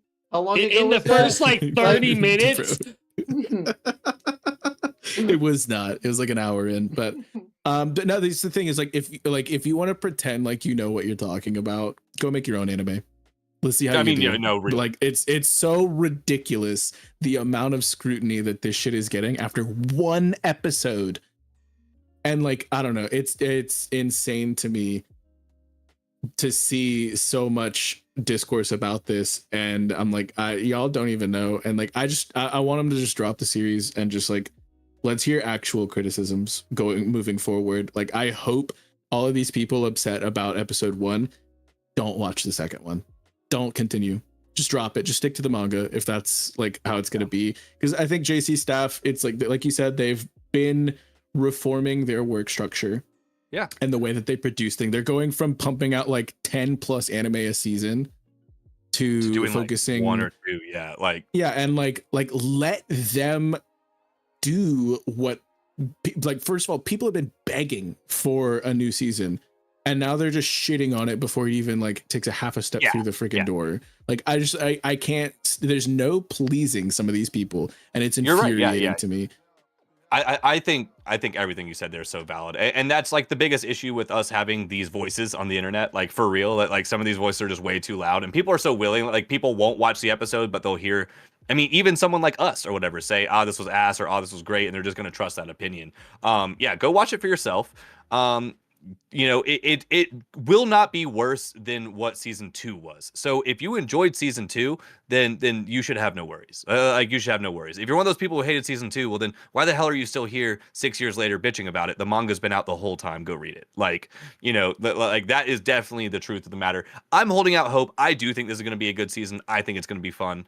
But this was not a strong start in light of the amount of criticism they're already dealing with. That I guess is the only point I wanted to make. Whereas like you didn't have a lot of room to flex, but you didn't use the room you did have to flex whatever you can do. But you know what? I like One Punch Man. I like this story. I'm excited to watch more. I will definitely be weekly with this, talking about it every week on my TikTok. I can't wait to see what episode 2 shows us. Like I hope they just come in and just dunk, and we can just shit on all these people who are bitching. Oh yeah. Hell yeah. These people. But that is all of the summer stuff. Our final thoughts on that now that that season is wrapped up, and all of the things from fall that we are currently watching weekly, which we'll be talking a lot more about in 2 weeks when we can actually give some of these series and seasons a full 3-episode test, because for most of them there's only 1 or 2 episodes out. But since we are running longer, if we want to go ahead. Yeah, go ahead. I was just going to say, we could talk a little bit about our last 3-episode test as I get the game set up. Perfect. Yeah. For those of you who missed it, we were assigned homework by Lucas to watch Monster, which is a 74-episode anime. It's a 2004 adaptation from a 1995 manga. And we actually did watch the first 4 episodes because it passed our 3-episode test, Jakoby and I. Lucas and Cody had already seen it, and Lucas is a big fan of the mangaka themselves. But I have not watched any more than the first 4 episodes. I also have I don't know about you. I want to, but I haven't.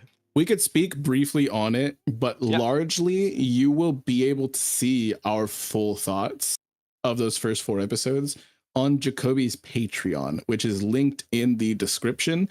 He has them up for free. Our link click 3-episode test, as well as our 4-episode test of Monster. And I don't have many thoughts to speak on of it that I did not speak in that stream. So you can definitely check that out, but we can talk about it a little bit here because we do have Cody with us this time. Yeah. I definitely have a couple thoughts Cody, I would just like to it. touch on for like what kind of. Sorry, go ahead. Yeah, Cody, wait. But no, Monster was awesome, dude. It obliterated the 3-up test for me personally. It's right up my alley. It is dealing with really, really heavy stuff. It's not pulling any punches. Great twists and turns just in 4 episodes. I went from loving and hating characters in like seconds. And just overall, just like, if you like stuff, like, I hate to compare it to something like Death Note because this feels a lot more sophisticated, but like the murder mystery, cat and mouse, and also just kind of high stakes in a grungy kind of world thing. It's fantastic. I super recommend Monster. It's really, really good if you need something new to watch that you haven't watched yet, but has that old school aesthetic, because again, like I'm a sucker for any anime made between 2000 and 2006. There was just a special aesthetic in that time that they were just hitting. And I think the hand drawn really got to like its peak kind of in that moment. But yeah, dude, great soundtrack, great suspense, great main character, great side cast, really good mystery setup. I do highly recommend giving it a 4-episode test as opposed to a 3-episode test, simply on the fact of like, I think it'll pass the 3-ep test, but episode 4 truly opens up the story, you know, and you got to remember this is a 74 episode anime, not like a 12 episode or a 24. So, you know, give it a little bit more grace, give it a little bit more time. But yeah, banger, would recommend. You guys should go watch it if you haven't. I'm gonna speed blitz through my notes of it really quickly, but other than that, I pretty much said it all in the stream, which you can go watch for free on Jakoby's Patreon. Like I said, linked in the description. But I'm glad it takes its time to set up establishing like foundation that is actually understandable and compelling and not at all rushed. It makes me miss when anime and manga and just content in general wasn't made for people with like no attention span. Absolutely, It really takes its time to make you hate the system that Tenya is in at the first part of it. His breakdown feels very relatable, and in turn, that makes like the crash out and the full like motivation, I guess, behind Johan a lot more believable as well. And that twist was crazy. I thought it was really good. I knew a little bit about the series going into it, so it was I kind of knew where we were going, but even then I think it was very well set up. So yeah, that setting as a foundation for Johan's motivation and killing intent, as well as like us understanding who Tenya is. I thought it was really well. I also think that Lunge, he's probably a really cool character, but he just kind of seems like an eccentric asshole right now. And I'm wondering how the manga like depicts like in the panels of the his hand like motions. little typing thing, because they do well. It's I'm not really gonna weird in the anime. It's just as weird in the manga, and they are deep on it, bro. They're just like, look at his freaking hand just to go with you. It's just as weird in the manga. So if Vex will join us on the drawing page, you guys do not have to worry about drawing tonight. Just going to be me drawing. We're gonna be playing a game. It's kind of like, have you ever heard of a game called Taboo? Yes. Oh, say I have not, but Vex, when I told him about the game idea, was like, it's kind of like Taboo. So basically, I'm going to draw a picture for you guys. Now, that picture is not going to be related to any anime or anything like that, but what it's representing is. It's the One Piece. So, I mean, I could see it in the call. So do I need to join? I could just see it. I don't need to draw, right? Yeah, no, you don't need to draw. So I'm going to do an example one real quick. And we'll only do a couple of these. I won't lie. Just in reality, you guys only need to get one right and make sure and hope that nobody else gets another one right. So, it's Pac-Man. It's Pikachu. No, sorry. Oh, he's yelling. So this is this is just a sample one, or we could do actually no. This is the first one. Okay. All right, he's going Super Saiyan. I will give you one hint for each of these drawings. This is a character's catchphrase. Believe it. Tatabayo. Yeah, I don't know. I'm gonna be king of the pirates. It is a sound wave. Like, but there's a I want to give you hints, guys, but I can't. I can't give you hints. Draw better. I did. I drew exactly what I wanted. The sound waves are part of it? The sound waves are part of it. I'm going to put on a timer for 30 seconds. Is it going like Pikachu? Well, or like, no. It's like an explode? That's not the sound that Pac-Man makes. Let it all out.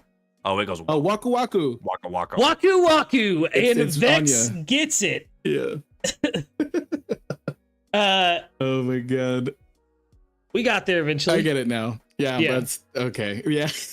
Wait, so was it just the sound that Pac-Man made? Is that what the answer was? Is that what we were going for? Pac-Man goes Waka Waka, but Waku Waku is the noise that Anya makes in Spy Family Japanese. Now, since I had to basically get you guys there, God, we're gonna count that as like a sample one. I get it. And go into the next one. That's okay. Boo. I know, Vex. Give Vex a point. Give Vex a point. I got robbed. Chat, I got robbed. This is crazy. Great robbed.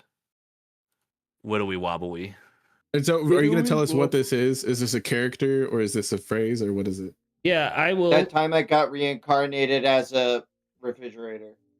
No, it is a refrigerator. Oh, vending machine. Nope. Yeah, obviously. So this will be a character. And 1 second, 30 seconds on the Frieza. clock. It is It's Frieza. Frieza. Oh my god. It's Frieza. Dude, Yeah, I got God, that. the moment you said it, I was like, if it's not Frieza, it's got to be cooler. But damn it, Vex just cooked. All right, Vex, you got your point back. Yeah, you got your point back. I should have two, but You should have two. I should Remember have the real two. story. Remember Chat, too, guys. Someone Guys, put this. Remember though, I am drawing with a mouse, so some of these drawings might not be the best. Should have bought a drawing tablet for this, realistically. If we keep And you using have this, yeah. low key, we got to make that happen. Oh, what is bro cooking? The fuck? I'm drawing with a mouse. Every time I think I'm like about to know what this is, you do something else. I'm like, oh nope. All right, this is a motorcycle. Akira. Good guess though. So 30 seconds on the clock. This is a character. This is a character.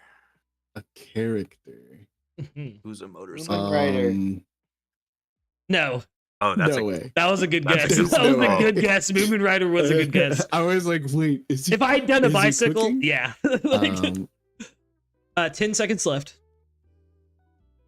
Oh my god, nah, I'm cooked. Cody is the epitome of locked in right now. Look at him. I don't know. Time is up. Wait. Final Yeah, Cody- guesses. Whitebeard. I'm thinking like biker, like what is Smoker? it, smoker? No. Did you both say smoker? Fuck.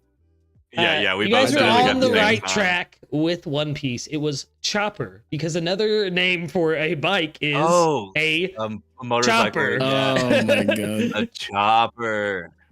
Where'd you get the motorcycle? It's a chopper, honey. It's a chopper. Oh my god. Let me think for a second. Could have put like a stethoscope on it or something. A stethoscope on Whoa. it. Oh man, I had a couple of these planned and now I am blanking. Give me 1 second, boys. Give me one second. No worries. We can just end it. I'm cool. Yeah. Yeah. Like, Vex, I won.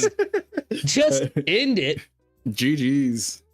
Yeah, like it's really, it's no competition.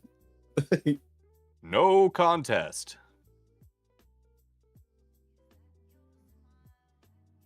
Little House on the Prairie. It is Little House on the House Prairie, you're MD. correct. Gregory House. Yeah. Actually, The it's best the greatest Doctor Who anime fiction. in the 9/11. It's the Twin Towers. Cody. I'm sorry. Cody, chill. I was. Where were you when It's they built Townsville. that ladder to From the. Given, where are you? Oh, Okay, now. Hold on. All right, so we have a nice little village going on. Oh shit. Call that nice. Yeah. I have low standards, bro. What the fuck is this? Yeah, you lost me with the green. Boobs in the village. It's not boobs.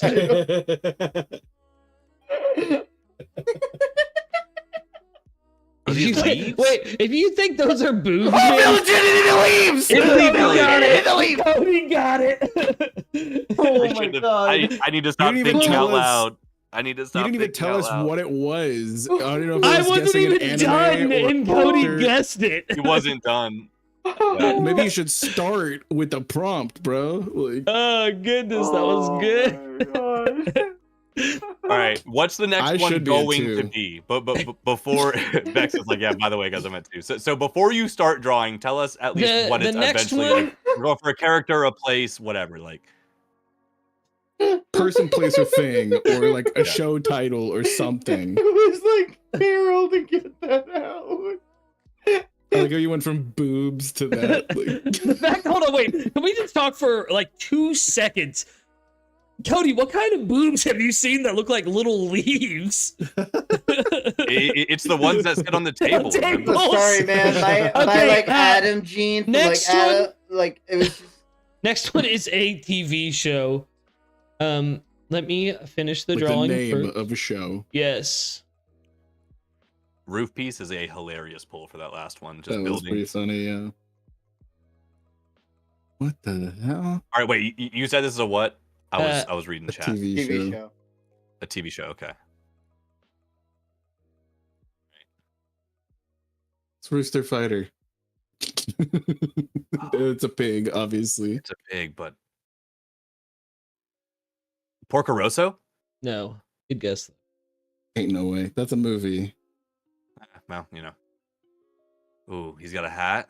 Sick He's a hat. cowboy. All right. Let me. Cowboy Bebop. Holy shit! Right as I started the timer, that is Bebop from the Teenage No Mutant Ninja way. Turtles. Where's the Wearing a Bro. cowboy hat. Jeez. Okay. Holy shit. We're gonna do. Hey guys. Dude, he's wearing the shirt right No now. That shirt fucking goes way. crazy, bro. wild? Next one will also be a TV show. Just because we have ran pretty long tonight, I think we'll do this as the last one. But it'll be the name of the TV No show. worries. Please It's a good hold your timing. guesses off until I say I've started the timer. Please. Okay. Oh, We Because gotta- right we as gotta I shut the started hell up, boys. both times, you guys have guessed. this is like a bag of chips. Don't do it, Vex. Don't do it. The timer has started. We have 30 seconds. I on don't the want it to clock. be. What? Bag of chips? Bro. I guess now you have me What the stuck on fuck that. is this, Lucas? Man. Come on, this is like the bag one of time I chips. could win, It and is a bag you of do chips. this? It is a bag of chips. I'll take a potato chip and eat it. Death Note? No, it's a TV It's show. Death Note. Oh, It's Death Note. I'm gonna I kill can give that to myself. Cody. I can give that to Cody Bro, for not saying it. Get Like the I, fuck out of here! Like, oh my god! It is definitely Death Note. It's I'll take Like, crazy. this whole segment is I thought this whole Cody. segment is washed, bro. No, whatever. Oh my god! So who do we give it to, Cody or Jakoby? Jakoby said the Give- name, give that but one to Cody did the whole scene. He said, "I'll take a He did the picture whole and scene, eat it." nah. Cody had it, dude. Cody had it. So I mean, with we that, all know I'm the reigning champion here. But you know, You gotta got throw a robbed. dog a bone. yeah. Gotta throw a dog a bone. I mean, Actually, this it fun was as hell, no bro. contest. It This was, was you know, fun as now that hell. we're here, now that we're really talking about it, man, guys, that was really hard fought. Well fought, Jakoby.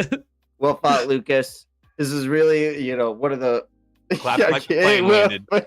I Robbed. really wish I had a drawing tablet.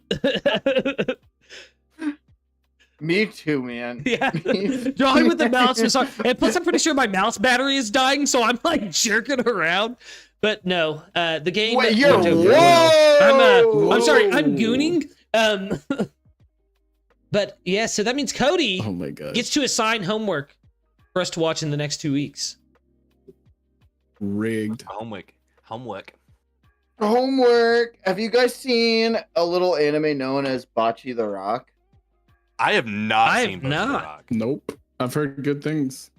Holy great smoke! things. Am I about to introduce you to the Keisaku band?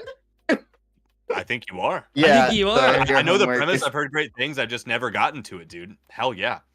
There you go. Yeah, Bocchi the Rock.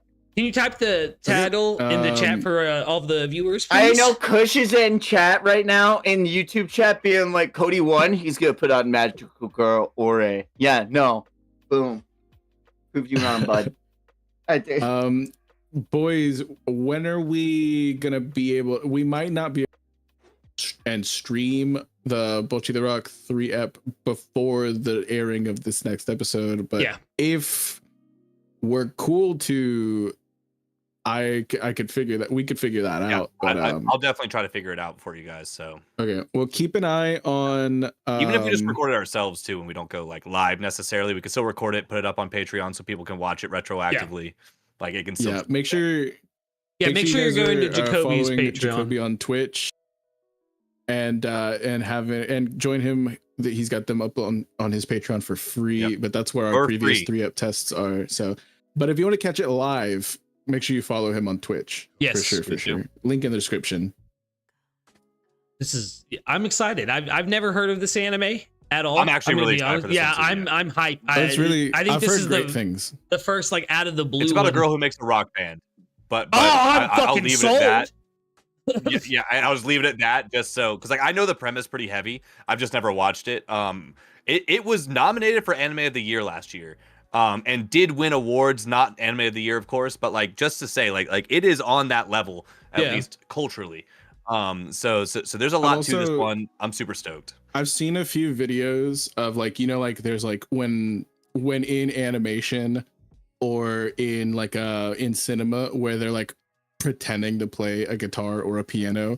And then there's people who go on like YouTube Shorts and TikTok and they're like, this is what they were actually playing, and they recreate those notes. Yeah. This is actually apparently a very close to like a 1-to-1 with the animation and like what they're actually playing. Like they actually do. Yeah. As someone who plays music, that it drives me insane watching, like, especially when they do it with the drummer. It's one thing, it's okay if you don't get everyone's fingers on the fretboard on a guitar, but when the drummer's not even hitting the drums on time, I'm like, dude, Mine is the animators either step piano. it up or don't animate the Because freaking pianos they have such wide keys. They're one of the like, you'd think they would animate the notes properly for the fucking You piano. think they would, dude? They don't. They're like, I ain't got time to learn music. They did what was that? There's all those videos Monsters where- versus Aliens, where he does Axel F, and he gets close to playing it correctly on the keys. Yeah, But I'm sitting there watching it, and I'm Yeah. like, no. You know those like Wrong note. sidewalk like floor pianos where people are like jumping up and down on them and stuff, and they're like, oh yeah. they like the clip is like they're playing like Mozart, and then someone comes in and like, this is what they're actually playing. This is and actually ass. yeah. it's It's just like it's so funny. with that But though, yeah, I I've think heard it's that's good, so I'm excited. that's episode, right? Episode 4 of the 3 Episode 4, dude. Hell Yeah, the fall season's going to be legendary. You guys now have a good list of what you should be possibly checking out if you didn't already have too much on your plate from summer bleeding over. But yeah, nothing but legendary stuff. Next, or in 2 weeks, the 28th, we will be going heavy into the fall season and really starting to dig in and talk about all these animes a little bit, you know, more intensely. Hopefully I can tell you about how peak the Santa Claus anime is. That'll be my new random glaze anime for this season, outside of Campfire Cooking, the 10 out of 10 best anime ever done, obviously. Wait, Tougen Anki is still going. You can keep glazing it. Keep glazing It's going into the fall. It's good. Come on, Jakoby. I'm gonna be real with y'all. I don't even know what Tougen Anki is, and y'all have been like bashing Jakoby for it. I'm about to just watch it out of spite. Dude, please do for the lulz. This is one that I want to put people on, like, who are anime buffs, because like I've never seen an anime steal more tropes than this one does. There is not one scene Original that is idea. original in this, and yet, it's something. Yeah, but It's something. but he no, said. guys, yeah. Yeah, Vex, thank you for showing the love. Yep, we got Twitch. We got all the links in the bio, so go check that out. Yes. Hang out with us on all of our different corners of the internet. Tell the people you love them, touch grass, and drink water, guys. We'll see y'all in 2 weeks. We'll see y'all in 2 weeks for another episode. Bye. Bye now. That's a greeting.